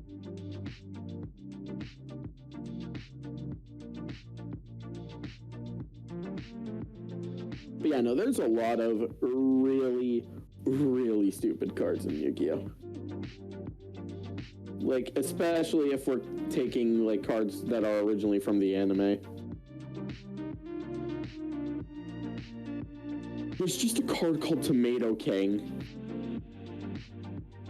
Like a tomato with a crown or tomato? Pretty much, yeah. Once per turn, you can detach an Xyz material from this card, double this card's attack until your next standby phase. Alright, that's not great. I draw a gun from my deck. That might be a card, unironically. There might just be a card which is just, gun. You just pull out a Glock and threaten the other player until they say they give up, and then you win. I mean, that doesn't exactly work is the thing. Because these cards are powerful enough to stop guns, unironically. Oh, good point. I don't know how, but, like, what are they made of? Someone pulls out a gun and then the other person brings out a natural disaster. Yeah. Actually, wait, hold on a second. I remember actually, did you send me something on Discord where I think Kaiba used a card to stop a gun? I might have, yeah. Just check. I think it was on the...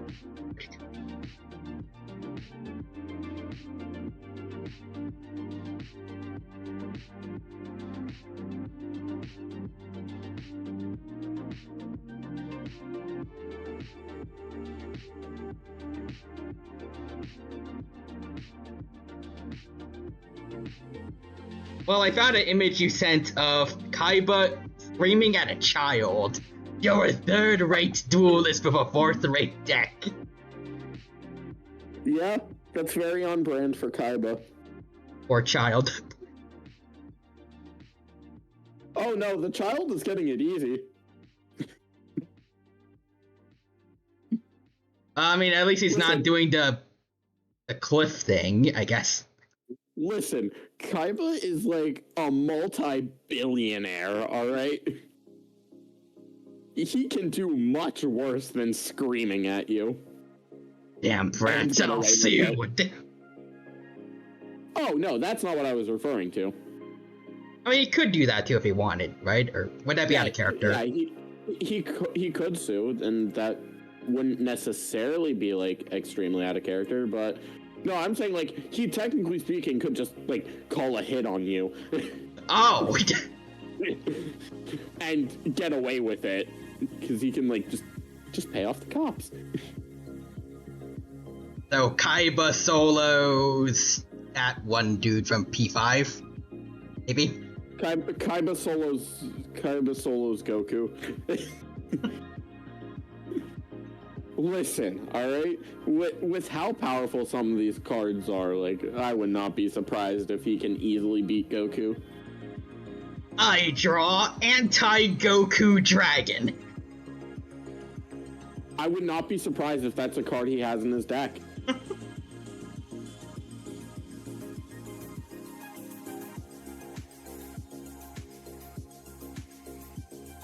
I like to imagine, at least in some universe out there, some social media person photoshopped the perfect version of this card in response to someone tweeting, can they solo Goku? They just quote retweets with that. Listen, all I'm saying is both Kaiba and Goku were playable in Jump Force. I'm going to defeat you by throwing hands. And I think technically speaking, like, in that game, like, tier list-wise, I'm pretty sure Kaiba was better than Goku. Hang on. You know what? Just for fun, I want to see if I can find one. Okay. The final Jump Force community tier list. Hang on. He beat Goku by sabotaging Jump Force so that it would be bad and ruin almost everyone else's reputations. Yeah, no, like, apparently, like, Kaiba is, like, better than Goku in this game, which is really funny. You're a third-rate Saiyan.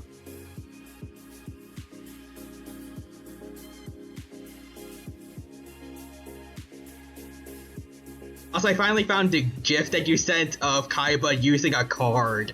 Jam a gun.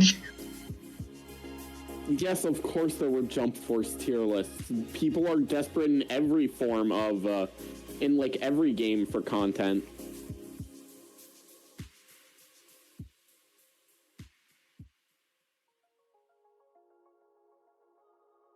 The desperation of some people to try to make something interesting out of a nothing game. Yeah. Kaiba summoning himself. He literally does that.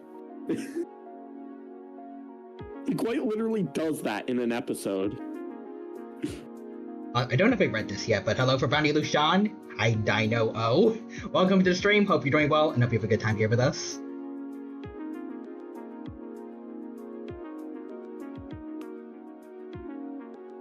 Yeah, no, there are literally 2 people who in the Yu-Gi-Oh! Anime summoned themselves as monsters, and Kaiba is one of them.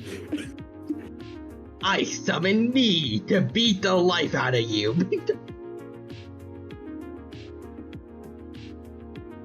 Like, the Yu-Gi-Oh! Animes are very dumb. Yes, Mixer, the other is Donzalug. Back, Timothy. Hello again. That's good to hear. And let's see. Back to chat, and I hear that someone can put a hit on the dino. Yeah, that was we're talking about Kaiba.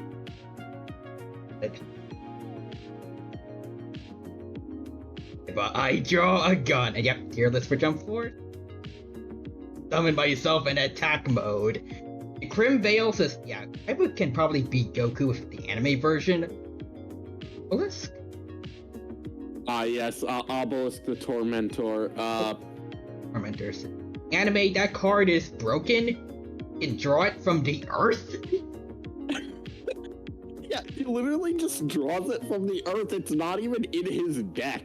Like, did he just like dig to the core of the earth, or like does it just pop out of the ground for him? Oh no, he didn't. It literally just like popped out of the ground. Like, just like, fine, whatever. He just touched the ground, and then it's like, boom, obelisk. Which I think in this point in the series, technically speaking, I think the card is like in hell. You punched the ground hard enough for a card to come out of the ground? Yes. Bruh. Literally half of the Yu-Gi-Oh anime is just the most random, like, assholes in terms of cards that they draw. I just imagine some guy out there after seeing that, like he just started punching the ground repeatedly to get a deck. No, like, quite literally, I think my favorite example of this is in Yu-Gi-Oh! Zexal. Quite literally, like, they make a whole new, like, special type of drawing, which literally just lets you create a card out of thin air. Like, you quite literally just create the card. It now exists because you needed it in that specific situation. They made plot armor like an actual thing in the lore. Yes. Oh my god, Quadra, thank you for, or not Quadra, Fred, thank you for sending that incredible clip. Can I see it? Yeah, no. You can see it. It's like 30 seconds, but yeah. And it is from the Yu-Gi-Oh! Anime, though, so... it's only 30 seconds, I'm sure it should be fine. I mean, it wouldn't be the most, probably not the most, well, it might be the most likely, but like, it's not the only thing here that could get this stream taken down. Yeah. I mean, hey, listen, it's on YouTube, so it should be fine, and I'm pretty sure there's no copyright issues with that video. Yeah, there's no copyright. We get them taken out, too. Yeah. Sorry, my guy, whoever you are, we just got you doxxed and killed. YouTube's just like, nah, monetization or taking down the video ain't enough. But yeah, no, it's a great clip. Hang on, just trust me. It really does this amount. Wait, isn't it 3 technically, or does armor not? Is the other Dawn so? Oh, there's Kofi Bond. You say no, the armor doesn't count because that's a complete. That's like just you give yourself armor, not you literally just summon yourself as the card. So is he sentient, or does it just like an AI? I don't know. Hypothetically, could the card like rebel, knock him out, and then fully replace Kaiba and take his life? His identity and everything. I don't know why. I just like the idea of someone getting like identity theft through a card. Like my driver's license stole my identity. And my credit card took all my money.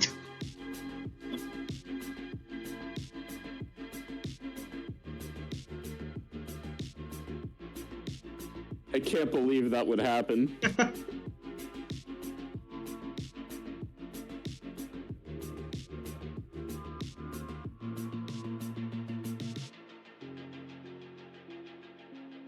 Nixter says, that sounds like a dark side of dimensions. If so, worse, he drew it from a grave? Oh, what? Yes, he quite literally just pulls the card out of hell. Like, the card is literally in hell, and he like, just... I know it was, like, a hitful, but, like... yeah. He was grave robbed, too? Yeah. Because why not? There's also a link from Timothy. Thank you for that. Let's see. 30 seconds. Jack Atlas, not the finest sushi chef in the land. We're a pizza joint, you not? It almost sounded like James VA from Pokemon. I ordered the Kung Pao chicken with a side of soup. You nincompoop! That's our store delivery, not your lunch. Beat it! What's with this hole in my shirt? What? You said get rid of the stain, and that's exactly what I did. What do you mean I'm fired? This guy cannot hold down a job. Hold down a job. Also, Crim Bale says, yep, that's what I'm talking about. I summoned Zexal Weapon the Dino Gun. And Timothy says, I can't believe Giovanni ruined Goku's shirt. Wait, was one of them, Dean Chanel's? Oh yeah, I forgot. Kaiba Man. I summon identity fraud in attack mode. Still thinking about that, like,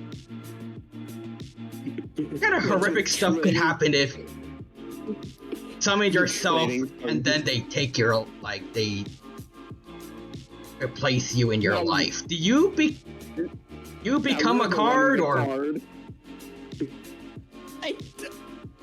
I don't know. Like, if the game ends, then did they just turn back and then you'd be fine, or? Oh, no. It's just like...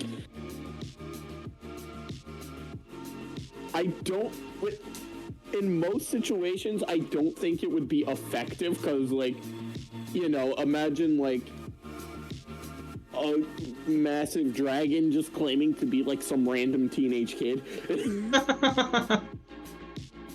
I'm little Jimmy. So can I have his bank account information, his social security number? Sir, the picture on your ID card looks nothing like you. Went through puberty.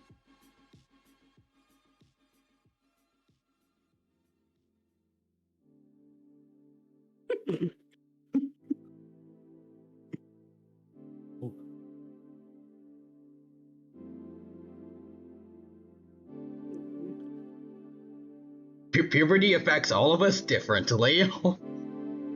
Sometimes we get a little taller, sometimes we become giant dragons. You were 4 feet tall yesterday.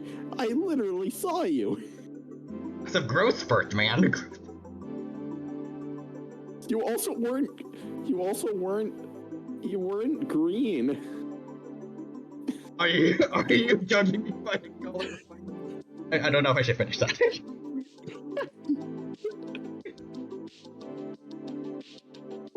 How did you get, like, 80 feet tall? I ate my spinach.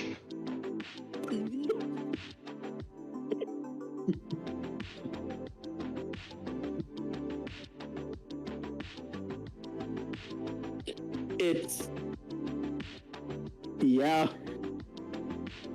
Just imagine that happening, just like in real life. Just some random dragon just claims to be like Jongulus the Third or something like that. That would be kind of funny, because, like, I'm assuming they're based, like, most of them are, like, maybe kind of, like, based on, like, mythological dragons, so they're, like, living in caves and stuff and don't know how human society works. So they don't know what a normal name sounds like for us. Some of them are, like, based off, like regular dragons, and then there are cards like the Dragon Maid cards, which are definitely not based off regular dragons. Dragon Maids? Yes. Yes, Dragon Maid. That is a deck that exists. Are they dragons in maid outfits, or, like, human maids with like dragon wings and a tail. Both. Yeah, well, the ones that look the most like humans could definitely steal somebody's identity, probably. But yeah, no, look up the Dragon Maid cards. They are interesting, to say the least. Okay. Yeah.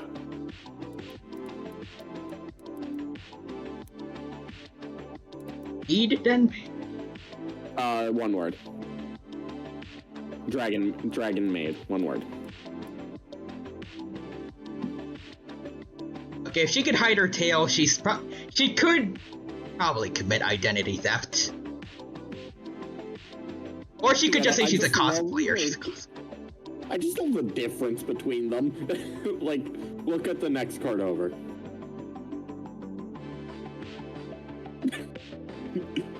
Yeah, she could probably do it too, probably. She might need to put on like a face mask. I'm sure it's fine. If she needs to just put on like a hood. But no, like there are a lot of cards which do kind of just look like humans, and then there are cards which just look absolutely nothing like humans.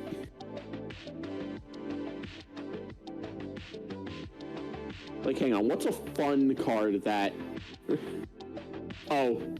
here's a card which definitely cannot pass as a human. Infinitrack Fortress Megaclops.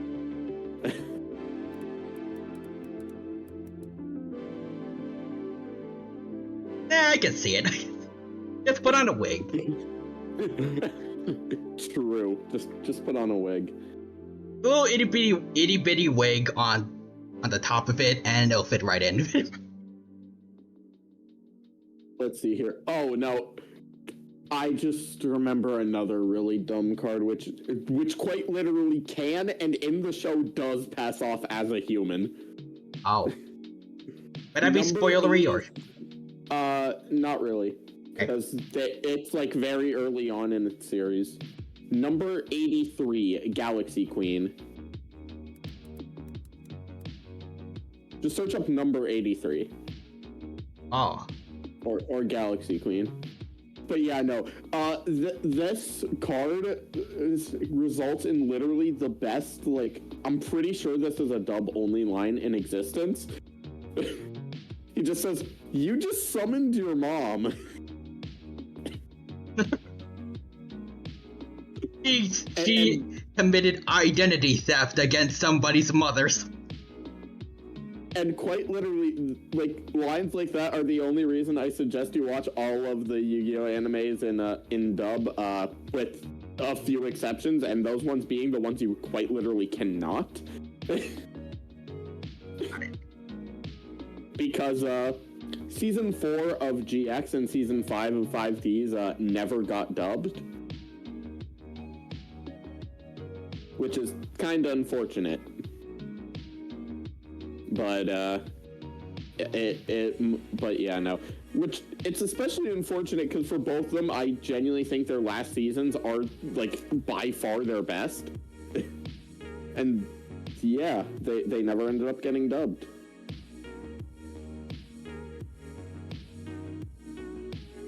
As for why, they were kind of just caught up with the next one coming out. The next there says Goku yeets Giovanni to the pulley.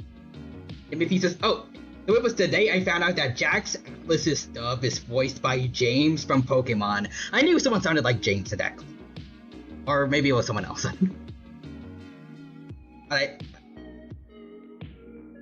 Clip is so good. Average Yu-Gi-Oh player trying to get a job. And yep, the guy whose shirt was ruined was seen. Oh, the guy...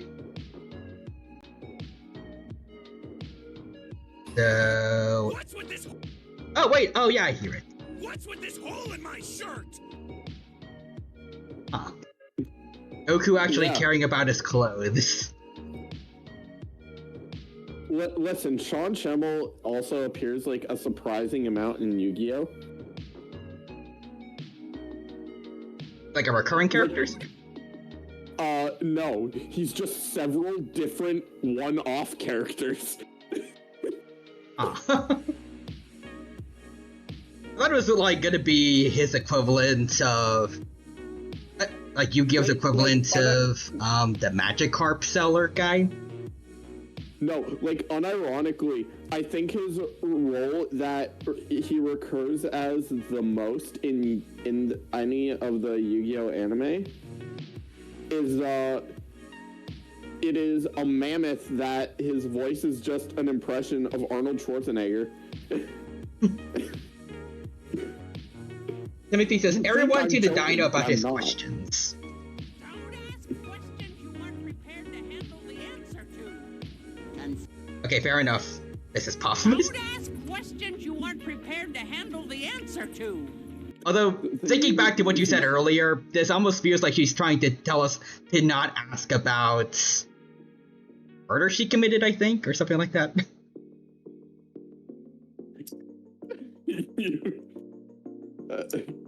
Dang. Mrs. Puff, I can't believe.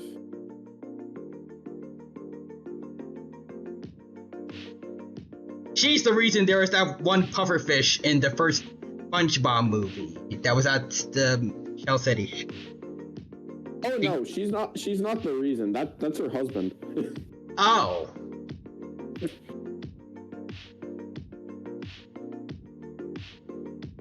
Is that actually official or like also a theory?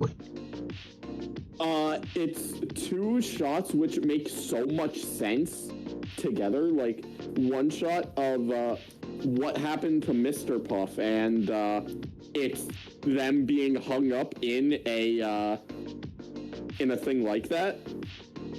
Oh.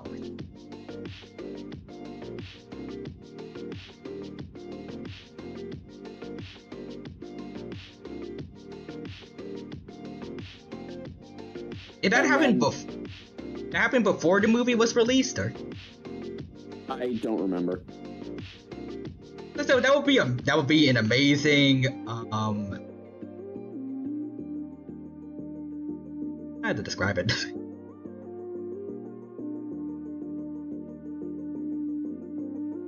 The cool way to like bring back that joke from the show and like kind of resolve it by having him come back to life like the other creatures in the Shell City.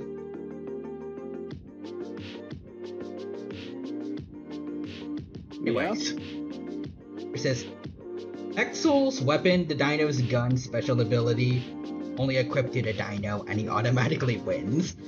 Timothy says, just to tell the dino some of my favorite cards. I love Masked Heroes. Okay, let me see. Masked Heroes. One word. It's two different words. Masked Hero. Okay. Not heroes, but yeah. Like, look at Masked Hero Dark Law, especially. Like, that card is sick. Oh, whoa. It's cool. Mainly because of the color scheme, but I could see him being like the ultimate form for Alphamon before actually. Is Alphamon Ultra or? I don't know enough about Digimon. I will be real with that. That's fair. It's like it would come before Alphamon, and then Alphamon becomes Okarion. Yeah. Let's see. Anyways, Destiny's Heroes? Or Destiny Heroes? Yeah, Destiny Hero. Same thing, just replace Masked with Destiny.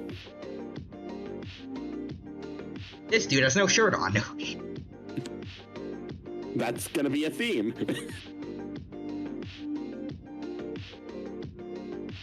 This dude also has no shirt on. Like I said, it's going to be a theme. This dude is ripping off NRG. Let's see, reminds me of him. I'm pretty sure this came out first. That's fair. This dude has gills, and that's it. Looks lame. Oh wait, just wait till you get to Malicious. Guy got wheels. That card is very sick. There's Malicious? 2 pages of Destiny Heroes, so you might have to go to the other one. Destroyer, Phoenix, Enforcer. Damn. Yeah, no, that card is sick, and it was like meta relevant for a time. Diamond Dude. Oh yeah, Diamond Dude is funny. So his effect is also really funny. It's basically just reveal the top card of your deck. If that card is a normal spell, during your next turn, you get to activate that card without paying its cost. Doom Lord can target one monster your opponent controls, banish that target, and declare an attack the turn you activate this effect. You must control the face-up attack position card to activate all of its effects. Banished monster returns to the opponent's field, your second standby phase, so... temporarily get rid of one monster? Yeah. You just temporarily get rid of one monster. Okay. Dominance. Spikes. Dogma. Disc Commander. Oh yeah, Disc Commander used to be like extremely broken. But they nerfed it heavily, so now it's fine. He's just like used to... It's just like the CDs all over him. Outdated. Yeah, its effect used to be if this card is summoned from your graveyard, draw 2 cards. Now you can only get that once per duel, and you can't summon it the turn it was sent to the graveyard. Double Dude. He's a stand user. Yeah, literally. Is it like specifically inspired by JoJo or? I don't know. Raw Hand. Red Servant. Dread. Oh, he also doesn't have a shirt. Remerge. Real Welcome Dark. to Yu-Gi-Oh! 90% of cards don't wear clothes. Well, I mean, most of them are animals, like dragons. Unless they're female, then they wear all the clothes. Dunker. Usktopia. Dynatag. Dystopia. Fearmongerer. Oh, there's Malicious. Look at him. He's also not wearing a shirt. Or pants. Or... No, that's fur, it looks like. He's not wearing pants at all. That's weird, man. That's weird. Arrest him for public indecency. Even if he looks like a demon, I'm sure someone can handle it. Just tell the police that he's stealing a video game. Yeah. Oh, Plasma looks... military for that. Plasma looks sick. He's got a dragon. I mean, there was that other person sent me that had a dragon hand, but like... I don't know how to describe it. This one looks cooler. This one looks... Fair enough. He got like 3 big claws on his back. And... oh, he has another form too. Oh, that's sick. That's... oh, yeah, that's just an alternate artwork. oh. So, some cards do get alternate artworks, and they are really cool. It was just a little hard to see on the first one, but on the second one, the dragon helmet thing he's wearing also looks awesome. Probably just the angle. But yeah, no, there's a lot of cards which are just, they look sick. And another one that Timothy mentioned was Infernity. Yeah.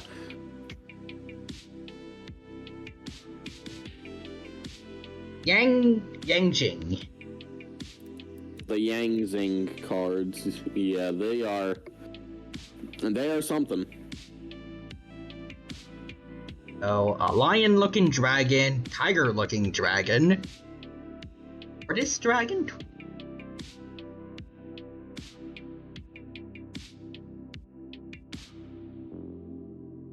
Peacock. I'm trying to think, like, what are some other, like, really cool looking decks?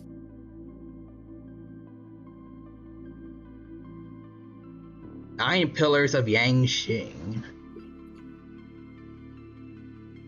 This one's just straight up got a lion's head. Nice.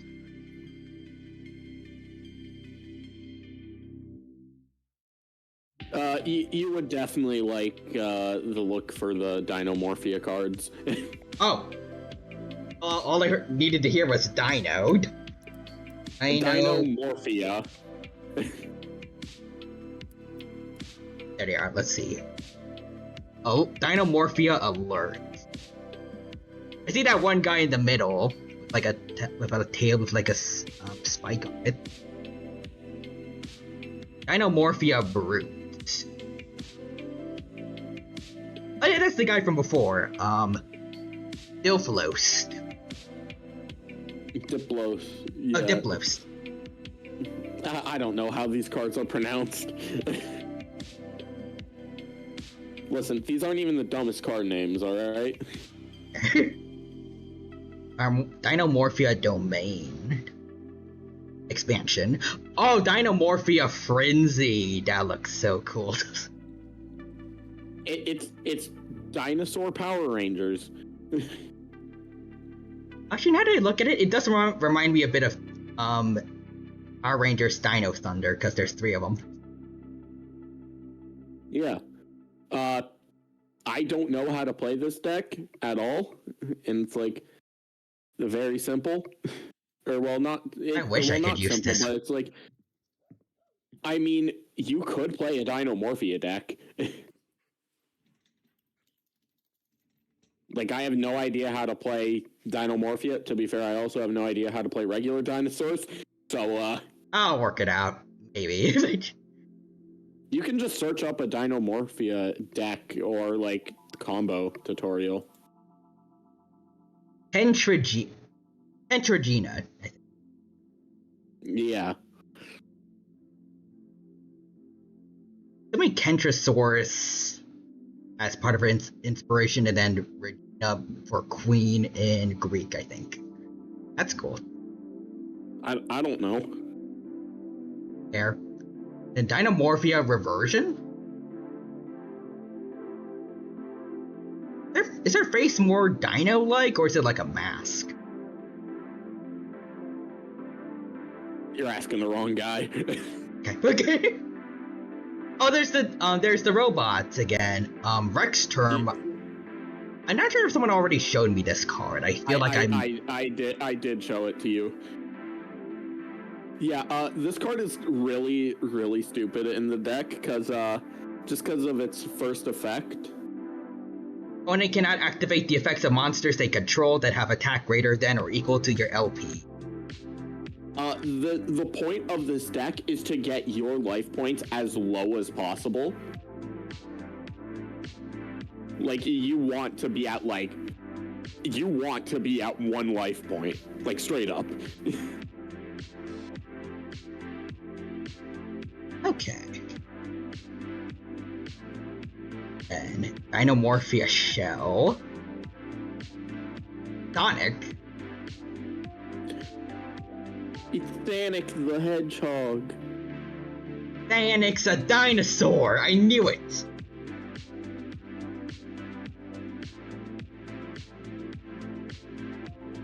Oh, like Geosternbergia, but stealth. Stealthbergia. That's cool. And I definitely knew that. definitely. And Therizia from Therizinosaurus, because the long claws. Wish I could. I want to try to use this deck at some. Yeah, no, like just look up a. I can probably find one real quick. Decks, just. There's also Dolce, but pronounced that right? Dinomorphia. I don't think I could find it, Timothy, sadly. But also, let's see. Nixer says they're dragons that could take human form and totally not ripping off another anime. Timothy says, listen, the hero cards 100% can commit identity theft.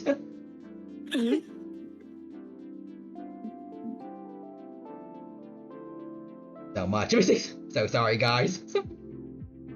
But yeah, no, there's a lot of really cool looking decks. They literally use mask change to change their appearance. They are equipped for identity theft. Beware, people in the world of Yu-Gi-Oh! They're gonna steal everything from you. It's quite literally the ID masks from Ben 10. Oh, true. Where you just put it on and you can change your appearance at will. I'm surprised. Well, actually, I don't know for sure. But I wouldn't be surprised if there was something like the hybrids in Yu-Gi-Oh! Like sentient dual monsters that are going to try to get rid of the human race because, well, they're way stronger than them. They don't need them. Maybe. I'm trying to think if that does exist in Yu-Gi-Oh!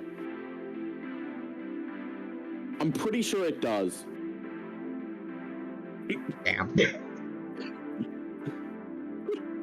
Y'all are doing a good job at getting me hyped to watch the anime, definitely.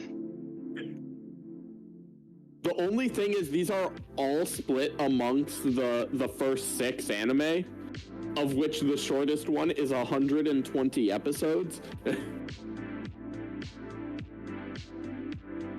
So it's like, it's definitely gonna be a while till you get to some of these. Well, time for a lifelong dedication to Yu-Gi-Oh, I guess. I mean, hey, you know what? It's also gonna teach you how to play the card game in the middle of it. Well, at least the later series will.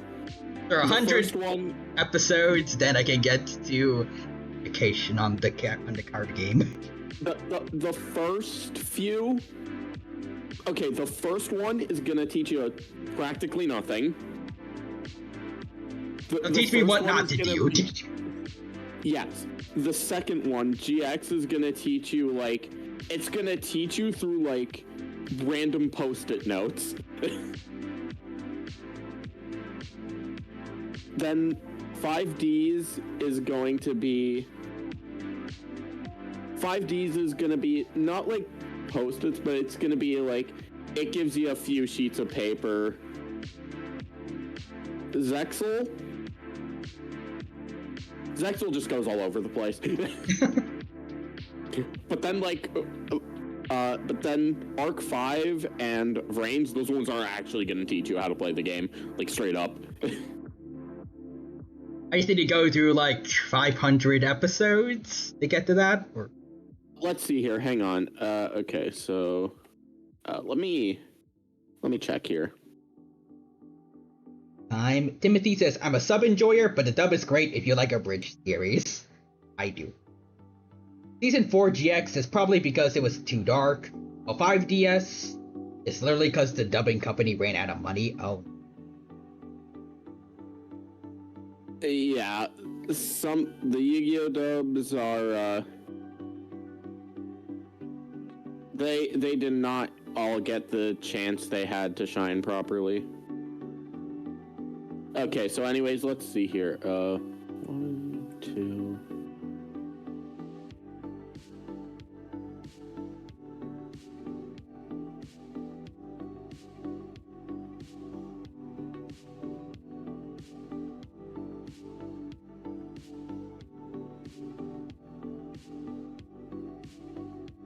Bean is the best character in GX?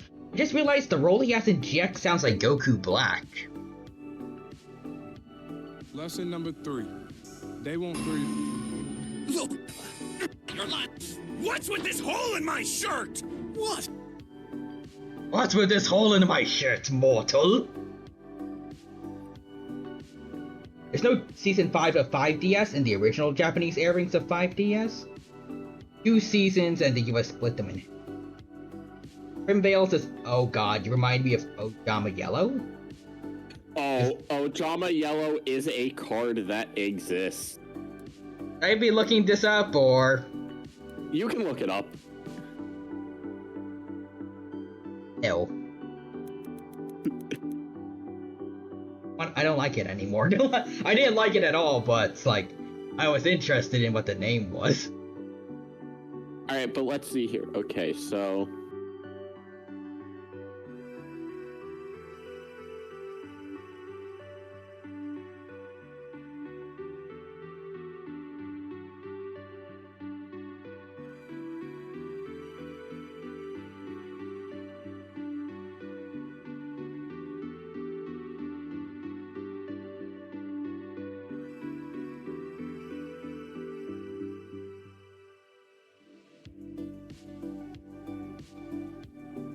And real human All right, beetle. so.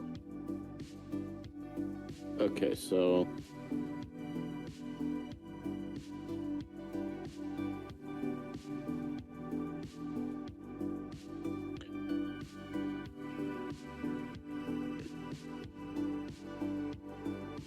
She doesn't like. Okay, so to get to Arc 5, which is the first one I would consider to actually like properly teach you the game.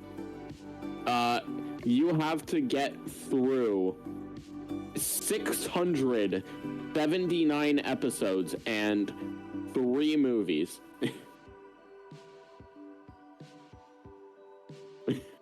And they're like the episodes are like the usual 20 minutes long.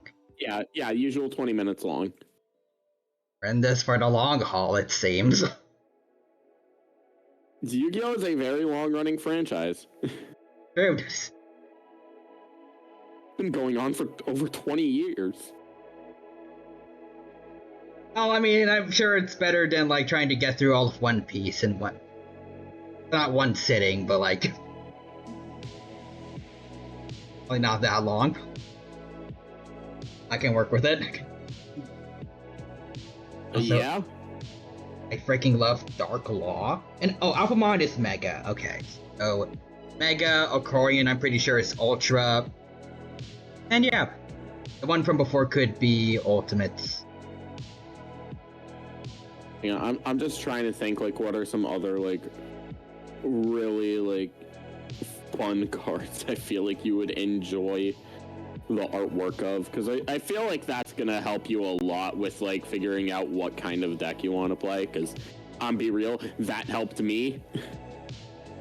I mean, I think it's pretty obvious I want to have dino looking cards. yeah, no. And you know, there is the entire dinosaur type, and there's the pure dinosaur deck. There's Dinomorphia, which I feel like is the one you're probably gonna prefer in the end. Then there's like Dino Wrestler, which is also a deck. Dino Wrestler. Yeah, feel free to look it up. Oh. There is one card in it that was actually like really broken for a time being. Dino Wrestler Pankratops. Pankratops. Oh, there it is. Oh. It looks like he's dressed up as Iron Fist, kind of. I kind of see it now. Iron Fist Triceratops. Oh. But yeah, it has 2 very good effects. See, if your opponent controls more monsters than you do, you can special summon this card. You special summon Dino Wrestler Pankratops once per turn this way. You can tribute 1 Dino Wrestler monster, then target 1 card on your opponent. Your opponent controls, destroy it. You can only use this effect of Dino Wrestlers Pankratops once per turn. Yeah, it's just you summon it for free if you're going second. Then it can just destroy a card by tributing itself.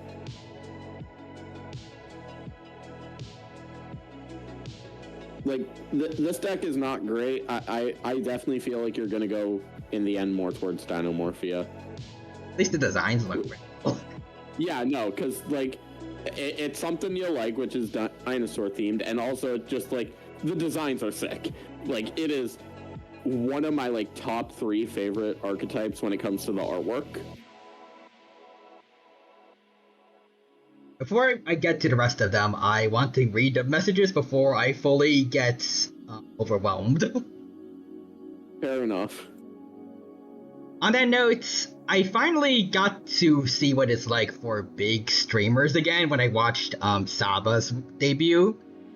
I don't know how big. Well, I don't know if they even really try, really, but like I don't know how big streamers, if they do want to try, they can handle chats going that fast.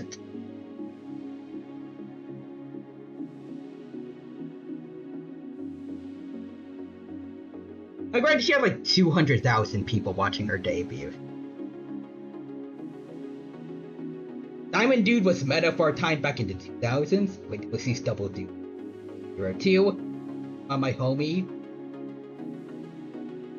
Shadow, Burning Abyss. Next, there's my favorite card is the Dark Magician Girl.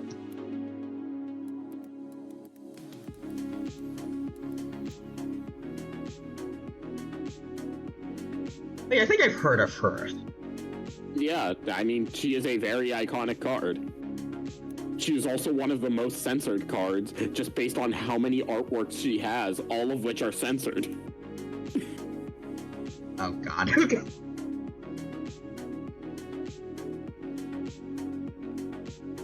Dino Wrestlers as well.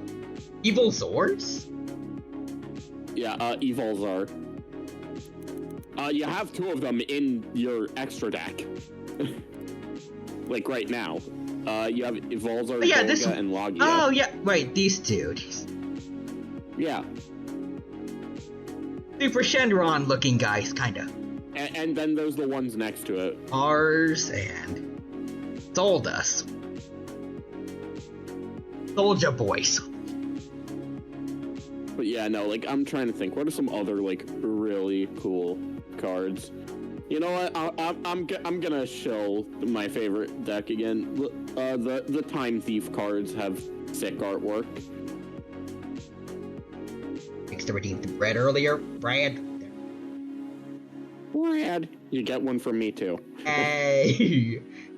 Vale says there are kaiju cards. Ooh. Yeah, kaijus are also sick. Yeah, look at the kaijus. I'll get to them soon. So kaiju. I need to finish what. Get the Dino Wrestlers.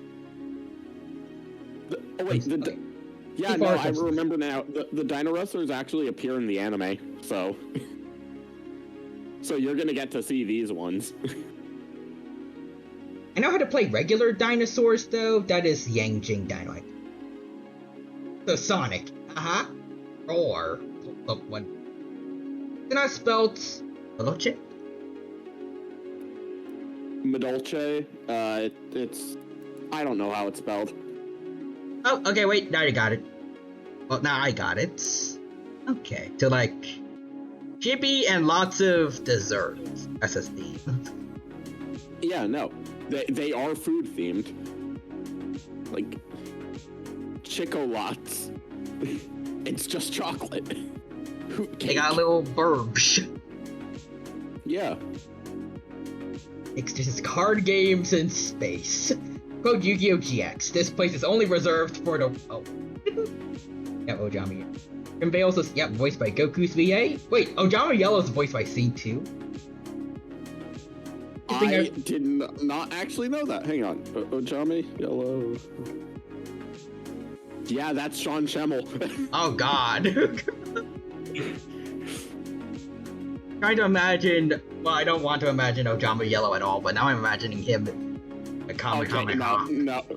No, alright, I misread it. I thought Ojama Yellow was also voiced by Goku's Japanese VA, but no. Oh, that would be cursed.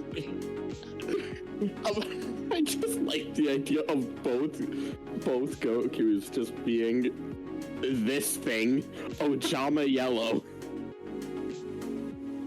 Yellow, because it's constantly Super Saiyan. But yeah, no, like, yeah. A lot of these cards are, like, really, really cool or, like, sick. Yeah, like, a Burning Abyss cards that, Fred mentioned earlier. Name of the card game at the Grand Line. It says, so you're in your late 20s to early 30s. Late 20,000s to early 30,000s. DDD is what I meant for the favorite card. Oh, Nixter, I think it was a typo. His actual favorite card is the Dark Magician. Dark Magician is also a very iconic card. Time Thieves are sick. Burning Abysses are sick. Well, was just being dumb when I said that. We had a dual Dino one day with an Ojama deck. Is that even viable? Yeah, that's a real thing. Thank you, Real Human. I've been begging for Burning Abyss. Okay, I finally caught up. Yeah, Burning Abyss. Like, check those cards out. They are incredible. Burning a leech. Barb. Oh, that's sick. Agna. Ella Branch of the Burning Abyss. Oh wait, they all have that. Yeah. Alakab. And Timothy says, Dark Magician is also iconic, and unlike the girl, is not censored. Wow. Yeah, unlike Dark Magician Girl, it's not really censored, but they don't really have much of a reason to censor it. Dark Magician, but shirtless. It doesn't have the two things that Dark Magician Girl has, which need any censoring. Also, Nixter says, it's also completely by coincidence Yuki's favorite card. Oh. It is, in fact, the ace card of the protagonist of the first anime. But that's probably why it was, like, very famous, right? Yeah, that's why it's iconic. But yeah, no. Oh yeah, Cherubini, I love this thing's artwork. Got so many heads, so many. Yeah. A little hard to make out from here, but I think one looks like a bull, a lion, a woman's head at the bottom, and then on top.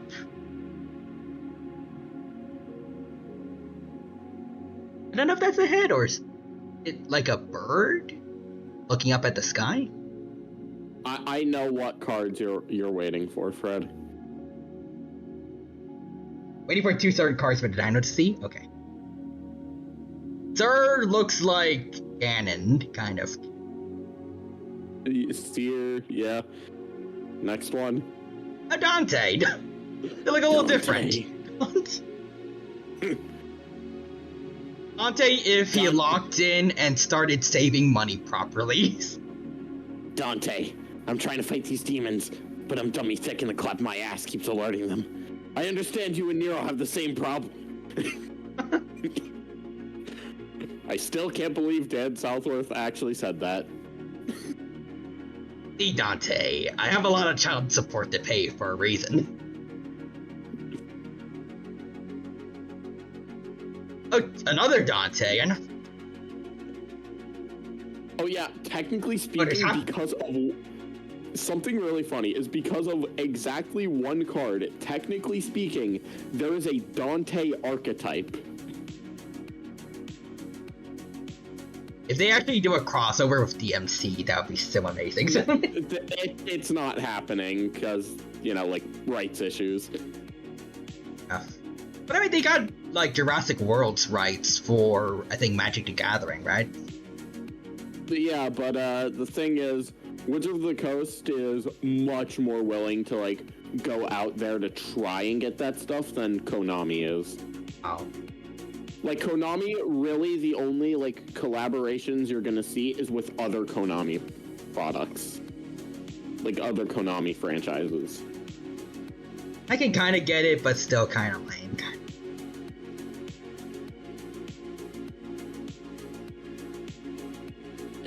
Yeah, but I mean, as Fred just said, both Burning Abyss and Devil May Cry have the same inspiration. That's fair. Okay, also, you know what? I got sent something. Oh, there it is, I think. Devil May Cry. Dante, I'm trying to fight these demons, but I'm dummy thick and the clap of my ass keeps alerting them. I understand you and Nero have the same problem. Oh, wait. I'm getting deja vu. Have I already seen this before? Oh. baby. Why am I unable to see this? It got deleted. Oh. About to say, did I get somehow blocked by Dan Southworth? That's not. It wasn't Dan Southworth that posted it. Oh. But yeah, no, he said that line in an interview. I really like how crazy and fun VAs can be, like, in their off time. Yeah, no, like they can be very fun, especially the ones who just kind of like shitpost. Alex Lee's whole well, most of his channel be like. Anyways, Dragoon? Farfa. Fire Lake of the Burning Abyss. Good and evil in the Burning Abyss. Interesting. Hurrah. Wow, Oh, it's no, getting very anything close but to crap. suing you.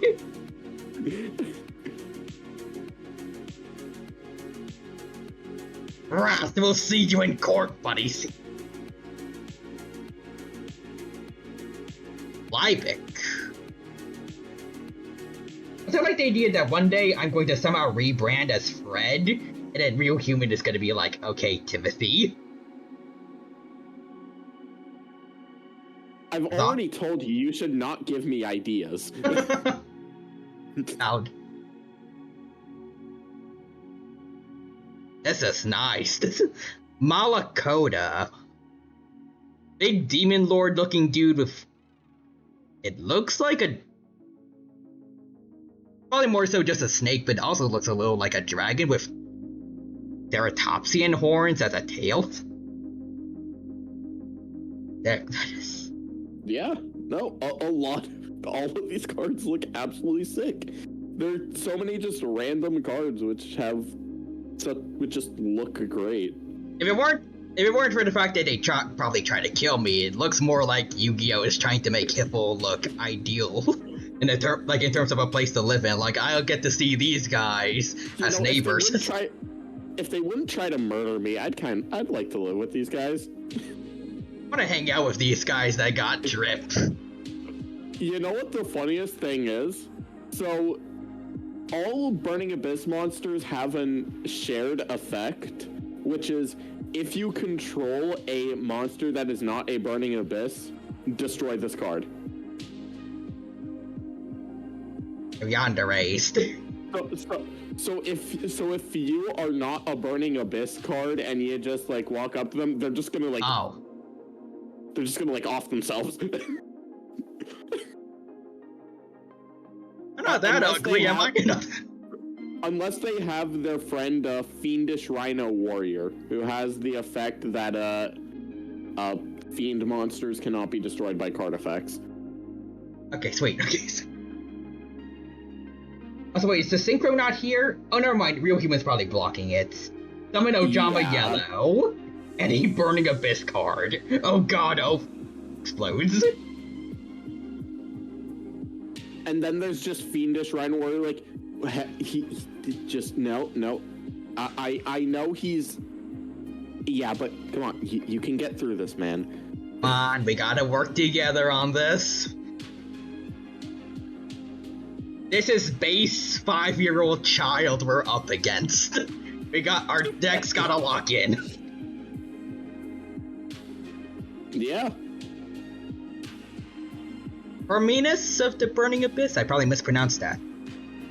Herminus. Then the Traveler and the Burning Abyss. I'm pretty sure that's Dante, right? Yeah. And finally, hey, Virgil. Virgil. Dante, look at my sweet guitar, I think? That's on fire. Pretty sure that's a guitar, yeah. Look at it. Look at my hat, Dante. Virgil stole Naven. I'm surprised he didn't take Naven and like all the other devils as like devil arms on his way up. But yeah, no. There is one more Burning Abyss related card that is not a Burning Abyss card, which also looks sick. Beatrice, Lady of the Eternal. Also, Fiendish Rhino Warrior is the therapist of the Burning Abyss. There it is. Ixter's is Ojama Yellow. Hey, now I can attack directly. Oh, right, I have no attack point. I believe that's a loot. Maybe. But yeah, no. Beatrice, Lady of the Eternal. That card is one of the coolest looking artworks I've seen. Oh. That's very cool. Get me out. Yeah, this card is banned because it is extremely broken. It has a very simple effect of you can, as a quick effect, you can detach a material, send any card from your deck to your graveyard.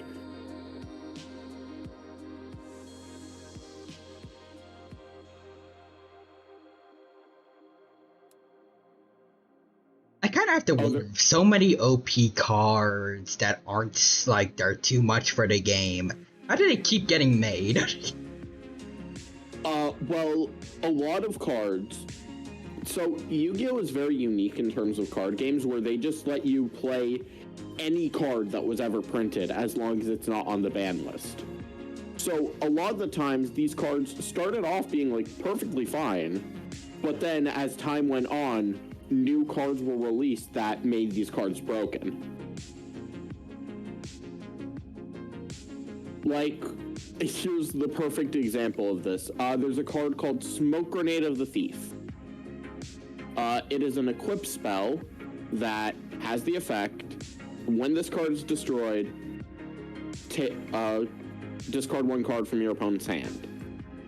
That card was fine when it was released. But now, there's a lot more easy ways to destroy that card. So, you just basically get a free hand rip. And it's also a lot easier to get that card back from your graveyard to your hand to activate it again and destroy it again. So you can just loop that card continuously and just get rid of your opponent's hand. But it's just because they don't withstand the test of time, mostly. Yeah, a lot of cards are banned for that reason. Because they were, like, they weren't great originally. Some of them were, like, extremely good originally. What about the ones that have, like, the gatekeep abilities? There's a good amount of... I feel like we've seen, like, a good amount of them. Were they all, like, pretty early on? So some of them were, like, really early on. Like, say, for example, one that's currently at 1 is Gozen Match. And when was that card printed?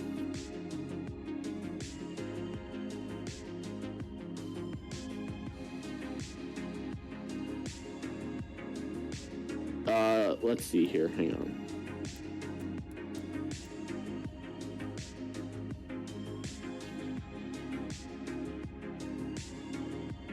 Yeah, that card was printed back in 2008. And, like, back then, it was still good, but it wasn't, like, stopping you that hard. Now, it genuinely, like, turns off the game for some decks. And then there's some cards which are made broken on purpose to sell new product. Like, those are the two different ways there are broken cards. Either a new card came out that makes that card broken, or it's just they were trying to sell the set. Even though they can't be used? Oh no, they can be used for a time, but eventually they will be banned. Okay. Also, Nixter says, Right. for the sake of Ojama Yellow, I activate Shield and Sword. Ojama Yellow now has 1,000 attack as that spell swaps its attack with its defense. Yay. But yeah, no, like, for example, here's a card that was like, that got banned as kind of like a weird middle ground between those two of like, it just eventually became broken. But it was also kind of like designed to be from the beginning to sell with the set. It is a field spell called Mystic Mine, which is one of the cards that a lot of people hate playing against the most.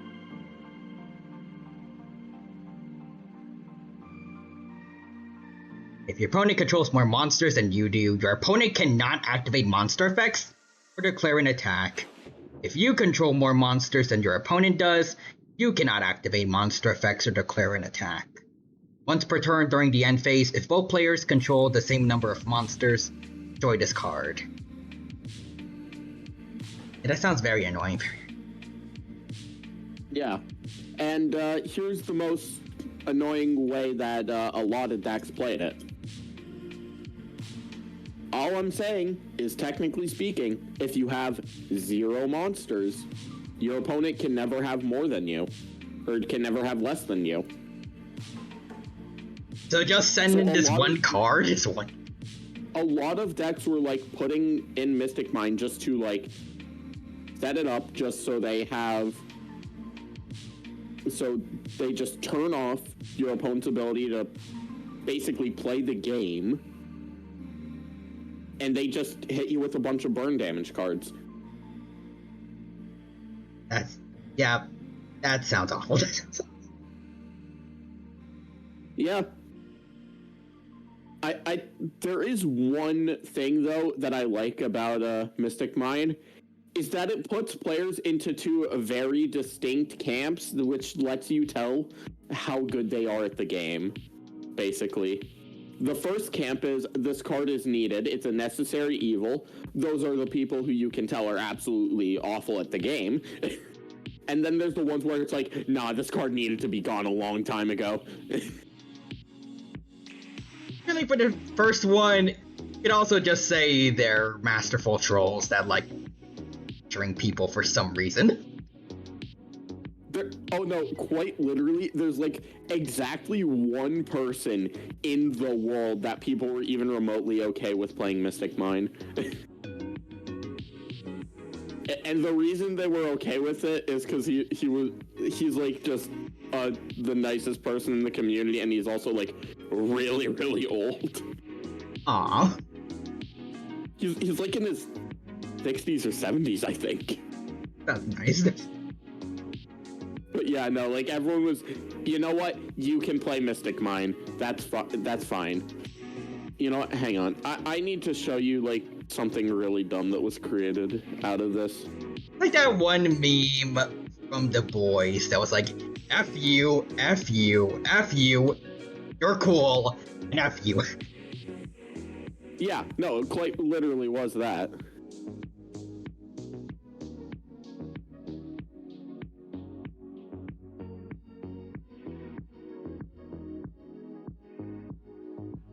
So now I can go back to the Dino Wrestler cards to see the rest of them.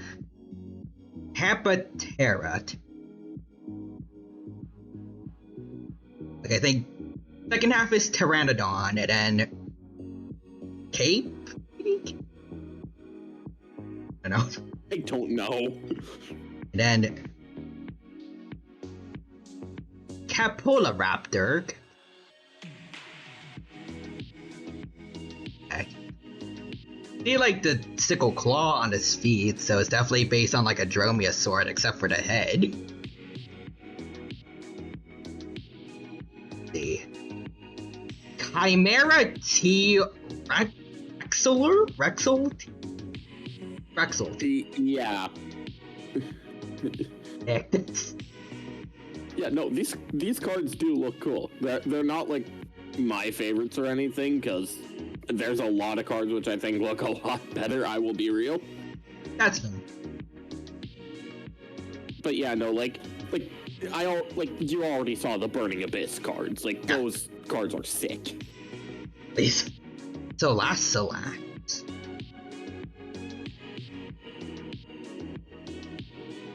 Eskrima Memenchisaurus. Eskrima Memenchis. Let's see. Timothy says Stardust, Dragons, and its evolutions are my favorites. I'll see those soon. Timothy says to Nixter, we never speak of that card. No more Mystic Mind ever. Yeah, Mystic Mind deserved to be banned for a long time, and it finally is. This one is sick. Giga Spinosavates.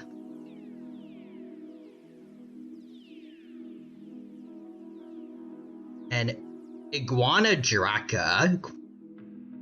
I like he has like extra spikes on his thumb spike. Oh, that's cool. And another T. Oh, Chimera 2 King T-Rexold. Yeah. Both. And he's wearing another dinosaur's bones as armor, too. Sick. Then Marshall Ampulosaurus. Or just Ampulo. Okay. Marshall Anga.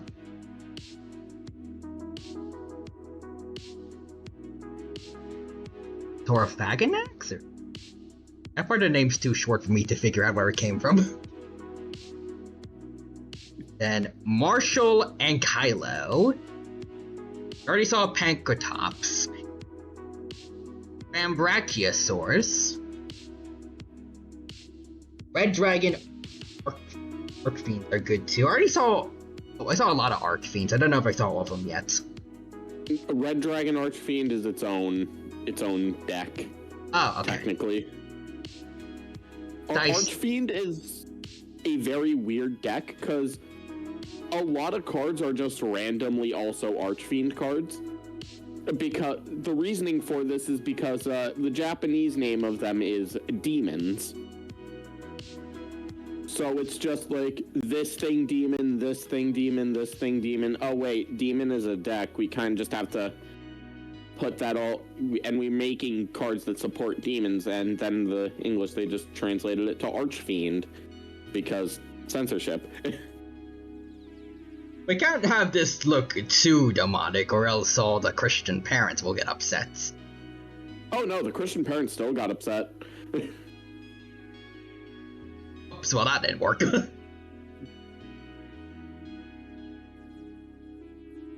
Granted, considering some of the designs, I don't know if it really would have mattered if they did censoring it. Nice. Hera Parkyoriop. Leo next. So now for Red Dragon. There it is. Armed. Oh wait, no.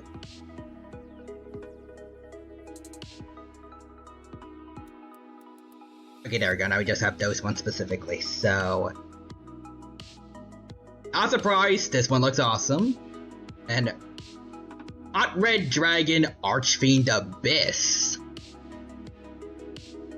Gains like a face on his side, or like his torso. And Hot Red Dragon Archfiend Bane. Hot Red Dragon Archfiend King Calamity. This one's banned. Yeah. Look at its first effect to see why. Let's see, when this card is Synchro Summoned, you can activate this effect for the rest of its turn. Your opponent cannot activate cards or effects on the field. Yeah. Your opponent cannot activate cards or effects in response to this effect's activation. Yeah.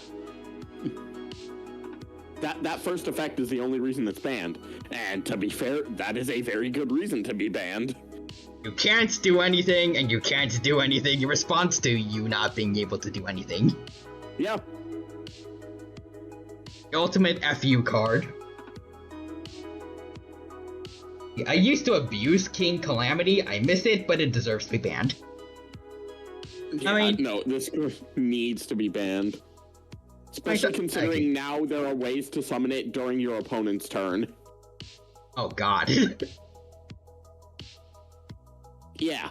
I can understand though, like for Timothy, like sometimes it feels good to be OP, but for a PvP game, this is too much.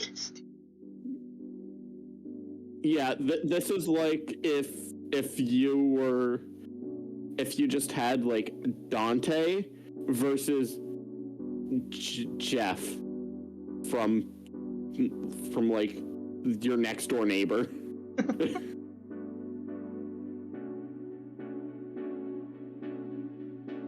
I bet Jeff could win. Totally. What does Dante have besides Devil Trigger and his huge array of weapons and his ability to kill demons? Human strength and his ability to survive being stabbed and there's general superhuman strength and his healing factor and yeah, I mean if he had none of that, then you know he'd probably be a little harder to beat. I mean, he probably still would have his skills in battle, but yeah, definitely. Right, but yeah, anyway, more Red Dragon Archfiends. I don't know if you've seen this one meme yet, but on Twitter, I've been seeing a lot of people make I think they used this one clip from American Dad where there's this one guy from forgot the name of the main character of American Dad, but like his high school bully is like hired by his son to beat him up. Oh yeah, no. It's the other. Stelio Cantos. Yeah, no. That is one of the greatest scenes in American Dad. Yeah, the way Cantos treats him, that would be Dante against Jeff. Regular human, but still, like, hypothetically, Dante without all his powers, just a regular human, but he still beats up other regular humans. Jesus, Jeff can solo Sparta. Also, how can Albaz is good. Dad is peak. Oh yeah, the Fallen of Albaz is a very cool looking card.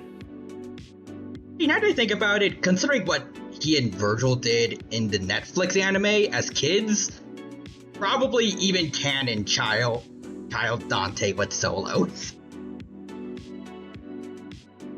Like, right? Red Dragon Archfiend Assault Mode. Scarlight Red Dragon Archfiend. This card actually saw like a decent chunk of play because it was a very good time card. So there's a small little subsection of cards in Yu-Gi-Oh! Which are called time cards. These are basically just easy to get cards which either give you life points or deal damage to your opponents because...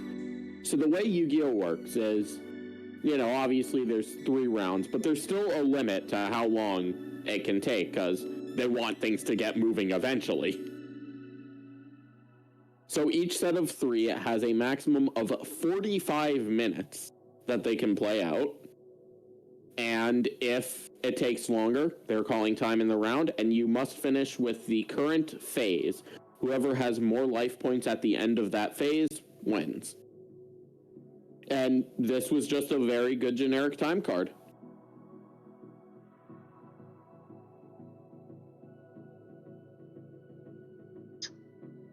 You destroy as many special summon effect monsters on the field as possible with attack less than or equal to this card. Inflict 500 damage to your opponent for each monster destroyed. No, look at its attack. That is a very difficult attack to beat. 3,000. Okay, yeah, I see that. Yeah, and it has to have less than or equal attack, or it has to have specifically higher than attack to survive.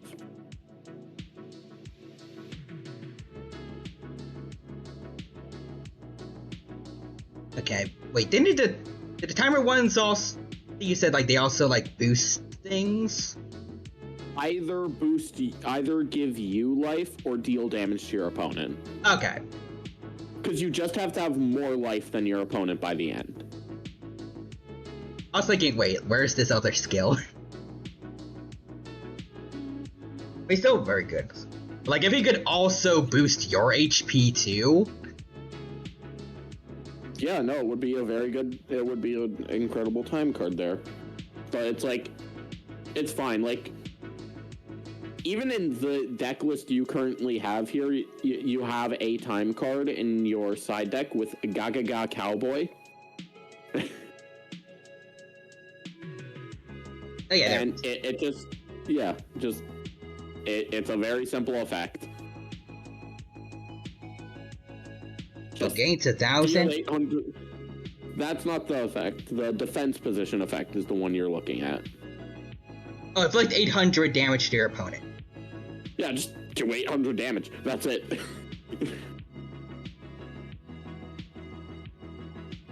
Timothy says, Eldritch is good too, mostly the monster, and Sky Strikers are cool as well. Sky Striker is a very cool looking deck. And it also, very recently, Konami started doing like animations for some of their lore decks. For some decks which have like a lot of like lore behind them. Sky Striker is one of them. Prototype Sky Striker Ace Atsu. Only in the OPG. Yeah, at the moment. This card will most likely not most likely, this card will get printed eventually. Sky Striker Ace Dahlia. Dahlia. No, Fred just put in a very simple way for you to understand. Sky Strikers are basically Firefly the archetype, so girls and mechas. Yeah. Nice. I don't know why I just said girls like Gru from Despicable Me. The transformation has begun. Shots of minions! We are going to steal the moon!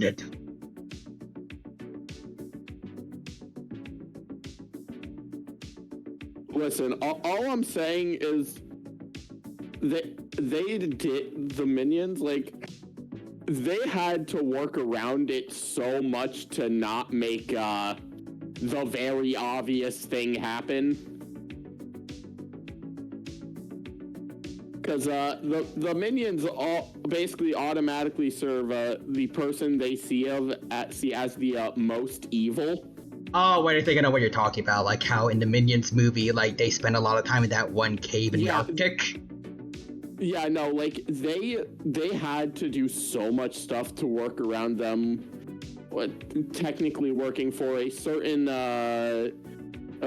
German. I'm not finishing the sentence. Don't ask the Minions what they would have done if they were around in the mid-90s.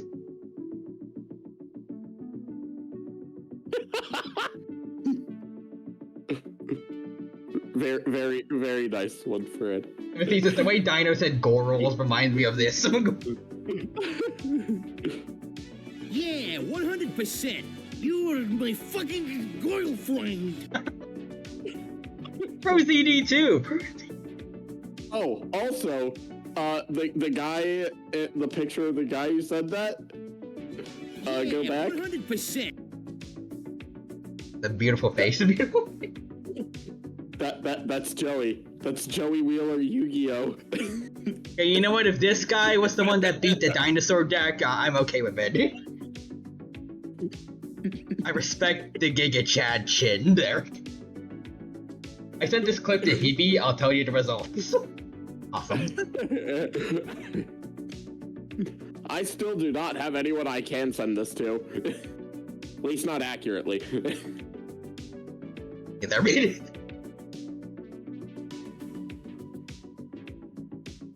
You're my fucking girlfriend. The way Goyle framed is spelled too.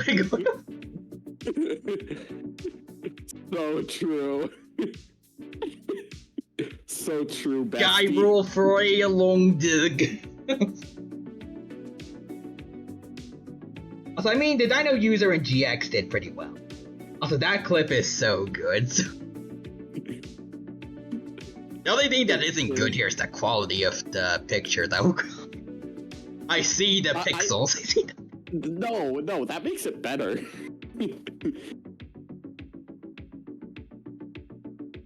I can kind of see how that makes it funnier, but it's...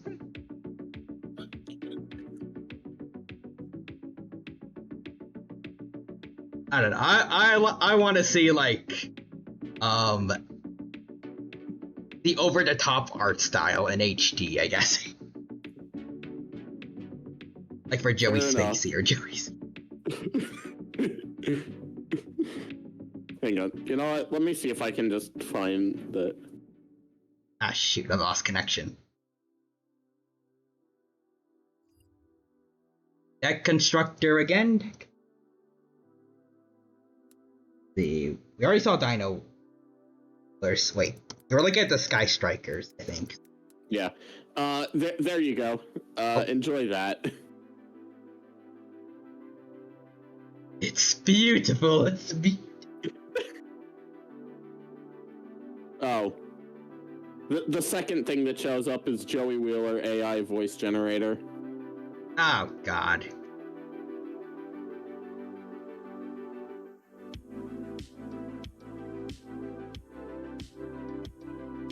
Destroy it. Or block the ad, whatever you can do. It's not an ad. This is just a thing in Google Images. Also, you want to see Joey's archetype? Red eyes. Oh yeah, the red eyes cards. Was it just... You need the hyphen. Ah, okay. You need the thing in the middle, yeah. So, Gearfried, the Red Eyes Iron Giants. Malfric, Red Eyes Black Dragon. So there's more than one dragon with certain colored eyes and certain colored scales. Oh no, that's like a corrupted version of that same dragon. Oh. There's like Joey evil or? No. It's a different character entirely who uses they use the Malefic deck, or which in the Japanese is just Sin. Oh. But yeah, no, they just yoink people's dragons and then just like mine now. Haha.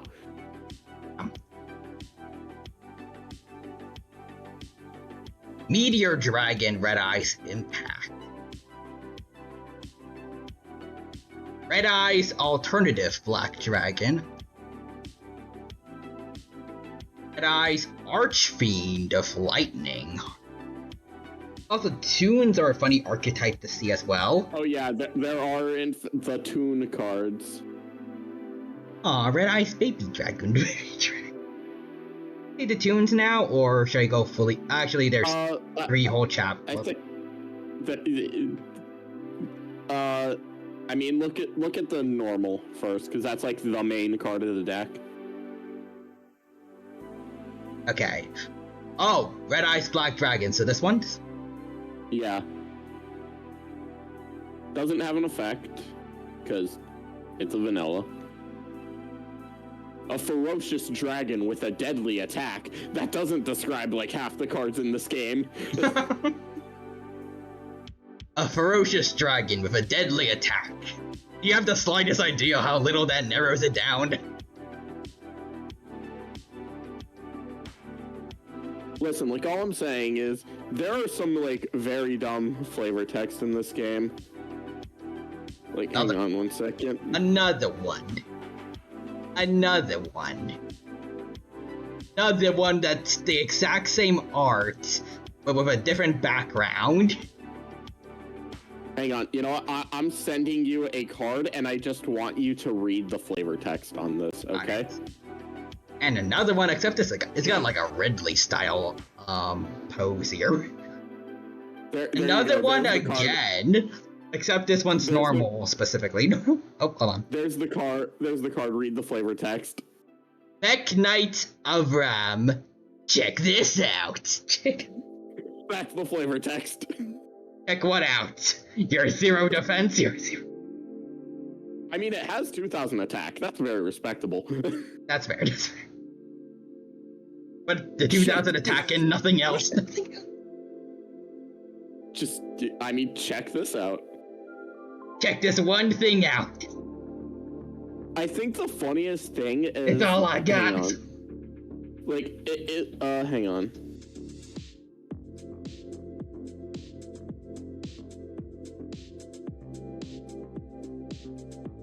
So, the Japanese, of its original flavor text is very different. I'm sending you the translation for its Japanese flavor text. Awesome. It is very different from check this out.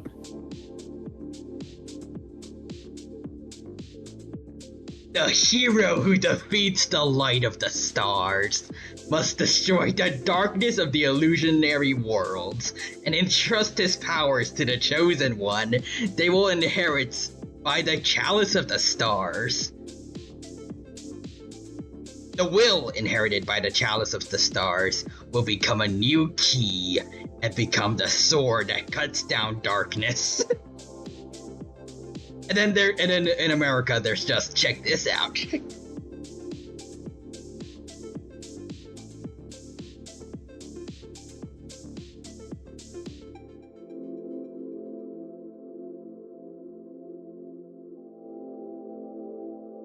These two have completely different personalities.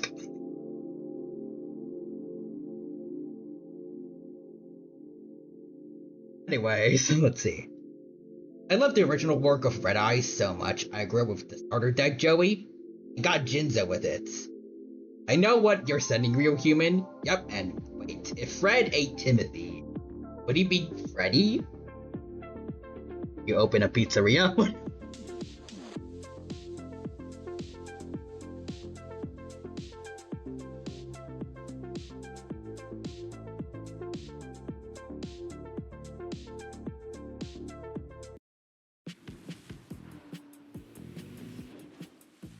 Choose to lean into it.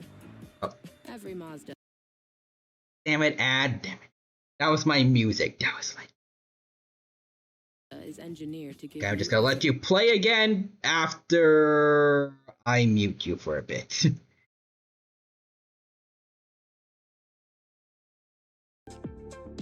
There we go. There.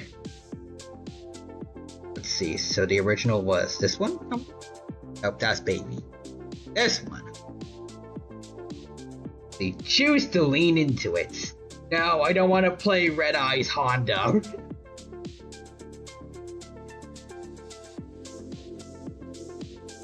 Although, to be fair, a Red Eyes Black Dragon themed car could be cool.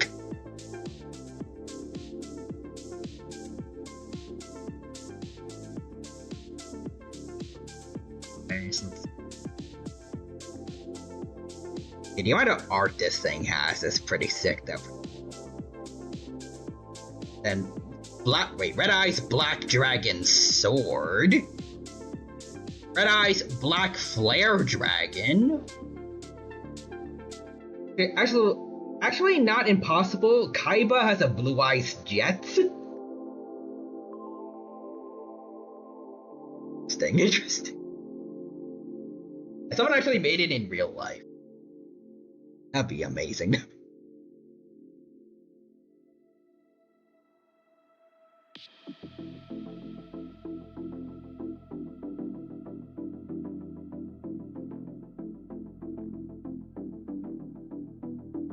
I don't know if a lore accurate one would be like airworthy, but something that looks at least somewhat like it.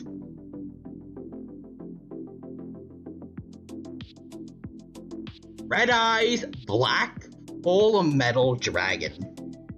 Good God. Yeah.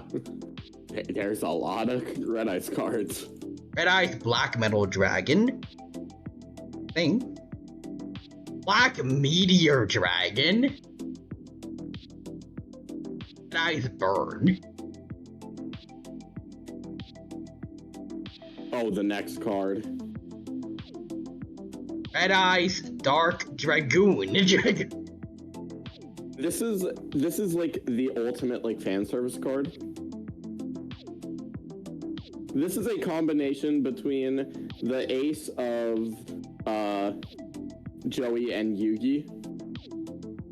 And it has some very good effects. Like, this card actually saw a lot of play for a time being. No, wait, is the guy in there Dark Magician, or? It's Dark Magician wearing Red Eyes as armor, pretty much. That is sick as heck. But yeah, no, its effect is, like, actually insane. Its effects are insane. Not be destroyed by card effects. Neither player can target this card with card effects. Your main phase, you can destroy one monster your opponent controls. You do inflict damage to your opponent equal to that monster's original attack. Use this effect a number of times per turn, up to the number of normal monsters used as fusion material for this card. Per turn, once per turn, when a card or effect is activated, you can discard one card, negate the activation, and if you do, destroy that card, and if you do that, this card gains 1,000 attack to its 3,000. Yeah, no, it just kind of does everything. Damn. Moving on then, let's see. Red Eyes Darkness Dragon. Red Eyes Darkness Metal Dragon. Oh yeah, Red Eyes Darkness Metal is also a really strong card. Kofi Bot's here. Kofi Bot, my homie, bestie. Red Eyes Fang with Chain.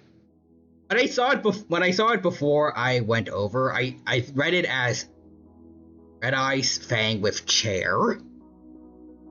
the Virgil plastic chair. Yes. A whole AF dragon sitting on a plastic chair. And Darkness Metal is one of my favorite cards. See why? It looks awesome. Its effect is also, like, really, really good. Red Eyes. 2 good Red Eyes cards. Or 3 good Red Eyes cards. Flare Metal Dragon. Dragoon, Flare Metal, and Darkness Metal. Those are, like, the 3 good Red Eyes cards, to be honest. I mean, all the Red Eyes Black Dragons have some aura, at least. That's something that's... You show it to your friends that you have it. Maybe not all of them are good for playing, but... Red Eyes Metal Claws Dragon. So Darkness Metal used to have its own deck called Chaos Dragons, and Toons will totally have... of Toon Force, maybe. Red Eyes Retro Dragon. Great. Slash Dragon. Red Eyes Soul. Red Eyes Spirits. Okay. Aw, that's cute. Red Eyes Toon Dragon. Yippee. They are a very good card. Red Eyes Transmigration. Red Eyes Wyvern. I'm definitely different from the Red Eyes Black Dragon. I'm a different synonym of dragon. It's like teenage Red Eyes. I'm going through a phase. Red Eyes Zombie Dragon. Red Eyes Zombie Dragon Lord. Okay. 3. Red Eyes Zombie Necro Dragon. 50s, I don't want to be Dark Dad. I want to be Wind. I want to be free like the wind, like Sonic the Hedgehog. Return of the Red Eyes. Now I can see the tunes. Yeah, the tune cards are very fun. Ah. Blue Eyes Toon Dragon. Red Eyes Toon Dragon. Shadow Toon. Toon Alligator Toon. An alligator monster straight from the cartoons. It's just an alligator with an axe. Yeah. Toon Ancient Gear Golem. Toon Barrel Dragon. Toon Blackluster Soldier. Toon Bookmark. Okay. Toon Briefcase. Toon Buster Blader.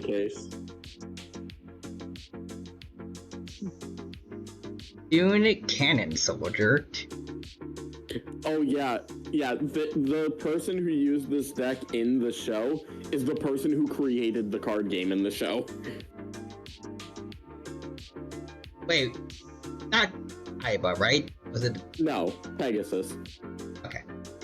You know what? To quote Aiba, we're sending these cards into space because if there is intelligent life out there, let's teach them how to duel.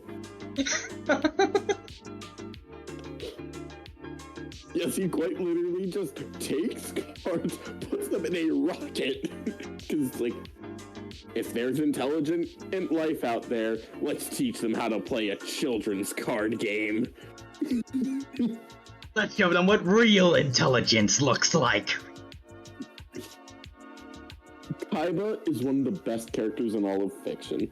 Alright? Did they ever actually do it? Like, were there ever actually aliens that took the cards and learned how to play Yu-Gi-Oh? The cards were the aliens, it turns out. Oh.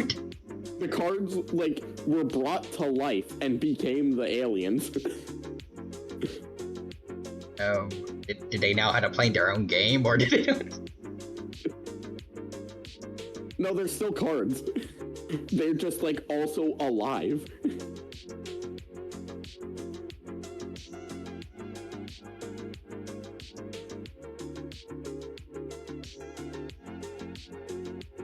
So no, yeah. I'll find that clip. Found it. Oh. Assign some Kirk success. Seto Kaiba's greatest line from Yu-Gi-Oh! GX.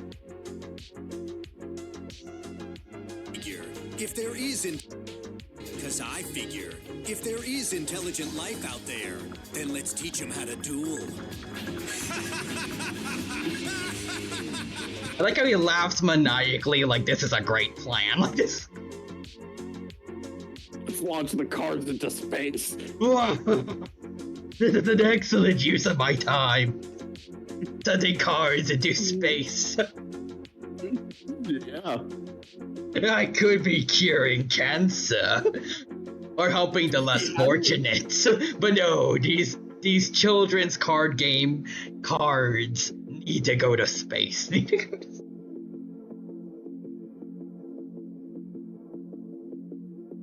Anyways, Timothy says Kaiba when he hears that Yugi is having dysphoria.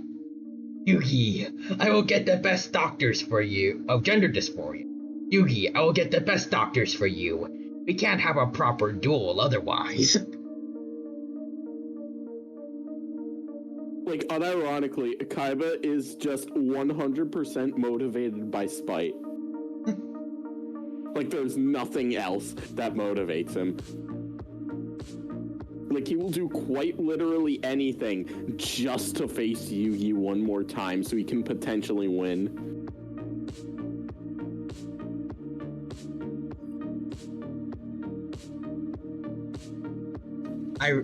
I already said it before, but like I really need to watch the anime. I need to see what this man is like beyond just the clips. To be honest.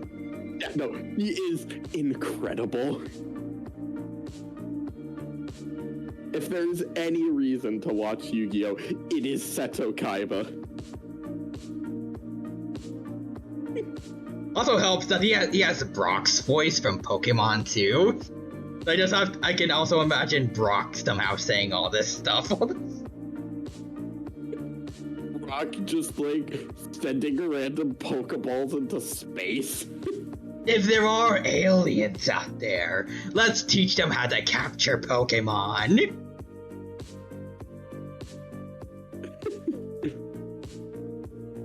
Then Deoxys has to spend the rest of his life being chased by random super intelligent aliens. Yeah.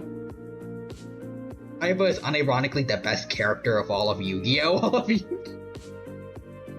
There's genuinely, like, no character even remotely close to Kaiba. Also, Timothy says Kaiba. Transphobic people are harassing Yugi? Okuba, send a hitman on the transphobes. He would do that, unironically. Stupid. So, Deoxys ascending to Earth, ready to catch all of Pokemon. Brock. Oh no. Deoxys takes the Pokeballs, and he becomes a master of Pokemon. YouTube was able to do it, so... Deoxys just beats the Elite Four.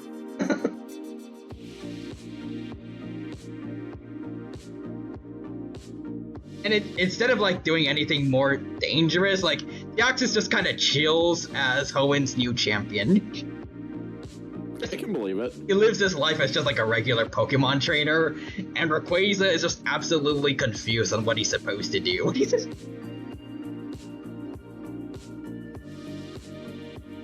I'm supposed to stop this guy from getting to Earth, but not causing any harm.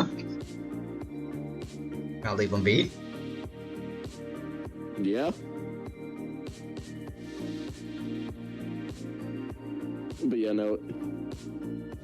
Kaiba is... I don't really have to say a lot more.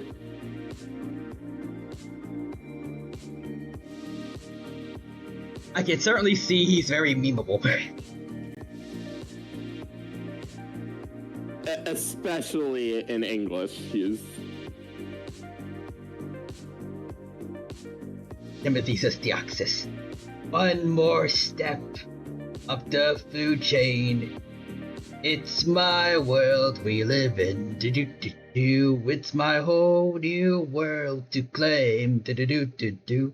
It's a whole new place with my attitude. I will still catch them all and be the best I can be. Deoxys somehow knowing the Pokemon,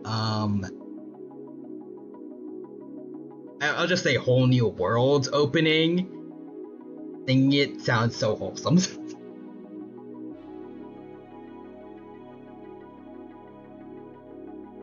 But if all this time, the meteor he was traveling in wasn't actually gonna hurt anyone, it was just gonna stop midway through the atmosphere, and it was just like a bus for him.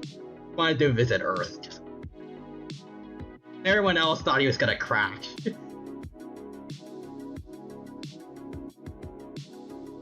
I can believe it. Brendan / May and Mega Rayquaza and Mega Ruby and Alpha Sapphire are just beating up an innocent tourist.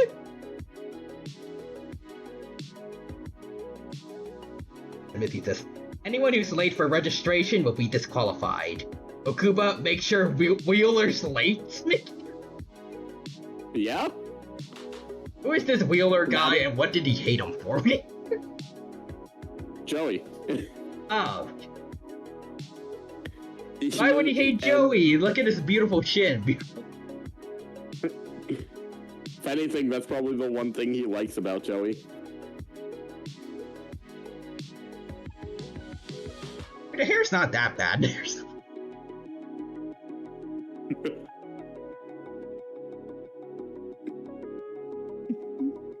Kaiba also said, "My first words were neutron blast attack." That is a line in the show, yes. The baby, he just like erased his father's brain.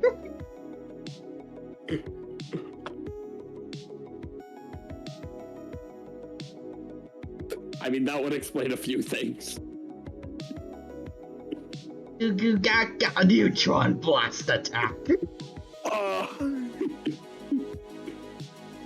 And then after he destroyed his dad, then he got rid of his mother's life points and sent her to the Shadow Realm. I don't think Kaiba had access to the Shadow Realm at that age yet. And the next best thing. You just accidentally called a hit on her. A baby called a hit out. I mean, hey, listen, Stewie Griffin has probably tried that. Also, Timothy says, I like the idea of calling someone's lifespan life points.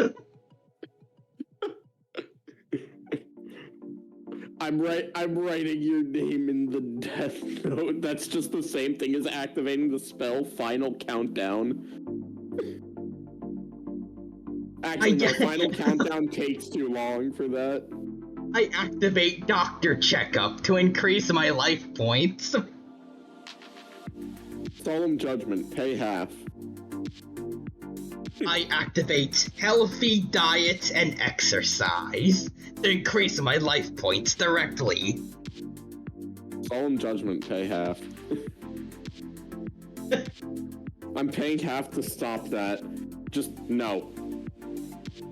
No. No. I get life insurance to give to my family in case of my death.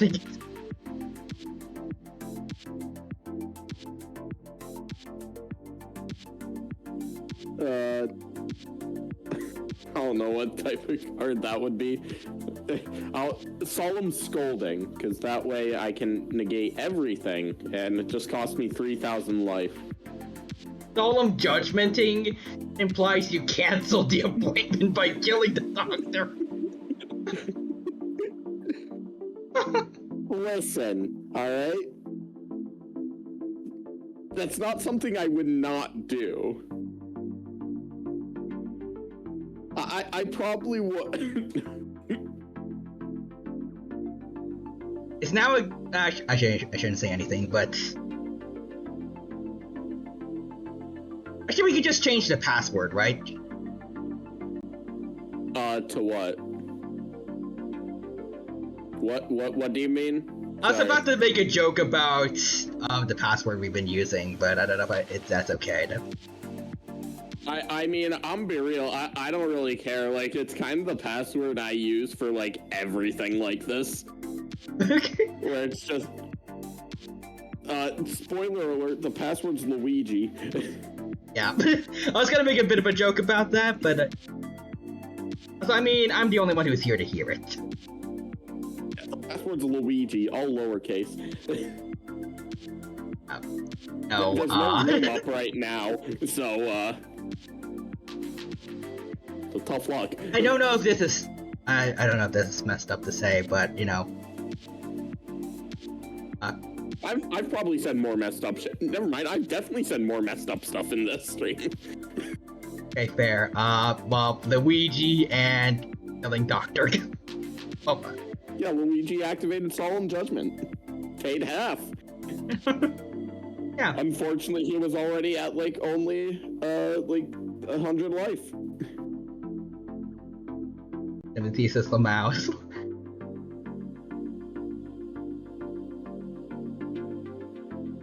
Anyways, moving on to something a little more positive.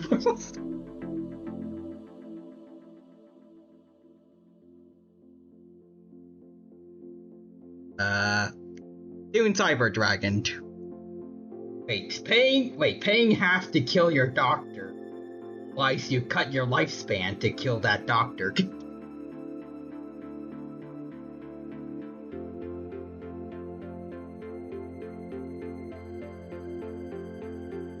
You did a blood ritual to remove the doctor by summoning a demon.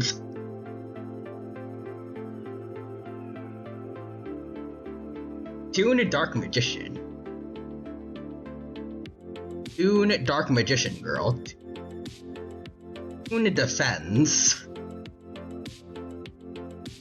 Tune Gemini Elf. Tune Goblin Attack Force. Tune Harpy Lady. Tune Kingdom. Tune Mask, and then Tune Masked Sorcerer. Tune Mermaid. Tune Page Flip. Tune Rollback. Tune Summon Skull. Tune Table of Contents. Tune Terror. Tune World again, and another Tune World. And the vibes they have are completely different. Yeah. Timothy says this Kaiba quote is perfect. So Kaiba. Blah blah blah.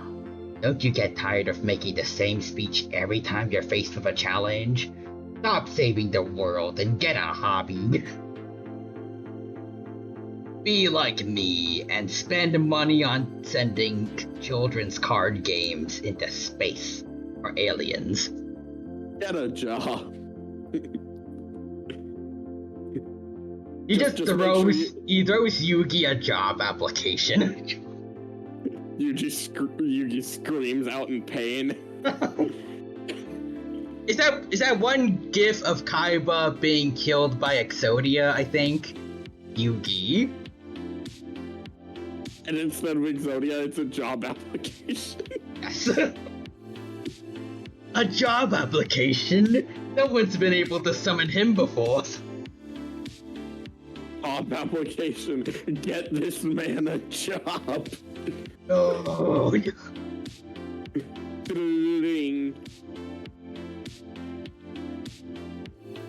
Instead of going to the Shadow Realm, he works like a dead-end job or something. Instead of going to the Shadow Realm, he just starts working a 9 to 5.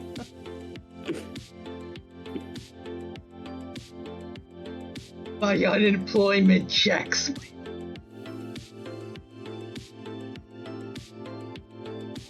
Exodia, job application. Exodia, employ him. What kind of business would Exodia run?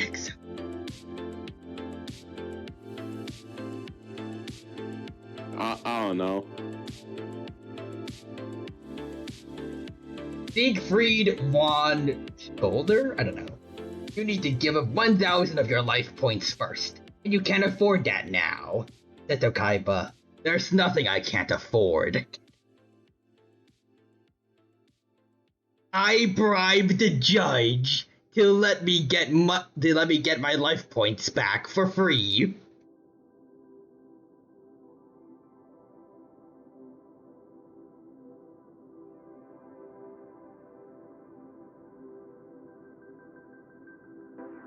Hang on. Well, I'm thinking of another really good one.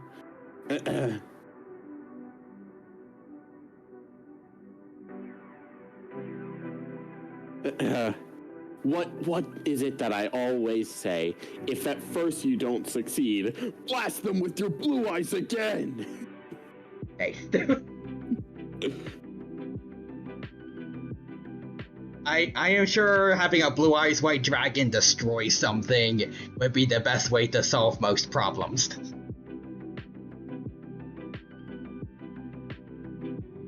Probably.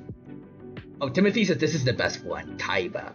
So you got a dweeb army. Is that supposed to make me afraid to attack darts? No, not unless you're destroying an innocent soul concerns you, Kaiba. As a president of a major corporation, have to do that every day. True without truth.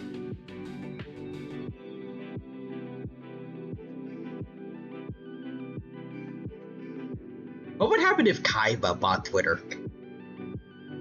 It would be better than it currently is. Yeah, probably. What kind of additions do you think he'd make? I don't know. It would 100% be better.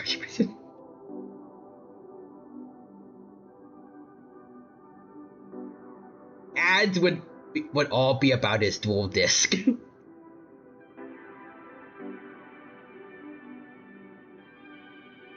You can get a boost in the algorithm if you beat super a really good AI in Yu-Gi-Oh! I don't know. Using like one of his decks.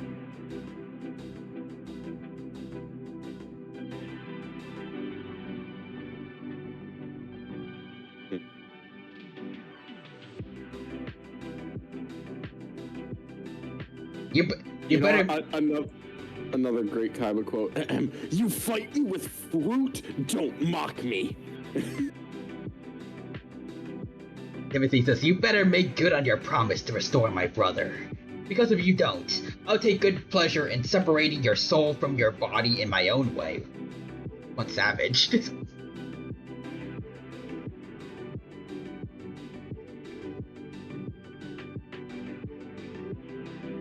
Okay, well, we're waiting for that.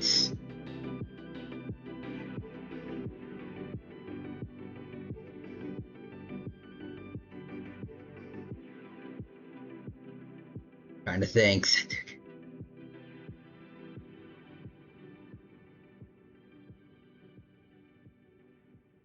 Do you think Seto Kaiba would have a palace if he was in P5? No.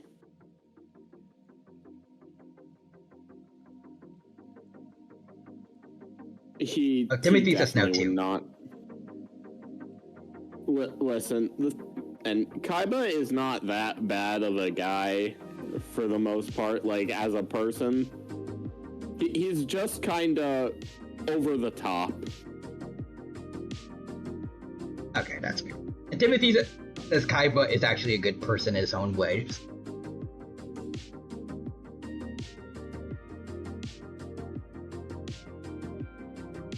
But if they interacted, do you think that Ryuji would, like, constantly be trying to search, like, constantly be stalking him, hoping to find a palace somewhere, just because Kaiba ticks him off? Probably.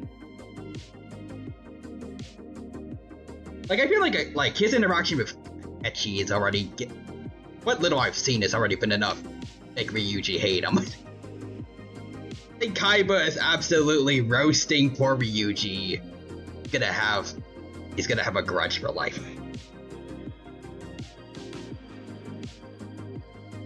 He says, for example, he doesn't have to help Yuki, but he wants to. Well, he can't have a company if there's no world.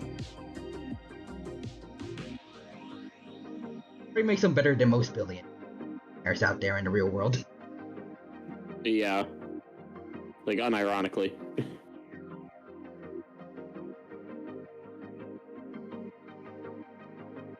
Some more intelligence.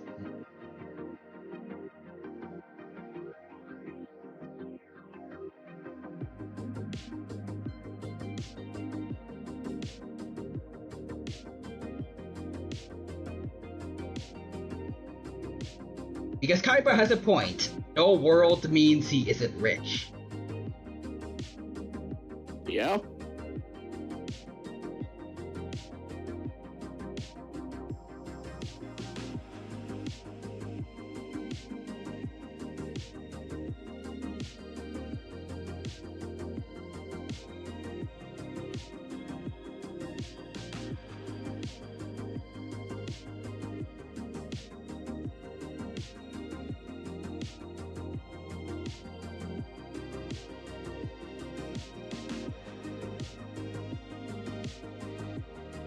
Think about another what if, but I can't think of anything right now.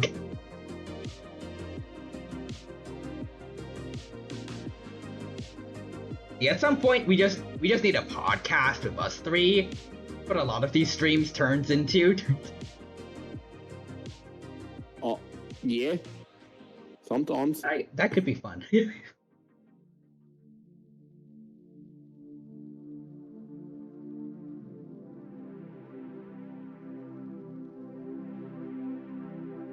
But yeah, let's see here. No, I'm just doing this. I've just been trying to think of a bunch of other random, like, dumb cards that I feel like you would enjoy. Let's see here. I'm still trying to think what are some other fun ones. You seen Cupsy? I don't think so. Oh yeah, Cupsy Yummy. The Yummy cards, they're incredible. Are you looking up now? Yes, look up the Yummy cards.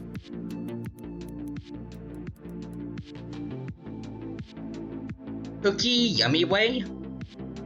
The Yummy. I was about to say, are they all banned, but it's OCG? No, they just haven't been released yet. I think the funniest thing is apparently, like, this deck is actually set up to be really good. Like, this deck is apparently, like, actually gonna be, like, meta-relevant. Oh, wait, I remember you sent me this one before, Timothy. The little kitty cat in the popcorn. The popcorn art. Look at his little cup. I keep thinking it's a popcorn bucket from like a movie theater, but I feel like I've been told that's not what it is. Also, Timothy says they are adorable. Ironically, might be the reason I come back. People are gonna spend $1,000 on this deck, and they're gonna like it.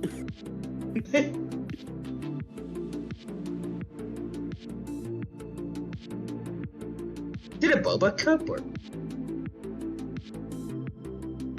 I don't know if it's actually gonna be $1,000. It probably is not gonna be, but it's gonna be such a funny little deck to see.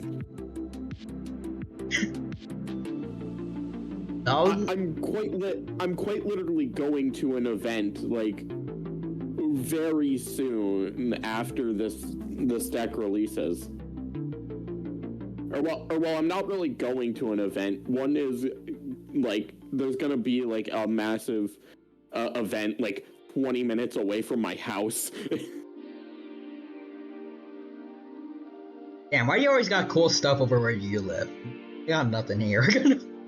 This is the only cool thing that happens where I live. The rest of them, I'm like traveling.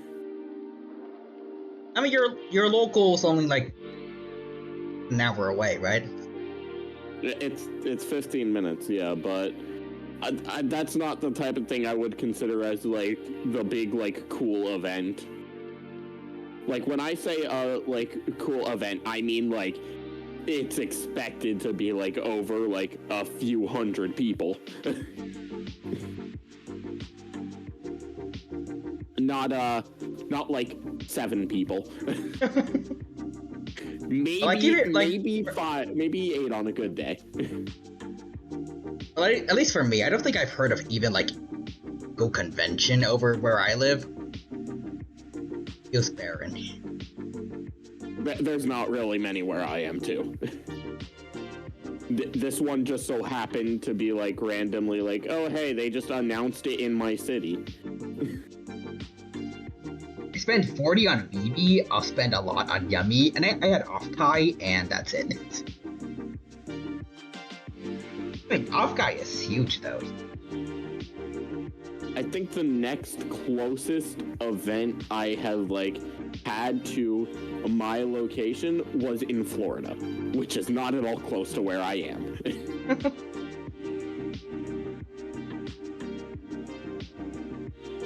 I see that Fabled Tuner in the main deck, and I haven't seen that card since 2009. Oh yeah, Fabled Worry. That card is unironically just extremely broken now because Fiendsmith, yay! Yeah. Not even a tuner. Can't believe he would lie to us. How dare he? Thy punishment is death. Let's get the wheel out again. I'm kidding though. Let's see. I see. Wait, nope, I already read that. Results from the GF video are here. She laughed. I'm in, boys. Gosh. Alright. Oh, the second time I've died today. I've died.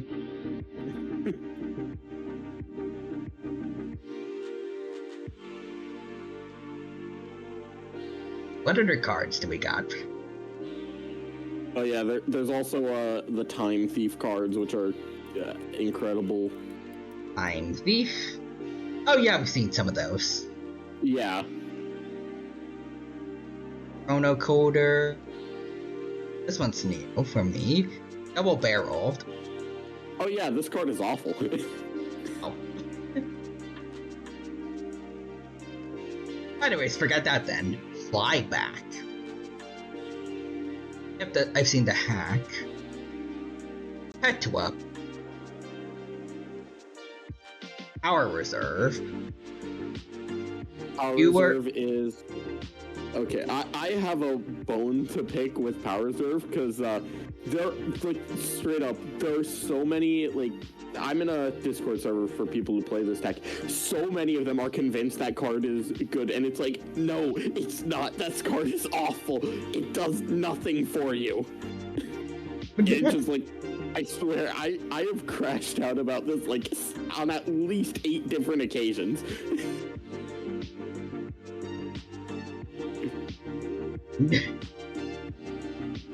Alright, so we have Redoer again. Oh, there's the doggo that you sent me a while ago. Yes. With the phone on its body. Phone dog. Got games on him? No.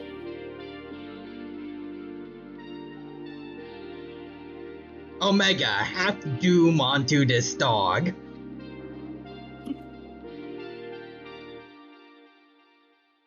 Retrograde. Startup. Tempor Whale. That's supposed to be like recycle, sort of. Yeah, it's the bike. And Winder. We love Winder. He's great. He winds things, I guess. Oh, okay, that makes more sense. Like rewind. Yeah. Yeah, no, the Phantom Knight cards are sick. I did in fact at one point, because Time Thief and Phantom Knight do actually have like very good synergy, and I did play that deck, and the name for that deck is, at least the like community agreed name is Phantom Thief. They never saw it coming. Like, hang on. I think actually, like, on a somewhat related note, hang on.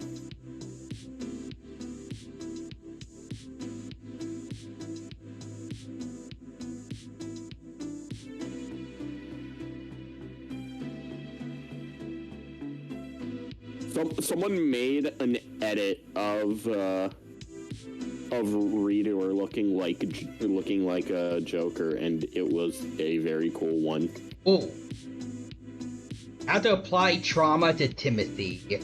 Phantom Thief Yu-Gi-Oh! Playing using Redoer. It's mine for the taking.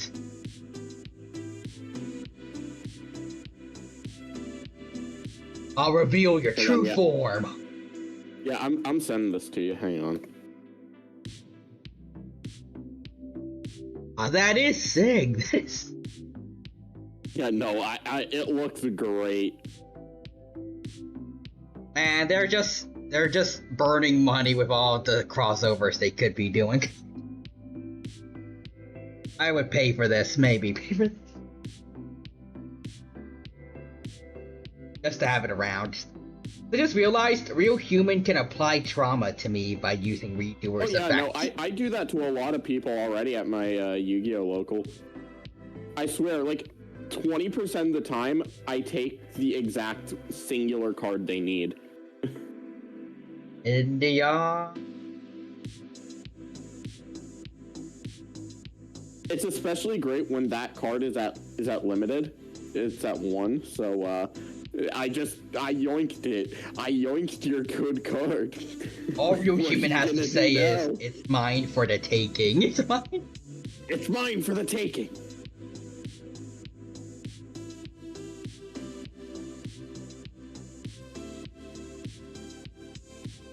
I was gonna say, like, Joker's vote for, like, finding something in a chest, but I forgot what it was.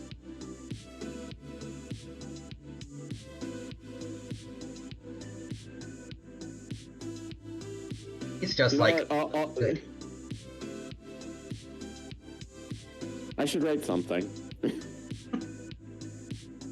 Save in the middle of a fight.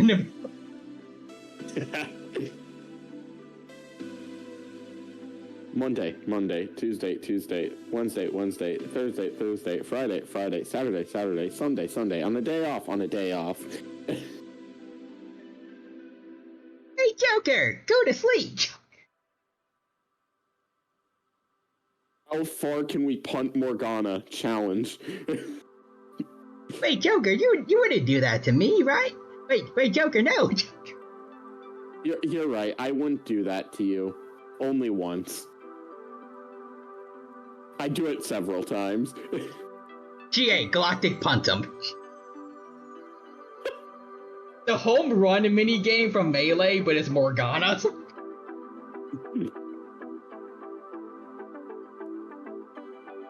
Listen, all I'm saying is if we ever get a Persona 5 arena, there is a chance that we can genuinely see in an official Persona game Chie Galactic punting Morgana.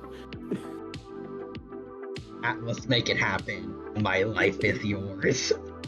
Atlas, Arxis, do your thing.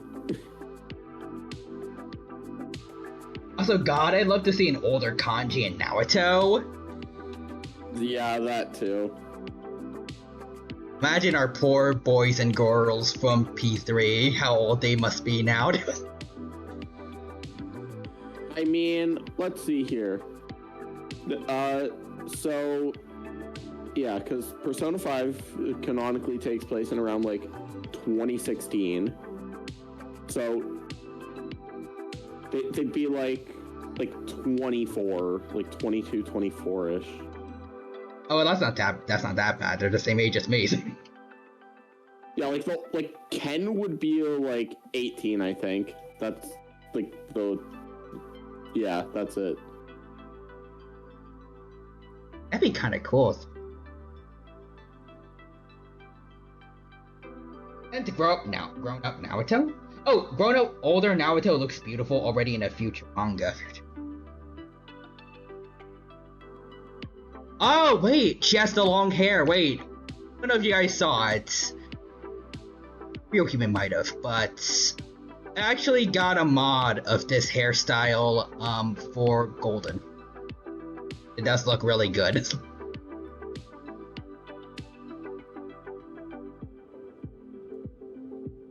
The funny thing is, during the trailers of P5, I thought Akechi was Ken. It was deconfirmed, but I thought. And they both got brown hair, so that'd be kind of cool. The age would line up. I mean, they are also they're also both the Justice Arcana, like for their lengths. Imagine it was just revealed that. Imagine if it was deconfirmed because it was revealed that Akechi had parents, unlike Ken. No, you see, it's like exactly what happened with Star Wars. Originally, that was supposed to be the case, but people figured it out too early. So it's like, actually, it's the opposite. Like in the third trilogy, there was like so much foreshadowing about like Rey being Luke's daughter, but then it's like, actually, no, she's a Palpatine. Yeah, Palpatine of all people, found love somehow. I mean, he probably could pay someone. Yes. Also, funny thing, Ken eats pancakes, so retroactively adds hints that he's Ken. God. Remember when Finn was meant to be important? Also, I mean, Agnes made Nico. That's a good point. He at least has Shakespeare references. Romantic. He had Yamato for a bit. That's also pretty romantic.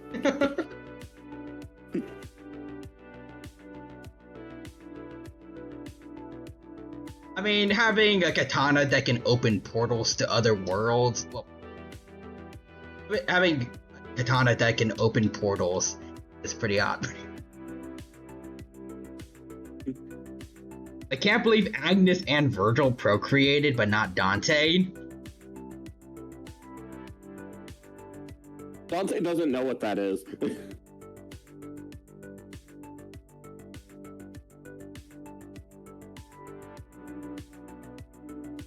I mean, hey, Death Battle did him a solid and he got to meet, Janetta. Killed her, but he got to meet someone nice.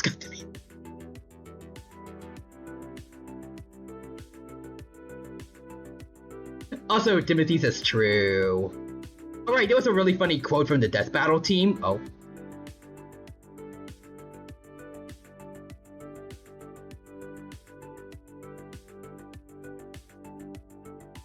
Also, I haven't played any Bayonetta games. I don't know if you guys have, but I guess like up-to-date Bayonetta against DMC5 Dante. Anything have changed or no? It would probably be easier for Dante. Sin Double Trigger just steamrolling. I don't know if he even needed or I don't know. Oh, DMC5 Dante would destroy with this. Okay, so the quote was, "I'm sorry to say, Dante versus Bayonetta will not end with a procreate scene."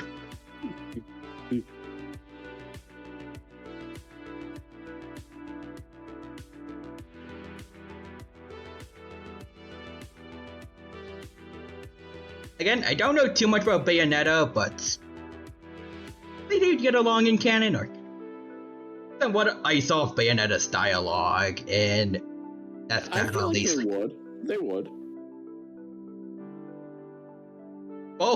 They both like, being sus, I guess. And Timothy says, 100%, and wouldn't need Send Double Trigger, but it would be a landslide.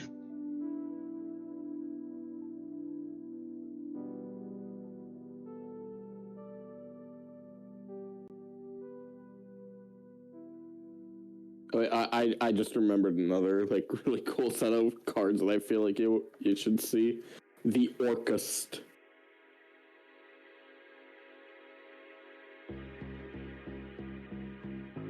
Actually, I just remembered. I think I saw like a YouTube short about this, but in one of Bayonetta's games, that one big spider that breathes fire that I had trouble with in DMC1, it showed up in Bayonetta 2, right? I think. Pretty sure it did, yeah. I don't remember exactly.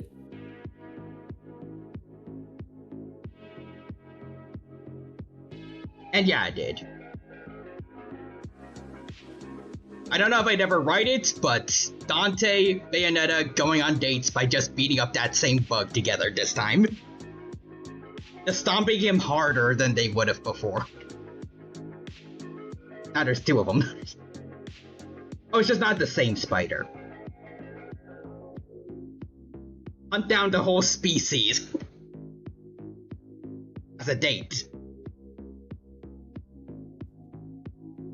Committing war crimes is a very good idea for a date. Yeah. I mean, it's gonna make Dante's job easier. Less demons around, less people getting hurt.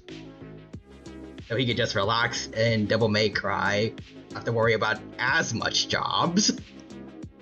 Just focus on eating pizza. I don't know if Bayonetta would benefit that much from it if that's her job or not also.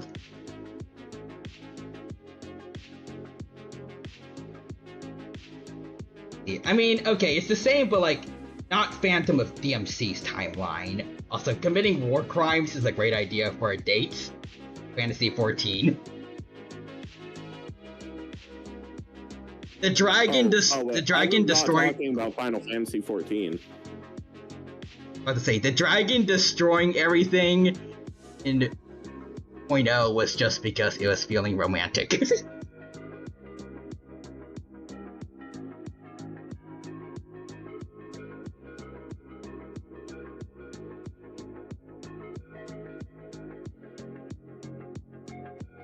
Anyways. Where were we? Oh yeah, right, things. What else I was gonna say? What else was I gonna say? Noises and what they mean. Shh. Yes.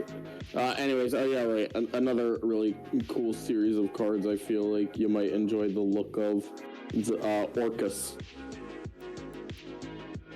Like this? Oh yeah, let's see. The Orchestra of the Evening Star. We love Ding. Like Timothy says the old man. I will sacrifice. I'm actually playing this deck right now in the actual TCG. Timothy said earlier. It just got recent support and it's like actually like really cool. Nice to see older cards get some love. Well, incidentally from the release of something else. Let's see, so Dingirisu, butchering these names definitely. Oh. Yeah, Dingirsu, Enlilgirsu, Galatea. Oh, Galatea 1? Galatea I. Girsug. Yeah, Girsu, Long Girsu.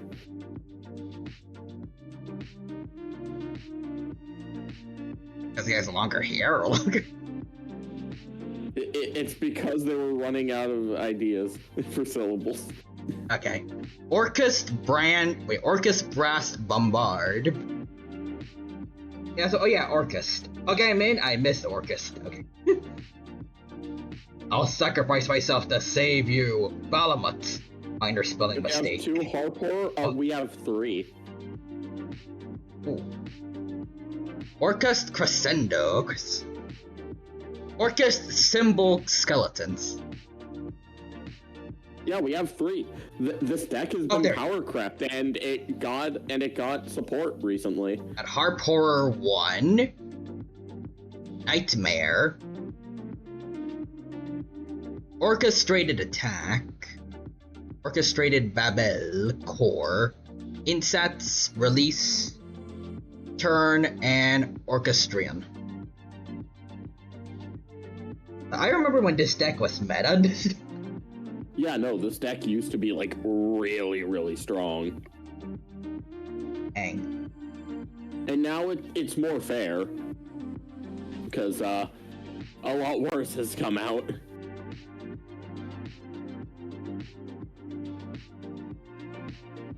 But wait, where are the other Harp Horrors? Like, really cool. Huh? What did you say? Sorry, I didn't hear. The other Harp Horrors, where are they? Or are they on our team? No. So Harp Horror was banned for a while. Oh, okay. But yeah, now it's at 3, which is what I was referring to.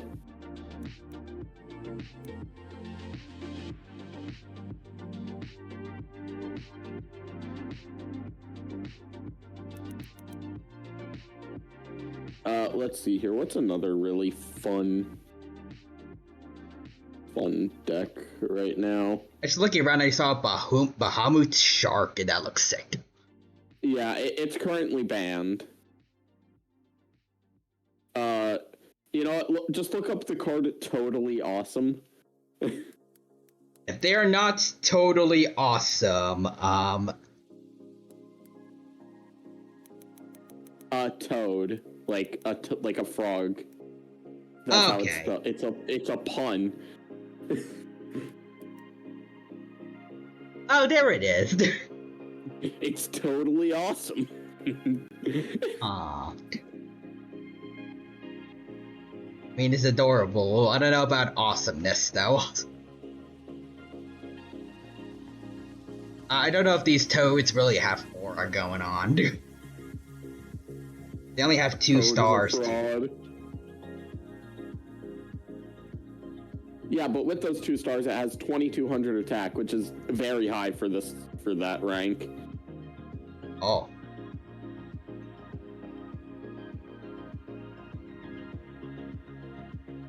Also, Drome says, "Hey Ty, hope stream is going good." Sure is. Hope you're doing well, Drome. Welcome to the Yu-Gi-Oh stream. We're just chilling, having a good time here. I hope you enjoy your time here with us. Be invited to lurk while I work and random stuffs. Awesome. We talk about random stuffs if you're interested in that. Yeah. I'm trying to think here. What's another like really, really fun archetype? Oh, there's the Time Lords.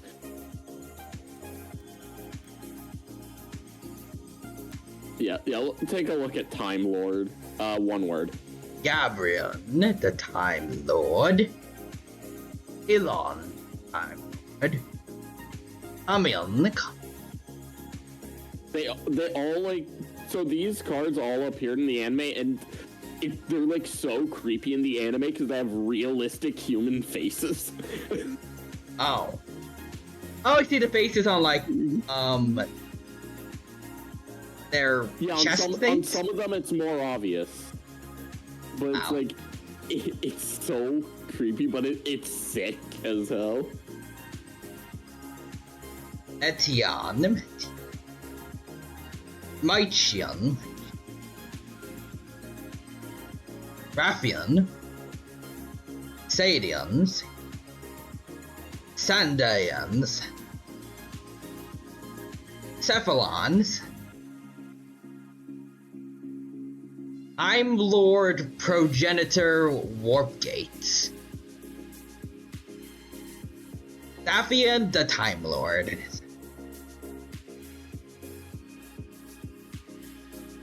These are some very sick designs with some...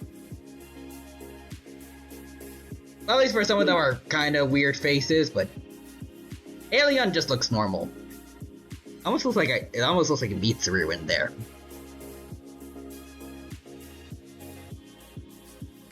Okay. But yeah, no, let's see here.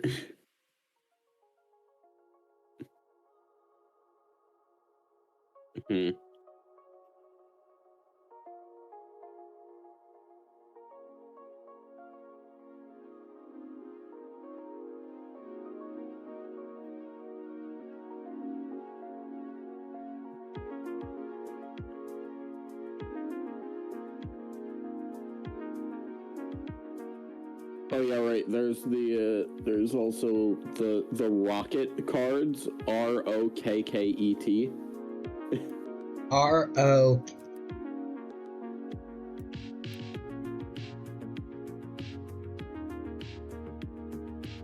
Okay, found. They're bullets. That's Rocket's dragon. They're bullet dragons. A rocket dragon? To blow the rocket dragon? Okay, I like this one. Magna rocket dragon. Metal rocket dragon. Rocket caliber. Rocket coder. Rocket recharger. Rocket synchron. Rocket tracer. That's not Tracer from Overwatch. Shell Rocket Dragon, and Silver Rocket Dragon. Like it's got Ultra Instinct. But yeah, no, they're literally just bullets. Like a silver bullet piercing through. And yeah, they are meant to pair up with the Boral cards. Like barrel? Borrel. Yeah. Borrel. Say that again? Borrel. There you go. Boral cooling. Boral regenerator. Okay, yeah, I see it with this one. Like on like a machine gun. Boral supplier. Yeah. Boral code dragon. Boral lend dragon. Boral guard dragon. Boral load dragon. Yeah. Borrelload is like, this card was like kind of crazy when it came out. So it has like two really good effects.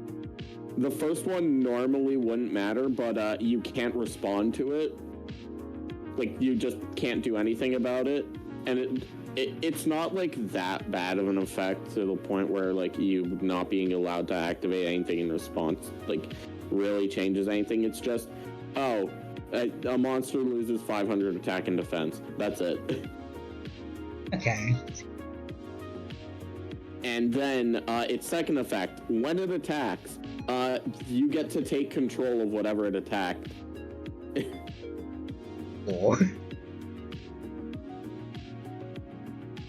Orland Furious Dragon. Target one monster you control and one card your opponent controls. Destroy them. So, like, normally it would target itself and just one card your opponent controls, and it just gets rid of them both. Okay. And Overload Riot Dragon. Got a banned one. Borload Savage Dragons. Yeah, no, Borload Savage is such an insane card. So the reason Borload Savage is banned is because there were 4 cards which basically like were like always part of like 90% of end boards. 3 of those cards are banned. And Savage is definitely the most fair out of those 3 cards because it actually requires at least a little bit of setup.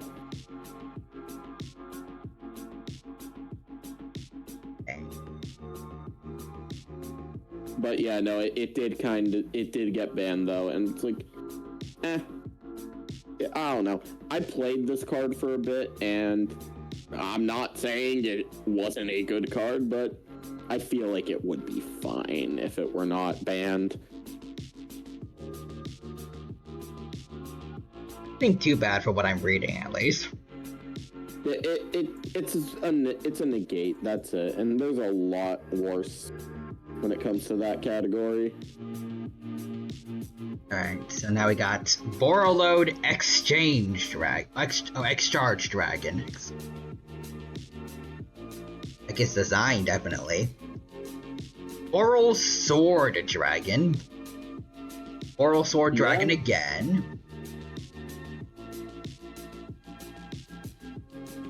Mini Boral Dragon.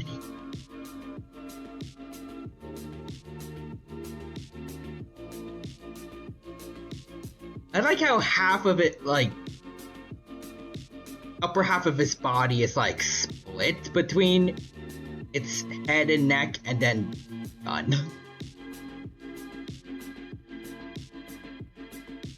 How to describe it? It looks like the gun should have equal control of the body over the head. Not more. The Quad Boral Dragon. But yeah, no, let's see here. I'm trying to think. What's like another, like really, like some really cool cards. Oh, you know what? There's a really cool, like, series of cards, and I think it technically might be, like, one of the biggest archetypes in the game. Hang on.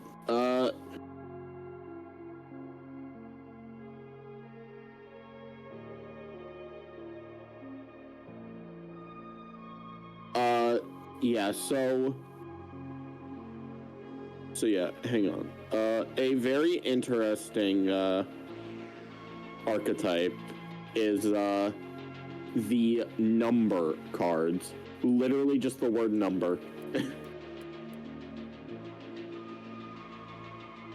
There's a lot of these cards. Number 100, Numeron Dragon. 101, Silent... Yeah, take a look at how many pages there are. 9 pages. Yeah.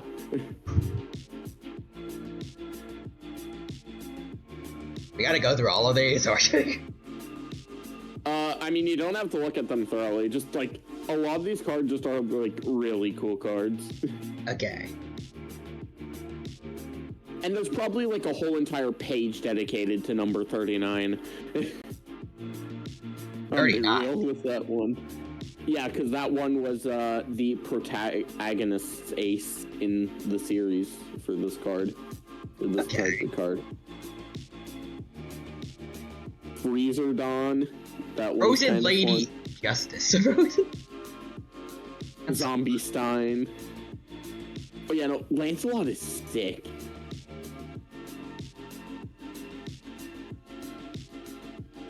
Regulus 2, a vampire dragon. Okay. Yeah, but like a lot of these cards are just really, really cool.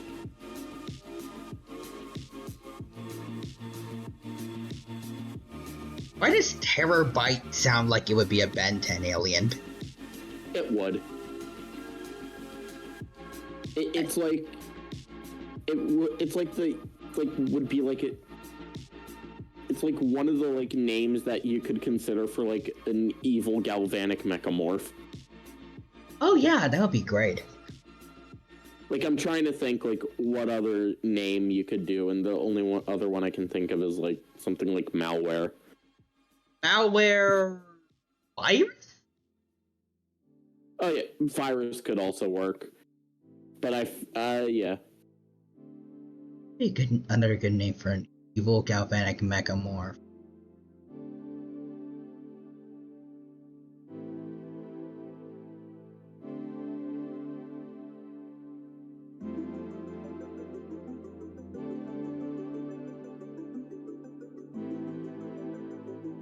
I can't really think of one right now. I'm the one here who's majoring in computer science. I can imagine like something by still be interesting, but yeah, there's so many number 39s. Goddamn. Oh, Utopia. Utopia Beyond, Utopia Double, Utopia Rising. They're Cicada King. Utopia Cicada King. Utopia everywhere, and then there's buggers. Just bug. Yeah.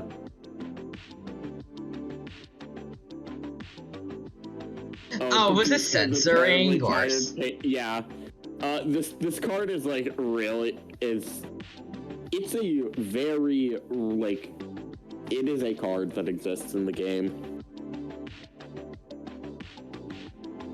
It basically just reads stall 3 turns.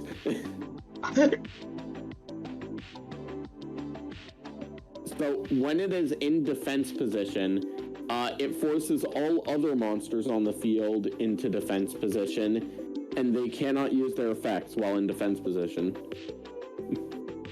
So it's just there to waste time. It's just there to take a nap. He's terribly tired. Fair enough.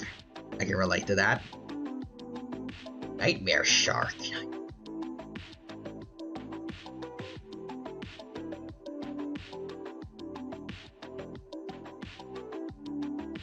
Black Ship of Corn. Black.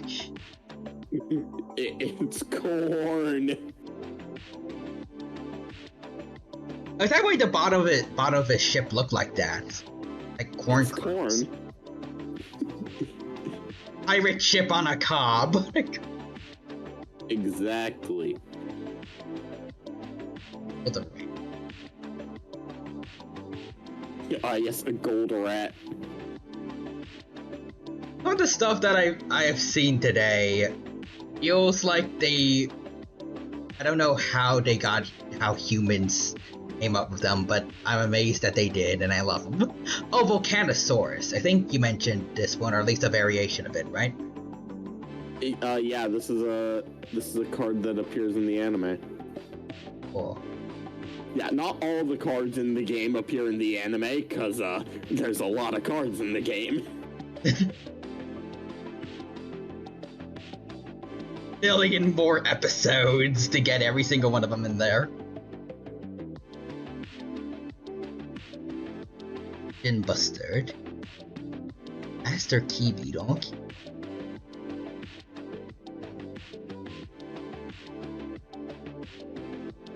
Paradise Smasher. That's like a heart. That sounds like it should be like a counter to. Well, I like that pun, but also like I was about to say, it looks like, sounds like it would be like counter to Utopia. It's like it's smashing a paradise, but.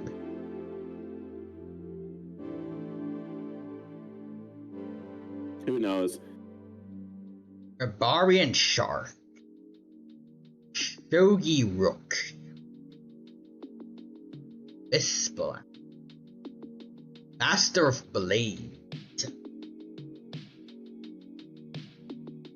Bamboozling Gossip Shadow. This one looks sick. Yeah, no, it does look sick. Harmonizer Gradileg. The Seventh Sin.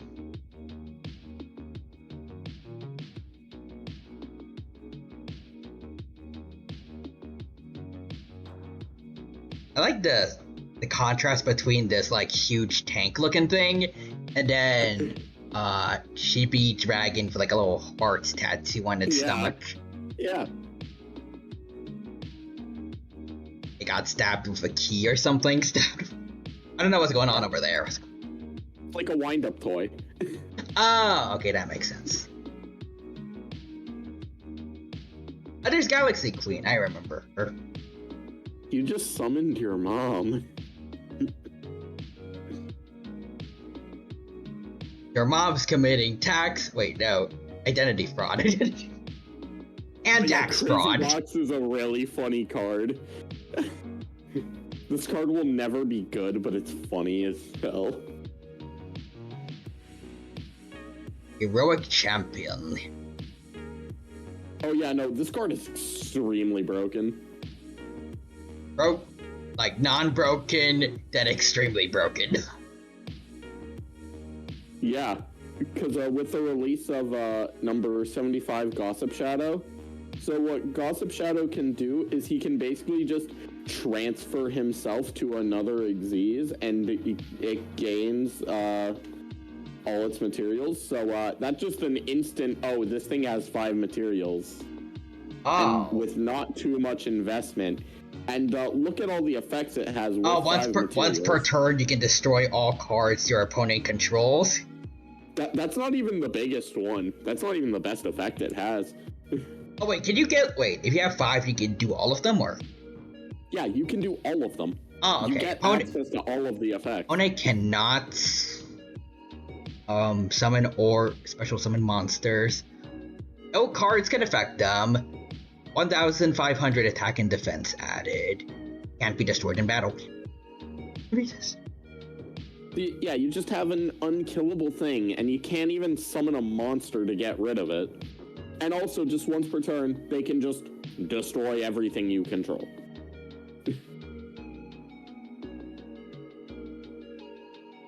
By the myriad truths. You can't summon your persona, so you can't use the myriad truths. I was about to I was saying that in like from his perspective, but that might be true. Just cancel any attack anyone has against you. Thing is a god.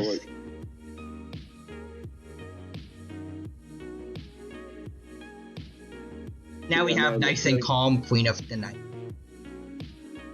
Yeah. Diablosis, the Mind Hacker. Yeah.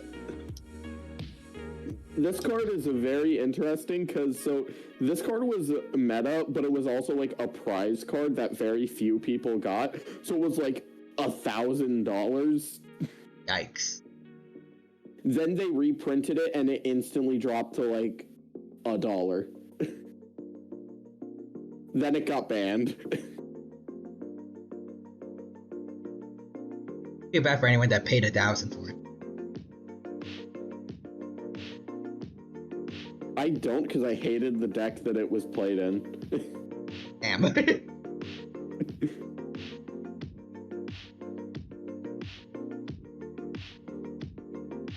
Photon Alert. Or Spark Dragon. Yeah, no, like, these cards are all, like, sick. Galaxy Eyes Dark Matter Dragon. That's not even a color. Yeah, no, like, this card is also, like, really good just because it had the effect where it's like, oh yeah, on summon, just send 3 dragons from your deck to the graveyard. Which is a really good effect on a monster that you can summon for basically free. Archimis. Glubian. Onto 7. Utopia Dragonard? And then after that... Utopic Dragon. Yeah. And now we get on to the evolved ones. Archfiend Seraph. Dragon Affinity. Umbra Horror Masquerade. I love the Umbra Horror Masquerade so much. It's such a cool card. See, Giant Red Hand. Yeah, it's a giant red hand. It's certainly very accurate to his name. Like, do you need to be more descriptive? This is like the... If you've seen the Godzilla anime trilogy, this is what their version of Ghidorah should have been. Not just 3 noodle heads coming out of portals. Yeah, no. This card is in fact inspired by King Ghidorah, obviously. Neo Galaxy Eyes Tachyon Dragon. If this was in the Godzilla anime trilogy, I would have probably liked it, maybe, at least a little more than I do currently. But yeah, no, this card is also really sick. No, like there's one card, which is, at least for the first few that you showed there, C101 to C107, there's one card which is literally just explicitly designed to cheat them out, and it's sick. Wait, let's see.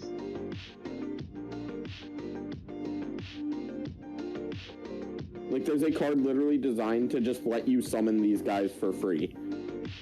Like, those 7 for free. It's a really cool card. It's like, it's probably it's either my first or second favorite card in the entire game.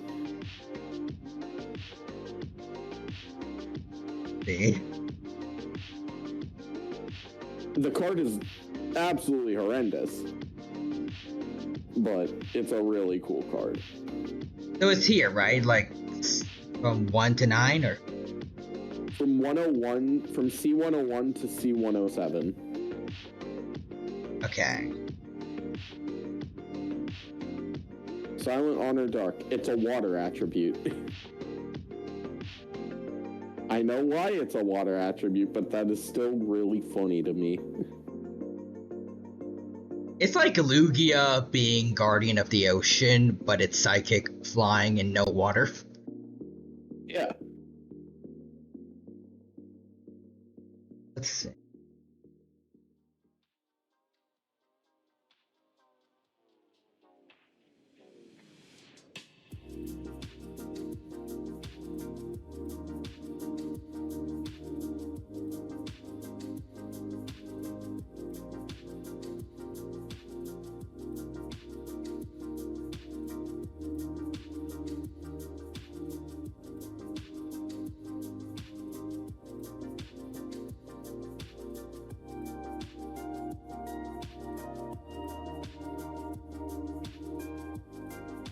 I think I'm dumb. Like, do I need to add a follow-up, or... Because I thought that was obvious.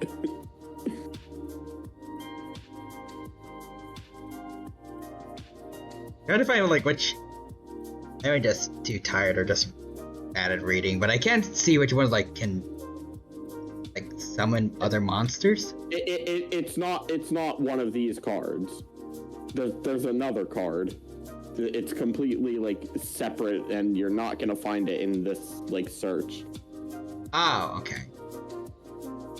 I'll show you the card after you finish with these ones. You make puppet mass of dark strings. Yeah, no, like, all these cards are incredible. What does the one thing mean? What? Oh, this card is limited. It's at 1. You can only play 1 copy of it in your deck. Because this card has been responsible for very consistent FTKs as of recently. Oh, wait, I don't know why I questioned this. I'm pretty sure you told me about this before, like, for miscellaneous or something. Yeah. Chaos Chimera Dragon.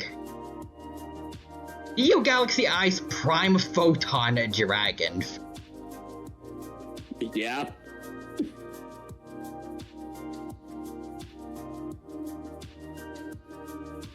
They added words.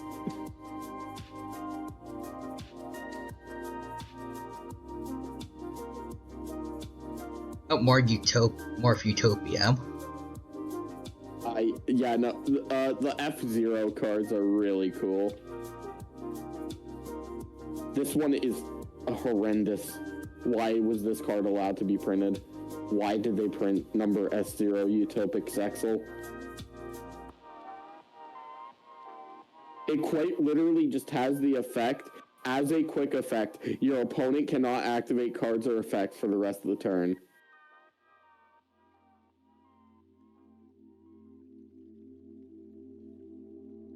And the only thing you need for it is a specific spell card. Like, or like a specific series of spells.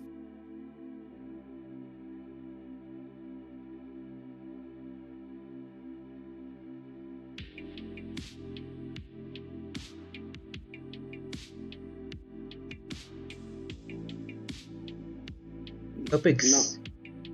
Not this one, S0. Oh, this, okay, this one. Yeah.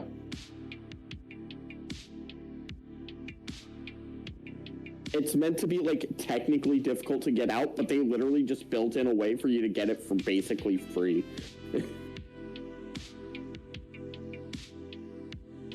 It shacks. This Booter Shark. Opia Prime. Opia the Lightning. Umber Wall. Topic Dark Infinity. Dark. Numeronius Numeronia. Numeronia is a very dumb card, but so the highest level a monster can be is level 12. All right. Numeronia is rank 13. So it's one level higher than the highest level, and it says 5 level 13 monsters for its summoning condition, which is literally impossible considering the fact that there are 0 level 13 monsters. You can't use it? You can't use it. No, you can use it, because number C1000 Numeronius has the ability to cheat this out if it's destroyed. And so if it was summoned by that effect, then it gains 100,000 attack and defense during your opponent's turn only. 100,000. I did not misspeak on that. Oh, I see it, I see. Note, the highest attack that a monster naturally has is 5,000. This is 20 times stronger than that. And then, during your opponent's turn, it has two different effects. The first one is, your opponent must attack it if they are able to. And then the second one is, if this card did not get attacked, your opponent loses the duel. Fuck you, I win card. So it's quite literally, either you attack into it, and I win, or you don't attack into it, and I win. It's such a horrendous card, but it's so funny when people can actually like get it to work. You know what? Actually, hang on. There is a incredible thing I remember seeing with this card, which I just feel like it's just so funny. Like the farmhouse chic Calvin bedroom, playday sectional with pop-up sleeper and hidden storage. Get out of here, dumbass. Hang on. Where is it? Where is it? Probably gonna be a bit far down. Yeah, that makes it. There we go. Oh. All right. Hang on. I'm sending you an incredible an incredible short here. Let's see. Snowdrop changes the levels of everything on the field for level 12. Give your opponent Wangu, summon Numeronia, trigger the Wangu. Wangu pops Numeronia. Numeronius floats into Numeronia while you control this card. I guess you technically don't control this card. Numeronia linked off for Feedsmith combo! Into sequence. Sequence fusion summon Numeronia engraver for desert. Sequence. You ever just summon the hardest boss monster in the game to summon, and then just immediately just to go into the basic thing that requires literally any two monsters? Oh, beautiful. Sequence. Smith. Yes, you technically don't control this card. Oh my god. Into sequence. Sequence fusion summon Numeronia engraver. It's so hype. Sequence pass. You summoned Numeronia just to be used as material.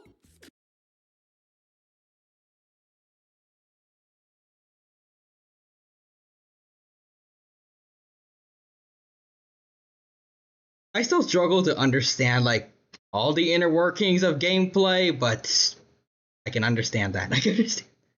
To be fair, this is a very complicated game. Alright, so what else do we do? Honestly, I can't think right now. My brain is fried. We have been at this for 7.5 hours now. Yeah. So can you keep going, or should we call it? I can keep going for a bit, I guess. Yeah. Okay.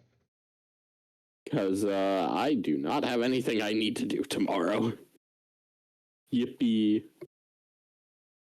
I'm supposed to try to finally get that Dino Fact vid out tomorrow. The keyword is try. And the other keyword is I don't know where I'm going with this. There's a keyword somewhere. Just can't find it. Master Key Beetle.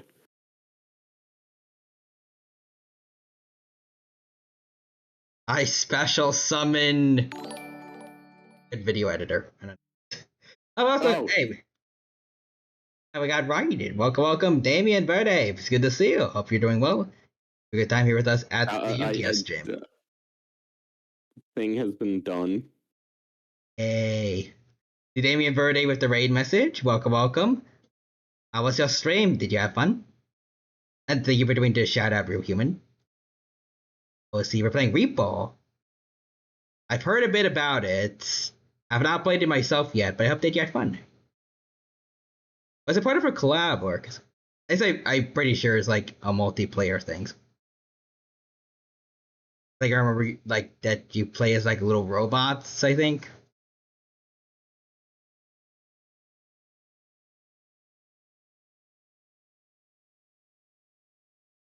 Kind of remind me of like the Android mascot. Sort of. Yeah, right now, Real Human is here teaching me a bit about Yu-Gi-Oh! With Duelingbook. This has gone off the rails like drastically, as is expected. Yeah, a little bit. I mean, I did learn a amount. We just also got sidetracked by looking at cards. You learned the basics. You also probably forgot the basics. I remember a portion of the basics, definitely. Damien says, stream was very fun. We had a lot of fun in Repo. Nice. Hope Yu-Gi-Oh's been treating you well. I've gone to see a lot of really cool card art, definitely. And I learned a lot of trivia about Yu-Gi-Oh! Yeah. Learned that Seto Kaiba...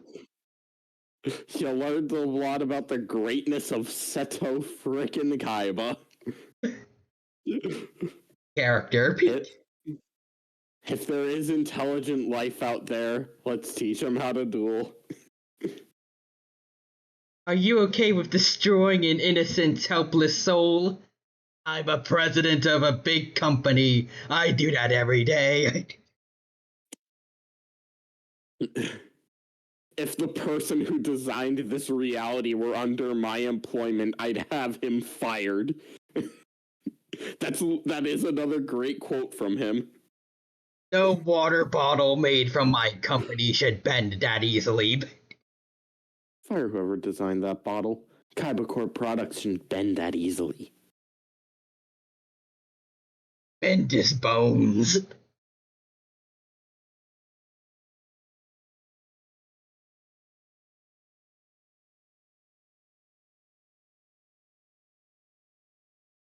Anyone who's late for registration will be disqualified immediately. Mokuba, make sure Wheeler is late. F. Wheeler in particular. His hair is dumb. His hair.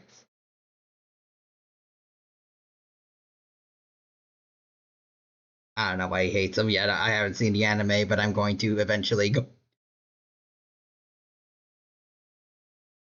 You fighting with fruit? Don't mock me. If at first you don't succeed, hit them with your blue eyes again.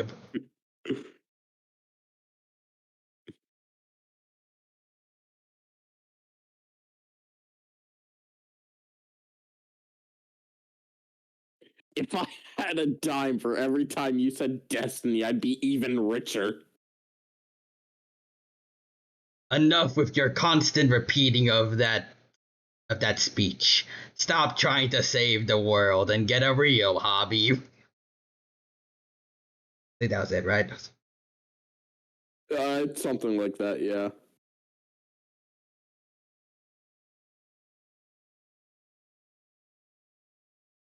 I've been defeating punks like you since I was a kid. As a matter of fact, my first words were neutron blast attack.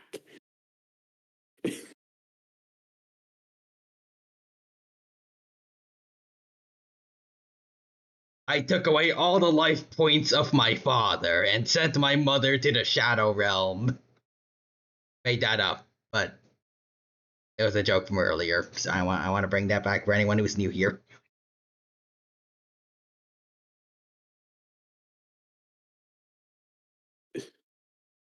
Yeah.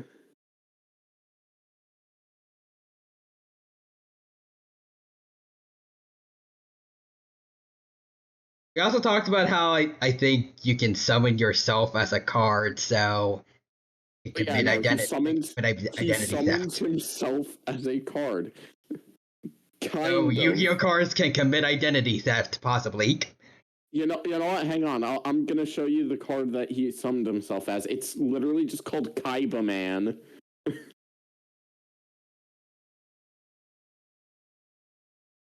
Yeah, just search up Kaiba Man.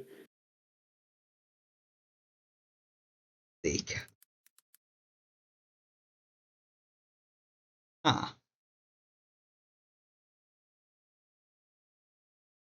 He's got a helmet on. He's got Legend of Justice Kaiba Man. I'm very heroic, you see. I guess he, for what little I know, he wasn't that bad of a guy, but he's not that bad of a guy. He's just he's just kind of over the top with it. He's worthy of being a Legend of Justice, though.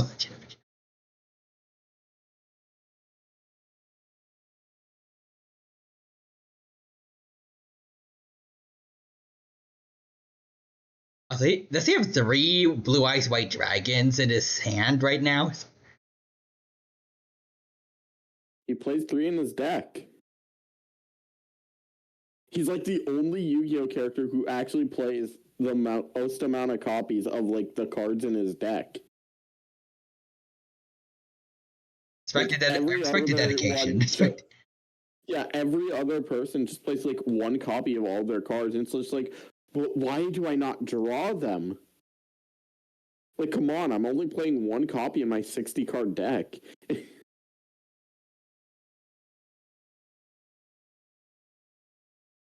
And most anime characters' decks even have 40 or. Oh no, they just have as many cards as they need for the plot. Like, quite literally, unless it's important, the size of their deck never changes.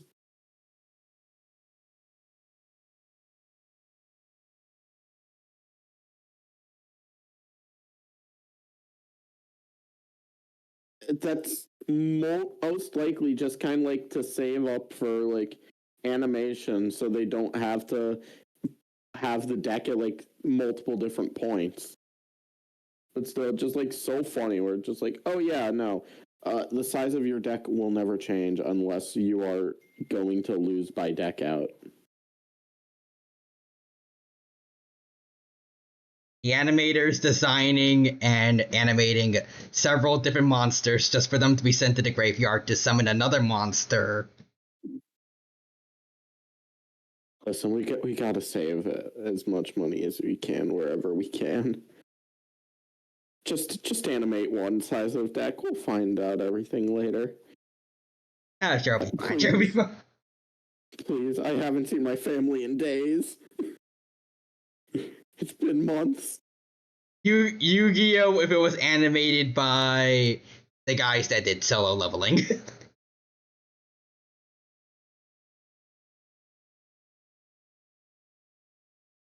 I don't know. I don't know. Noises and what they mean.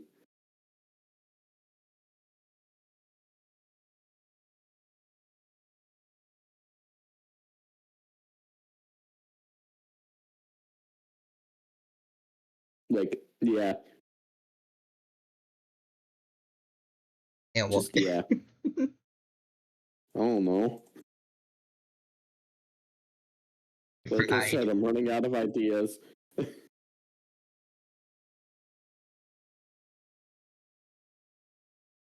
Huh. Is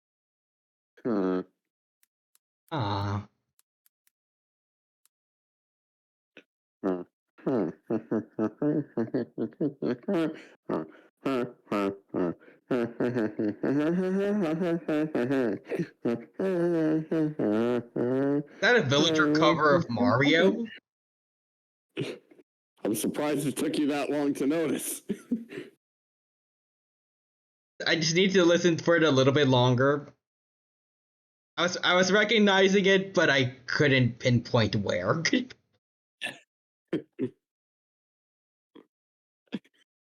some reason my brain started by looking into like what nursery rhymes I remember as a kid.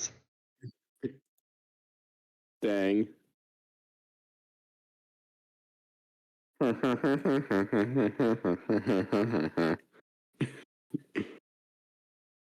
Imagine a villager reading Dr. Seuss stories.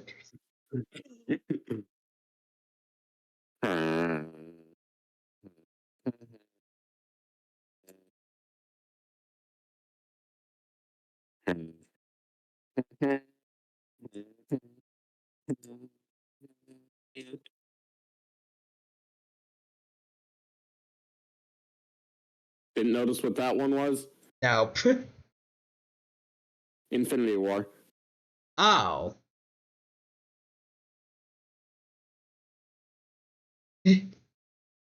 Let's see. What's another fun one that I can probably do? Like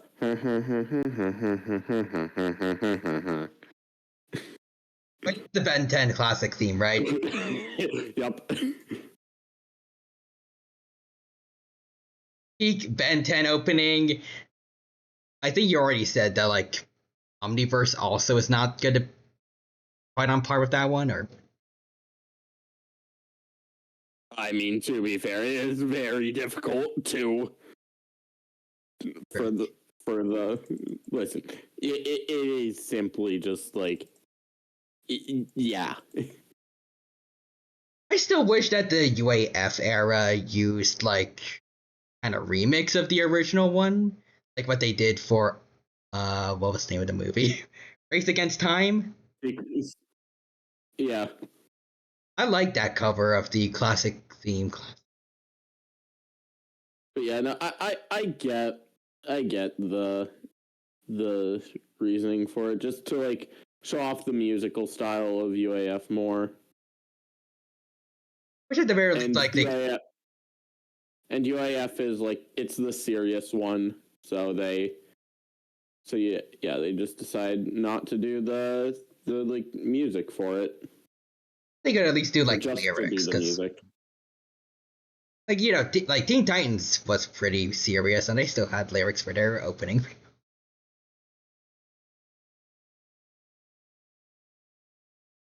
Yeah. And Generator Rex, dude. And that one had like all kinds of pretty horrific stuff. Yeah. So make way to start their evolution. Make way, we're gonna have fun tonight. Make way to start their evolution. So make way. So make way to start their evolution. Make way to start their evolution. So make way.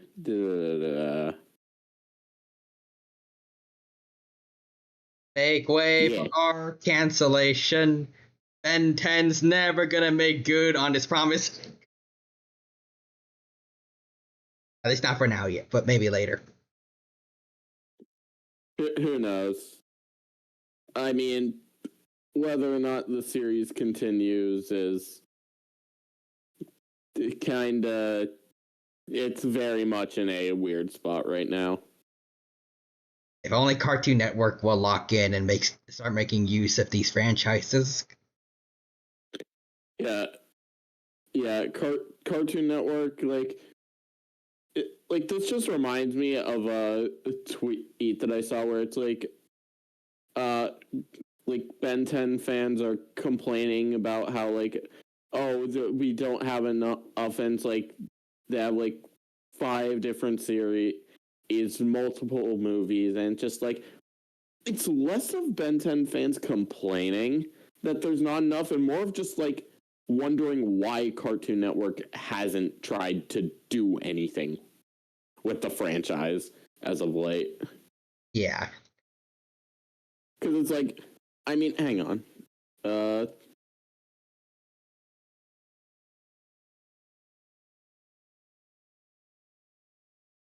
In the meantime, I'll just say my piece, like, I feel like probably Ben 10 it's like it's been treated pretty well, all things considered, compared to most other Cartoon Network shows, but yeah, I mean, it's like I still feel like there's It should be getting treated better, and so should a good amount of other shows on Cartoon Network. It should not just be Teen Titans Go Network.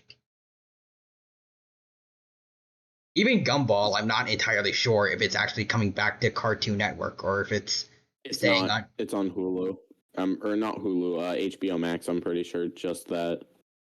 Yeah, even they knew better than to go back to Cartoon Network.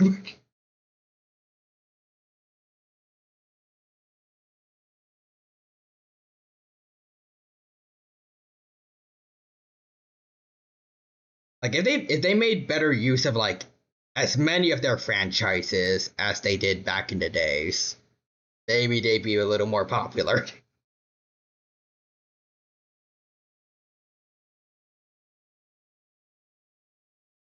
I'm just saying, like, again, Teen Titans Go for everything. Like, just depending on that is probably not good. But yeah, no, like, yeah, I just looked it up, and like Ben 10 is within the top 100 highest grossing media franchises of all time. Damn. They haven't touched it since the reboot. Outside of announcing like, hey, we're making a comic, and that was like, I don't remember when that was. That was like years ago.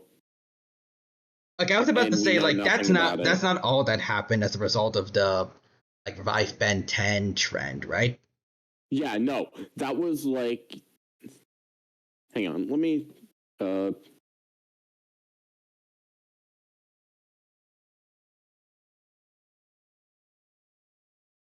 Not like this is the first time it happened, but like it's still a shame that the fans are treating the franchise better than the official creators. Yeah, no, that was announced. That was announced like a few years ago. Just we're making a comic and we still know nothing about it. Like I'm trying to avoid spoilers. Like I remember you mentioned avoid like the episode reviews definitely.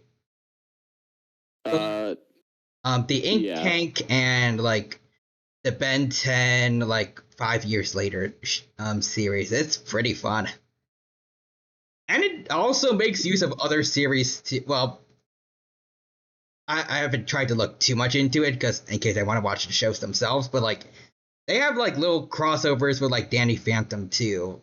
Also, it's not like a little.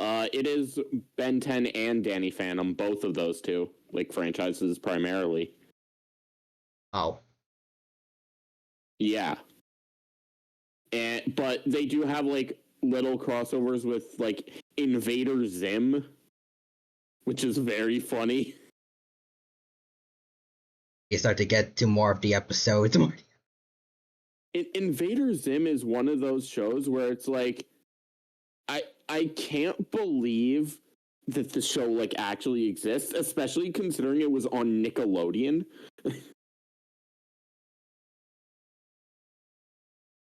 I miss the days when like cartoon based networks, not just Cartoon Network, but like also Nickelodeon had good taste.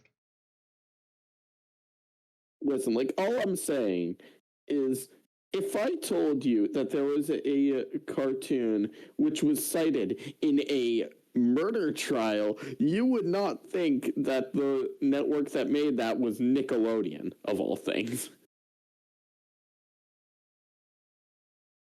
SpongeBob told me to do it. But yeah, no, there is in fact the one episode of Invader Zim which has quite literally inspired a murder to happen.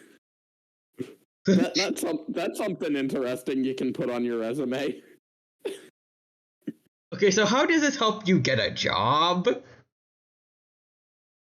Invader Zim told me what to do if I don't get hired. No, like I mean, the person who made Invader Zim could say that, like, well, you see, I'm good at directing people. In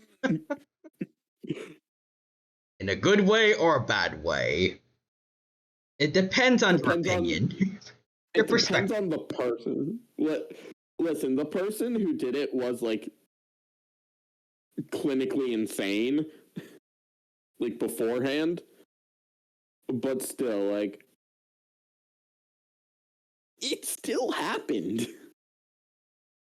Like, there is a person who genuinely cited Invader Zim as reasoning for committing a murder.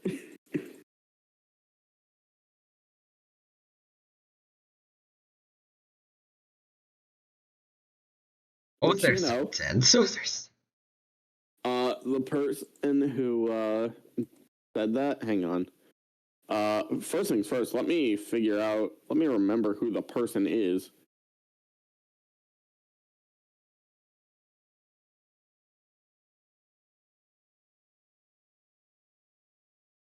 like not I want to say especially like I'm sorry if this might be disrespectful. I'm trying.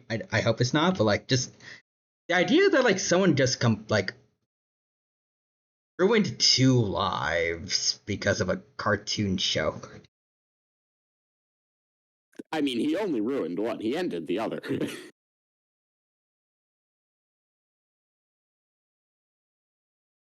He made things tragic for 2 lives. Yeah, that's what I expected. Life in sentence without life in prison, no parole. Okay, that's good. That's good.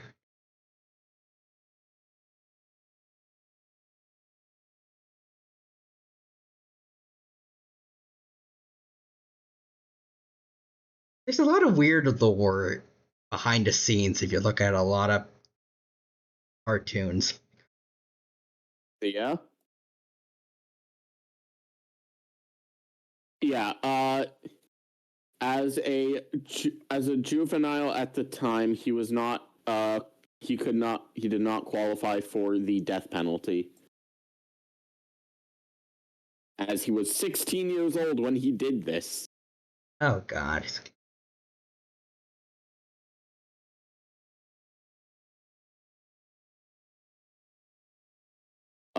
Let's see here.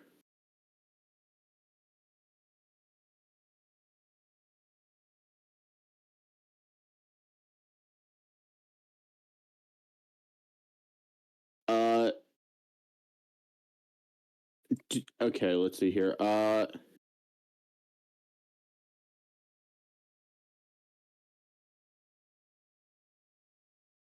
So apparently, his sentence changed due to a Senate bill in the state of California. So now, instead of it being life in prison, no chance of parole, it's life in prison with chance of parole after 25 years.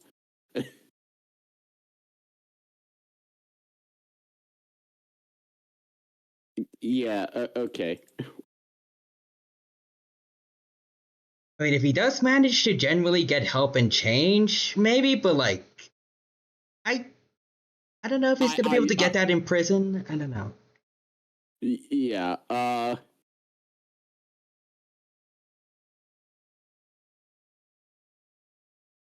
want to give him the benefit of the doubt because he was a kid, but. I mean, he was 16 and clinically insane.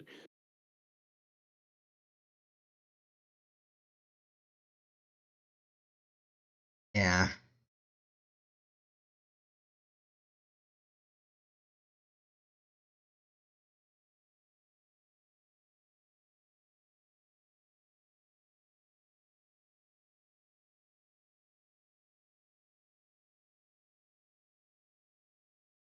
What now? I don't know. I'm honestly just going down the rabbit hole of this trial. Okay, that's fair.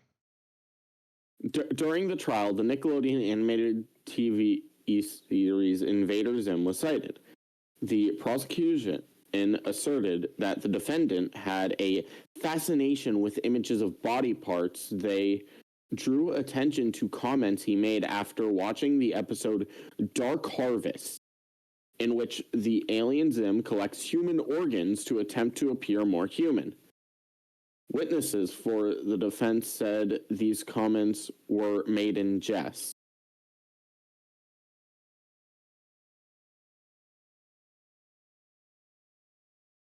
Well, Soma, Yeah. too. Welcome, Soma. Hope you're doing well and have a good time here with us. This was a Yu-Gi-Oh stream, but it's kind of gone. Soma. Yeah, this was Yu-Gi-Oh. We ended up talking about murder. Yeah, several times. Things go a little out of control. But anyways, hi Dino, and just because he's a kid doesn't mean he can redeem himself. I want to hope that people can redeem themselves, but it's more based on like whether they. I think everyone has the potential to. It's more about whether they choose to or not. Probably. Might be a little more nuanced than that, but.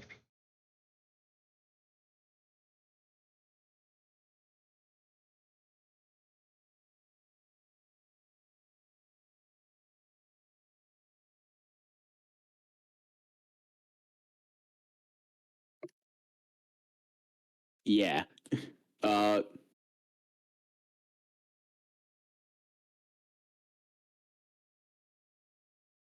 Yeah. Anyways, what else do we move on to? That's hopefully a little happier than this. I don't know. We call it here, or? I just like the idea of, yeah, murder. Okay, anyways, let's end this here. Turns out there's going to be a new victim to the case. I don't know which one of us.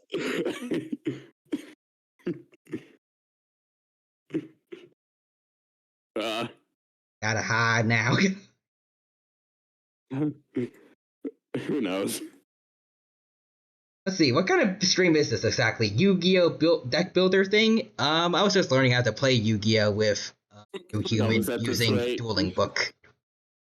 I'm just kind of here to make sure he picks up on something, because yeah, you kind of need someone to like coach you through it, at least at the beginning. Yeah. I have a hold of some basics, not all of them, but. You know what? Hang on. I'm gonna send you a decent resource for just like looking up like decks, and you can always just look up whatever deck you want on YouTube, and you can probably find like at least 17 different people making like this deck is incredible. It's so broken. Why are you not playing it? And it's like. Something like Karibo FTK.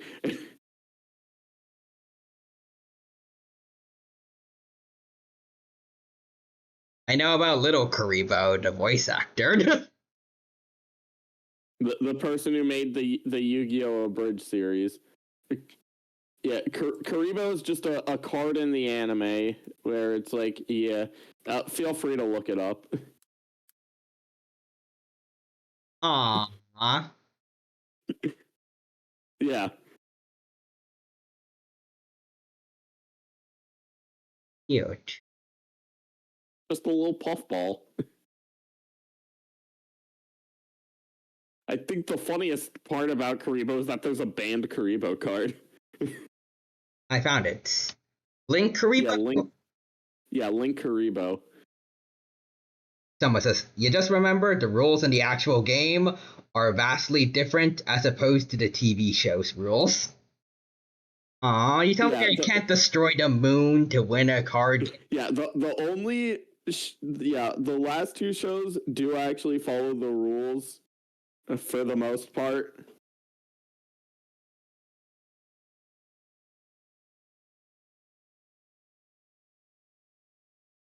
But yeah, no, like Arc 5 and Vrains do follow the rules for the most part. Like there's maybe like one or two things in there which are like technically rule breaking, but yeah.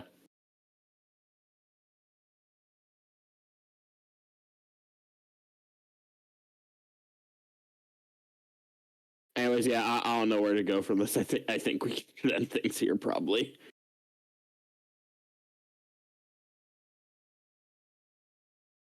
Kind of feel bad for Soma and Inverte's Raiders, because they kind of just showed up for a weird talk about I mean, hey, Vader Simmer. Listen, all right? It shouldn't be a surprise.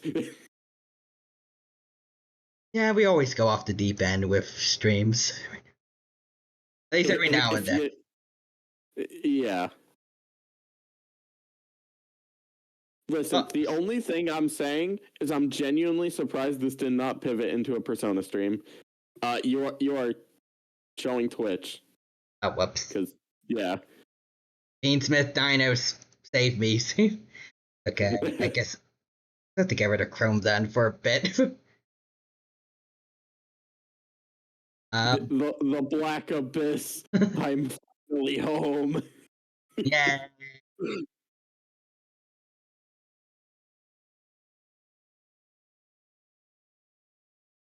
You know what? I think this will be even better with the muted Fuji image. Let's see. Also remember that many cards function differently from the TV show too. Yep. Like Call of the Haunted, don't you have to pay life points to keep the card going? No, you don't. Oh. Also, I just noticed that with me being muted, like, you can barely actually see me on the stream. That's hype. Yes, become one with the shadows. I am a shadow of a true inner self.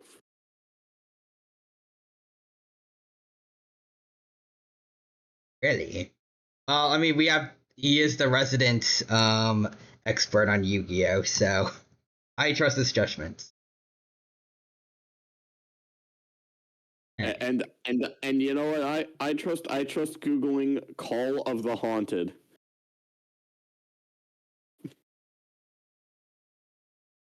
Right. I will now read the exact card text on Call of the Haunted. Activate this card by targeting a monster in your graveyard. Special summon that monster in attack position. When this card leaves the field, destroy that monster. When that monster is destroyed, destroy this card. That is all the card text on Call of the Haunted.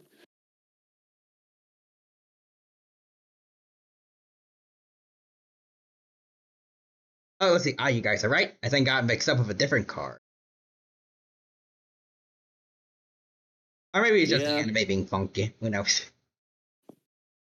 There's over 10,000 unique cards, alright?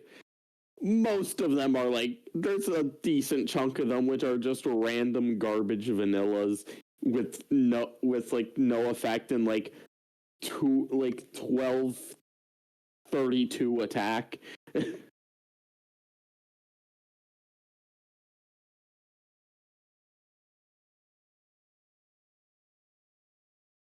Alright, at least we got to end it off on something Yu-Gi-Oh related. We got back on track. I guess, technically. Okay. Alright, so I found someone to raid now. We have Ori Toi, a demon elf, who's playing Valorant.